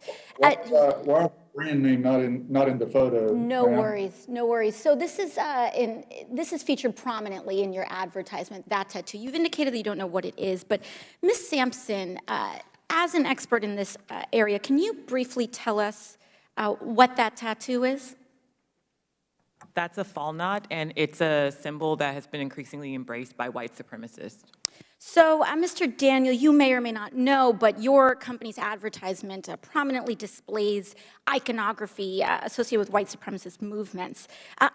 You can also find it in this other photo that I will be pulling up right now. Right there from January 6th. You can see the fall knot right there on this gentleman's chest. Mr. Daniel, yes or no, are you aware that your advertising department uses imagery affiliated with white supremacist movements in its marketing materials? No, ma'am, I don't Okay, think no, we do. reclaiming my time, thank you. I apologize, I just have to move a bit quickly to fit these questions in. Mr. Bussey, you are a former reclaiming my time. Mr. Bussey, you are a former firearms executive. Do you think that the use of this kind of imagery is welcomed and encouraged in marketing for the firearms industry as a former executive yourself? I don't think it's welcomed and encouraged, but I think it's looked away from. And I think that there is a aura and an approach in the industry where any single gun customer is good, no matter how detestable their views or their actions may be. And I saw dozens of examples through my career of the acceptance of or looking away from racist things. I think that's different than seeking it out, but I don't think it's properly controlled or addressed. So in your experience, you believe that a lot of gun manufacturers may turn a blind eye to these kinds of instances? Yes, Congresswoman, that's correct. I think they've turned a blind eye because the industry has within its DNA now the belief that any single new gun owner is good no matter what they do or how they market. And that's why you heard earlier the representatives from Ruger and Daniel Defense, both of them who sat on the NSSF board, would refuse to condemn the ads. Thank you, Mr. Bussey. And the toxic marketing does do enormous harm. We've seen the results with white supremacists using these weapons to target and kill Black Americans shopping for groceries in Buffalo, attending church in Charleston, targeting Jewish communities in Tree of Life. And Mr. Daniel, once again, as the CEO of Daniel Defense, yes or no, do you believe that members of identified extremist hate groups, such as the Proud Boys or Oath Keepers, should be able to purchase the AR-15 style rifles that your company sells? Congresswoman, we're regulated by the ATF through laws which you pass. We are very good at only. Thank you. I apologize. I just have a limited amount of time. Thank you. Turning it to you, Mr. Killoy, you are a board member, a CEO of Sturm, Ruger and Company. You're a board member of the National Shooting Sports Foundation. Mr. Daniel, you are also a board member of the NSSF. Mr. Killoy, Palmetto State Armory is a firearms company that's a member of the NSSF. Now, I'd like to pull up another photo. As a member of the foundation that you're in, right here, Palmetto State Armory has used imagery clearly designed to appeal to the FBI-identified far-right domestic terror threat, Boogaloo Boys, with products such as this AK-47 style pistol designed in the same floral pattern that is often used by these group members to identify one another. Mr. Killoy, as a board member of the NSSF, do you condemn marketing firearms to identified extremist groups such as the Proud Boys or Oath Keepers or Boogaloo Boys? Yes or no? Do you condemn your industry explicitly marketing materials to domestic terror threats? Congresswoman, the National Shooting Sports Foundation does not control individual member companies. But this is a member of your foundation, Mr. Killoy. But I take exception to the fact that, I can assure you there is, we do not tolerate racism or white supremacy. Do you condemn marketing these materials? Do you condemn marketing these materials to Proud Boys, Oath Keepers, or Boogaloo Boys? That's all, Madam Chair. It's just a yes or no. Congresswoman, answer the question. I didn't know that was, I'd never seen that ad before, and I didn't realize that's what it was tied to, and I'm not an expert in that field. So we don't have an answer here. The lady's time has expired. Thank you. The gentleman from California, Mr. DeSaulnier, is recognized for 5 minutes. Thank you, Madam Chair, and thank you for your leadership on this. Starting with Ms. Sampson and then Mr. Bussey, if you could comment on the extraordinary cost to Americans for gun violence in this country. And first, I want to refer to a GAO report from last year that the chair asked for that has been covered, including in an article in the New York Times. It estimated that The cost of gun violence is over $1 billion at very least, just in terms of medical costs to federal taxpayers. 60% of these medical costs are paid for through Medicare, Medicaid. And then on another just recent by Everytown Research, the numbers are really sort of staggering to a broader study titled The Economic Cost of Gun Violence, $557 billion annually, comparable to 2.6% of US gross domestic product. So compare those numbers for me based on $3 billion worth of profits, and I take it as after-tax profit, as reported by Trace for gun manufacturers. To me, this is a huge subsidy in addition to the horrible pain and suffering, but just from a financial standpoint. So first, Ms. Sampson, particularly for the Everytown report, but also the GAO and other reports, could you add your comments to the cost of gun violence to American taxpayers? Thank you, Congressman.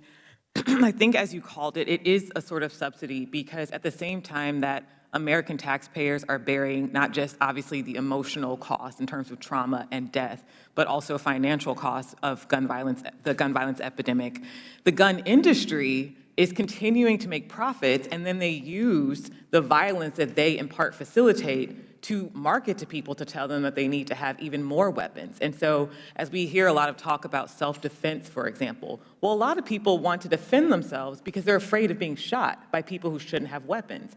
And rather than making sure that we make the industry accountable for allowing people to have weapons that they shouldn't have, they just continue to fuel that market. And so they're able to evade responsibility, they're able to evade transparency, and they're able to evade oversight, all while putting the cost of that on American taxpayers and on Americans themselves who die as a result of that misconduct and irresponsibility.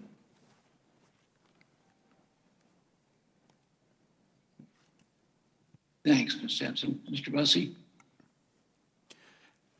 I think that most responsible gun owners want to be a part of the solution and don't want to be a part of the problem. And we need to rebalance those scales.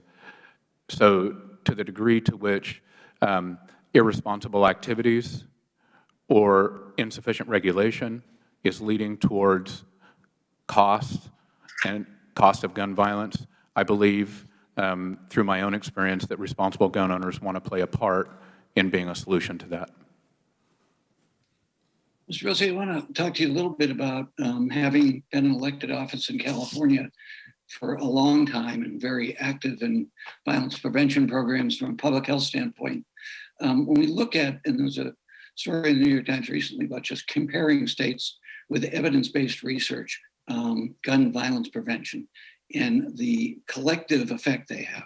So in California, laws, some of which that I have authored at the local and state level, you're 25% less likely to be a victim of gun violence. If you're a young person, you're 35% less likely to be involved in a school shooting. So the gist of that, to me, and the evidence-based research that particularly we've funded in California at the University of California at Davis and their violence prevention program, not just guns, but also in this instance, these policies work, and you're less likely to be harmed by guns if we have these initiatives. Giffords has done a wonderful job, I think, of comparing that internationally. Could you speak to that and anything you would like to add in the time I've got left, Ms. Sampson? Thank you, Congressman. I think that you're correct, and I would like to take issue with some of the statements I've heard here from other representatives today telling us that gun laws don't work or that they won't be applied to anybody but criminals. And I would like to take your example and apply it to two recent shootings, the Uvalde shooting and the Buffalo shooting. In both of those cases, the shooters waited until they were 18 to purchase the guns. They didn't purchase them when they were 16 and a half. They didn't purchase them when they were 17 3/4. They waited until they were 18. Why is that? Because the law said they couldn't purchase them until they were 18.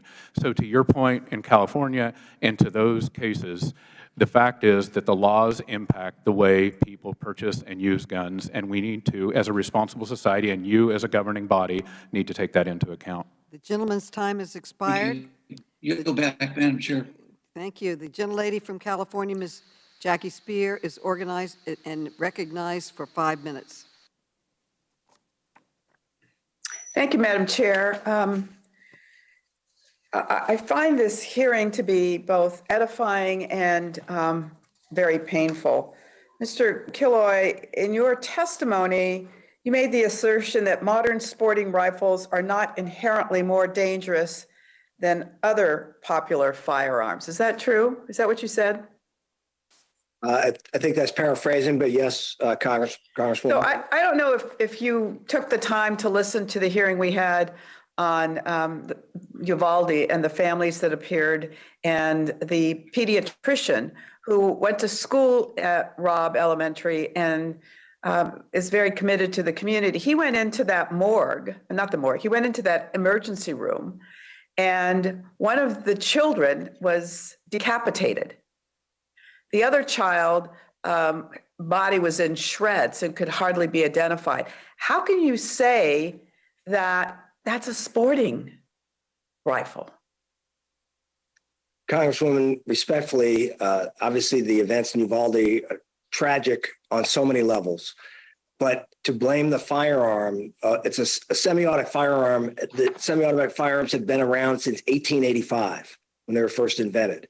Many of them are in larger calibers than the .223 caliber that's used in modern sporting rifle typically.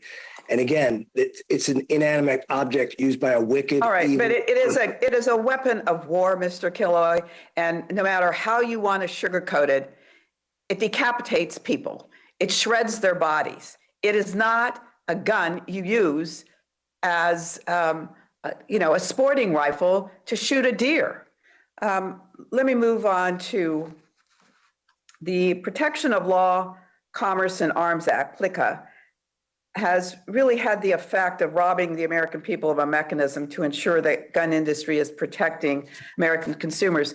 We pass laws all the time to protect consumers that manufacturers find distasteful or costly, whether it's airbags or seatbelts.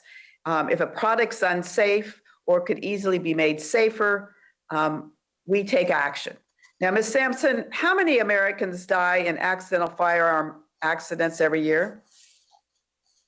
There's about 9 per day. I'm not sure what that adds up to in a year. 9 per day of deaths that could be avoided with any kind of safety mechanism applied. How many of those deaths are children? I'm not sure. I think it's 9 children per day. I'm sorry about that. 9 children per day that are tragically killed because they were playing with a firearm that was loaded, correct? Yes. The SEC filing for Ruggers says that firearm preference can be, quote, driven by deeply personal views, and, quote, many pistol shooters do not like magazines that have a disconnect feature. In fact, even when you make handguns with magazine disconnects, they're easy to circumvent.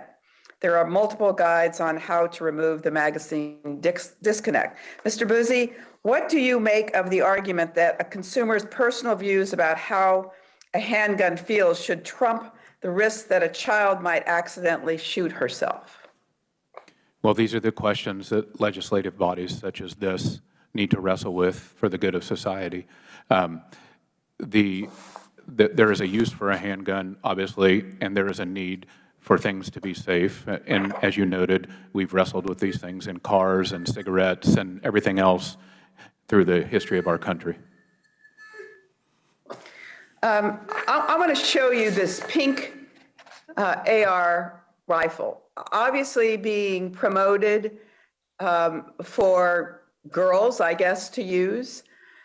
There appears to be a systematic effort underway by many of you as manufacturers to promote having children get engaged in wanting to have guns. Is that your newest market? Any of you can answer that.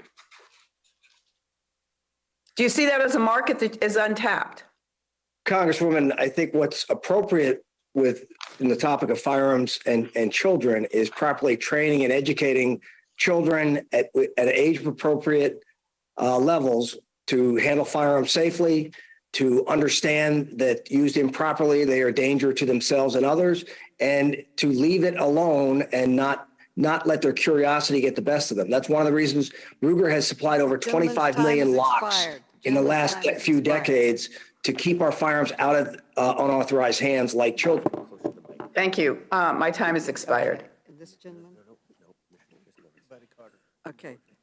Okay, the gentlelady from Michigan, Ms. Lawrence, is recognized for 5 minutes. Thank you, Madam Chair.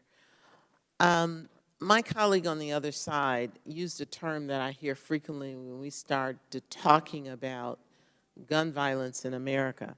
And he said, my God-given right.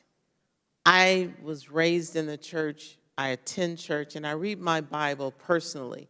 I would welcome any person to find the scripture where God said, you shall own a gun. I would welcome anyone to show me where God declared that owning a gun is your right. I do pray for my colleagues. To own a gun in America is a constitutional right.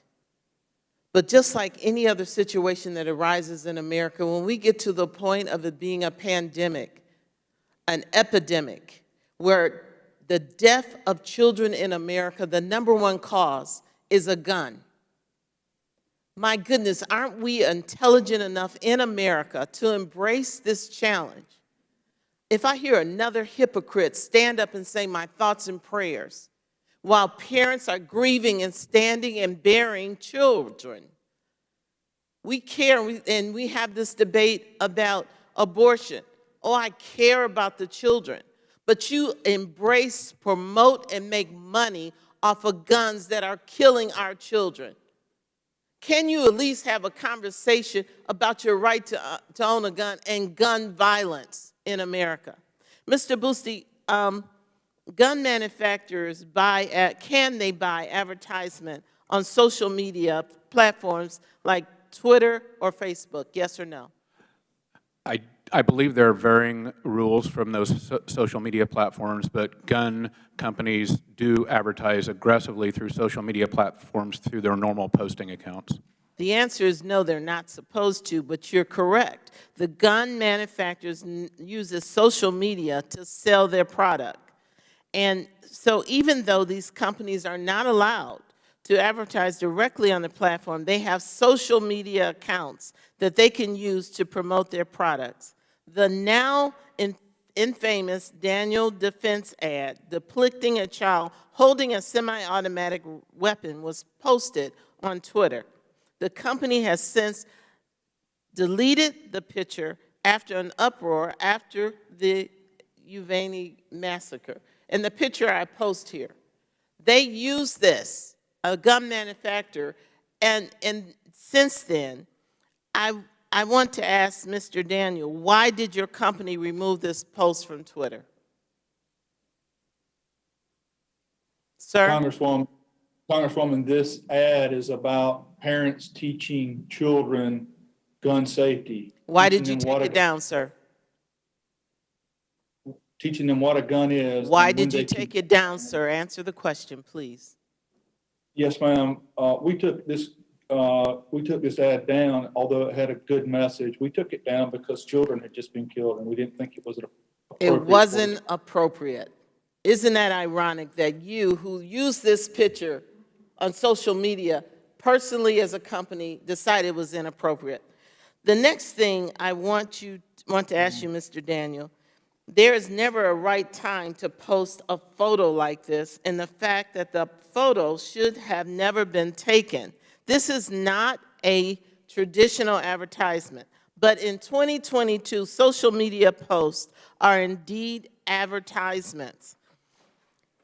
Mr. Simanson, why is Gunmaker's use of social media concerning to you?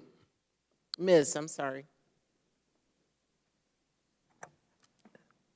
The reason those posts are important because the firearms are a consumer product. And so consumers are going to be susceptible to advertising and the messages impact them. And one of the biggest messages that we haven't talked about yet is gun manufacturers' claims that guns will make people safer. We've heard a lot about self-defense, for example, when in reality, bringing a gun into your home makes it more likely that you or someone in your home will be harmed by that gun rather than using it to defend yourselves. And so Americans are looking for answers as to how to keep themselves safe, and these social media posts that suggest, for example, that if you want safety, you should bring a firearm into your home, or if you want safety, you should walk around the streets armed with an AR-15, can mislead the public, and that's why it's important. Thank you. We at a time, we had the Wild Wild West, where every American walked around with a gun. And supposedly, through education, through compassion, and experience, we learned that this was not. And in our Constitution, it says, it's clear that we did not have a police department. We did not have an organized, funded body that is in place to protect us. So again, I want to give a Bible to every one of my colleagues and have a prayer session with all of them. Thank you. I yield back. The gentlelady yields back. The gentleman from Georgia, Mr. Carter, is now recognized. Thank you, Madam Chair, for allowing me to wave onto this committee, and thank all the witnesses here. You know, it's real easy to profile and just say, oh, you're a gun manufacturer, you're an awful person, a terrible person. But that's not always the case. In fact, that's never the case. And I just want to make sure you understand, Daniel Defense is one of the major employers in my district that I have the honor and privilege of representing, the 1st Congressional District of Georgia. They provide many jobs, many well-paying jobs in our community, and they're great jobs that provide people with the opportunity to produce a great product and to be reimbursed for that product and for the fine work that they do.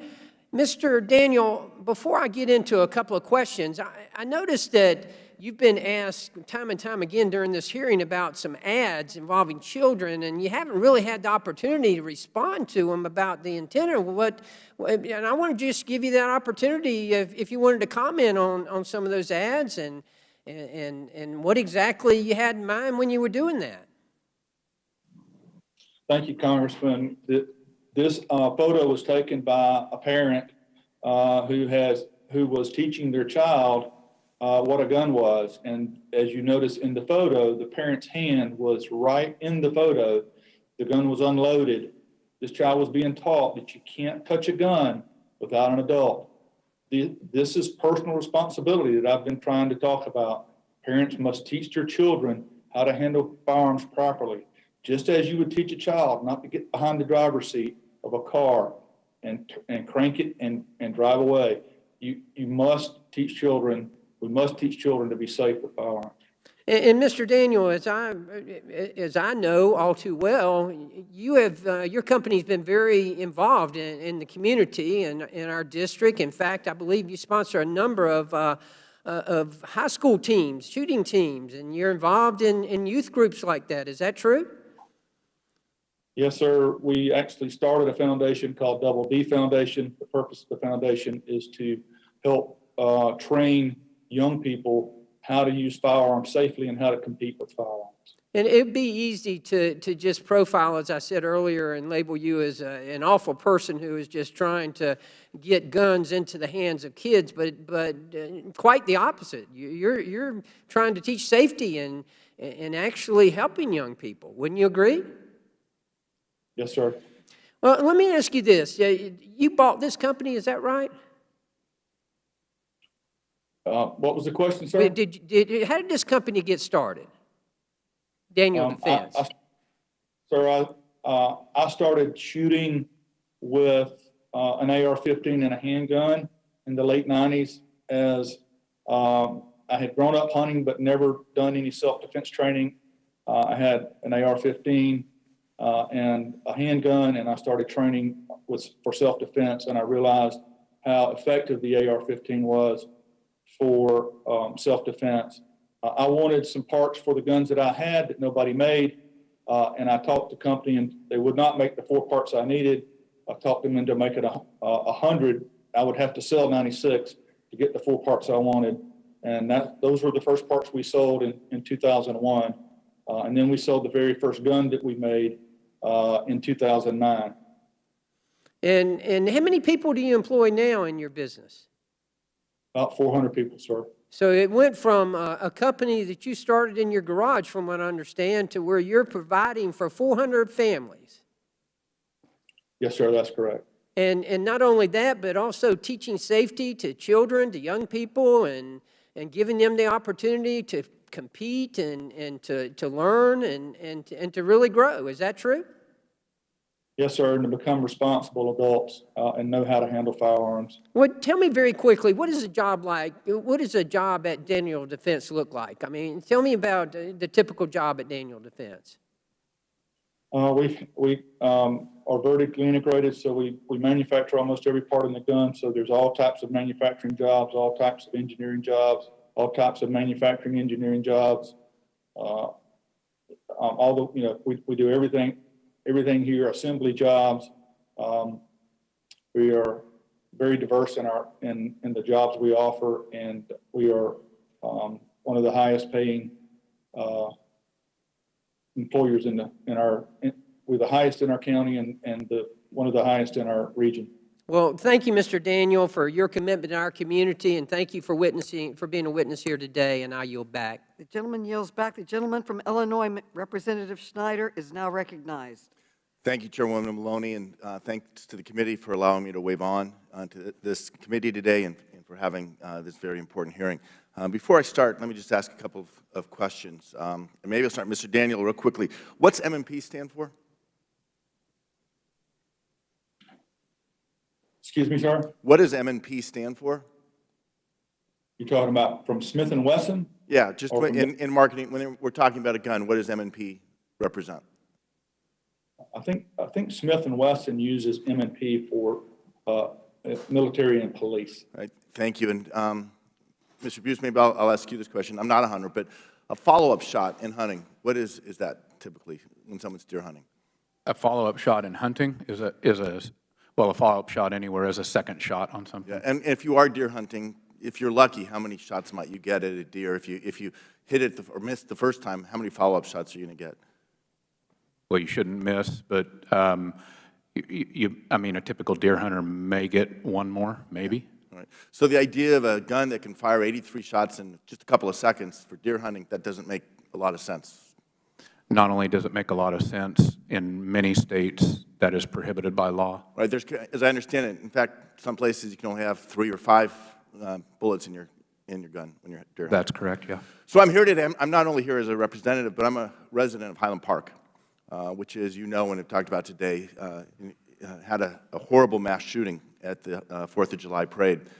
Like many residents, I joined thousands of families as we waited for the Independence Day parade, when a single deranged man climbed a ladder to a rooftop and monstrously opened fire on the crowd from above. In less than a minute, he fired 83 shots from an AR-style Smith & Wesson M&P 15 semi-automatic rifle, military and police, not hunting, military and police rifle, murdering 7 and wounding dozens more, which should have been a joyful celebration ended in tragedy and trauma for an entire community. And his intent was to kill many more. Mr. Daniel, in your testimony, you mentioned that they often that these shooters go after soft targets. Our parade ground was not a soft target per se. There were plenty of it wasn't a gun-free zone. The police were there. First responders were there. In fact, they were heroes, but he was able to fire off, the shooter was able to fire off his bullets so fast that they couldn't even identify from where they were coming from. We heard from some of those victims today about how their families were shaken, their friends were injured, and their sense of safety, our safety, was forever broken. I want to thank the many victims who shared their story, and I commend their bravery for speaking out. Without an assault weapon, the shooter in Highland Park would likely not have inflicted the carnage, the extreme carnage we experienced. The M&P stands for, as you said, military and police, and yet Smith & Wesson markets and sell these weapons of war to civilians like the monster who murdered 7 people. His intent was to kill many more. These weapons were designed to massacre. For that reason, I've been talking to my colleagues about the importance of voting for H.R. 1808, a bill that would reinstate the federal ban on selling these assault weapons. Well, I'd like to address Smith & Wesson brands on their role in Highland Park shooting today. Unfortunately, they're not here. Mr. Daniel, let me turn to you. Your company, Daniel Defense, as you mentioned, has grown. It's one of the leading voices in marketing assault weapons to civilians. In one of your ads, you used the slogan, "Use what they use," showing that you know these weapons are designed, they, I assume, being the military, that they're designed for war, but using them in a civilian role all the same. You posted that photo we've talked about of the toddler holding a gun, and I understand why you took it down. But you know, I have a degree in business from Kellogg School at Northwestern, a marketing school. We know the power of marketing, especially the power of marketing young people, whether it's cereal or cigarettes or, in this case, guns. Given that you apparently are knowingly marketing young people, and you know that these young people, in particular, their weapon of choice is the assault weapon, the AR-15, why do you think companies should be shielded from liability if a weapon marketed to a young person is used by a young person to massacre a community, whether it's Uvalde, Buffalo, Highland Park, or any of the other countless names we've already experienced these tragedies? Congressman, we market and sell our products to law-abiding citizens who are adults. We cannot sell firearms to children.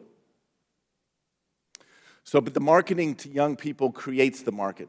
We know marketing works. That's why companies spend millions and billions of dollars selling everything from makeup to cereal, as I talked about, to cars, and imagery matters, and the connection to military for these young people. It's not for hunting. You don't take these weapons to go and hunt deer or do fowl hunting.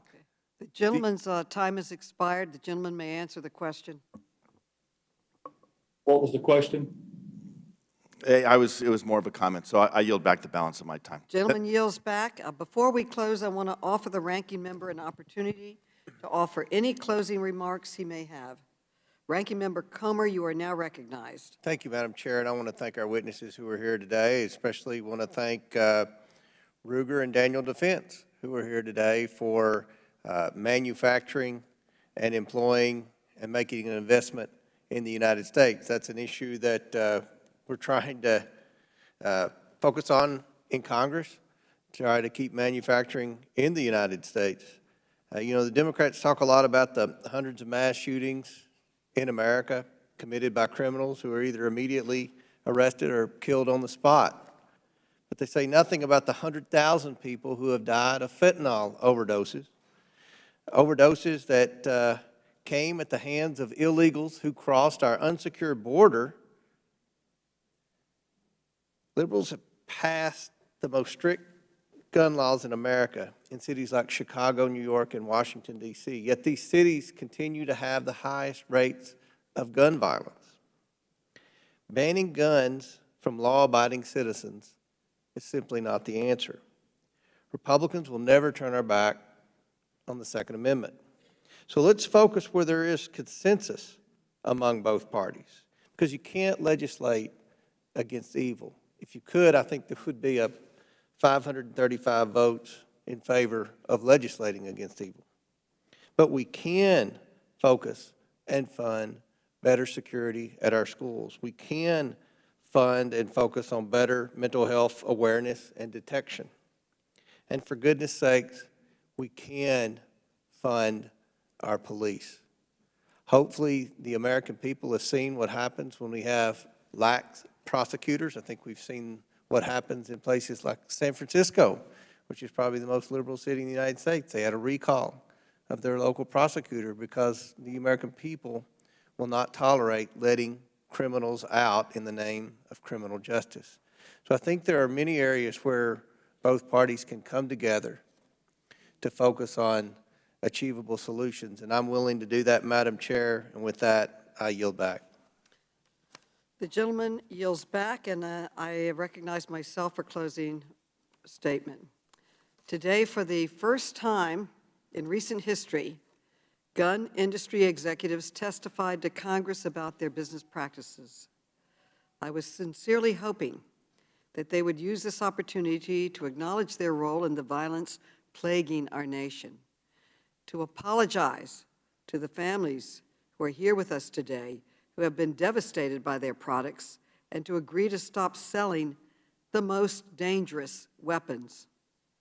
Sadly, they refused.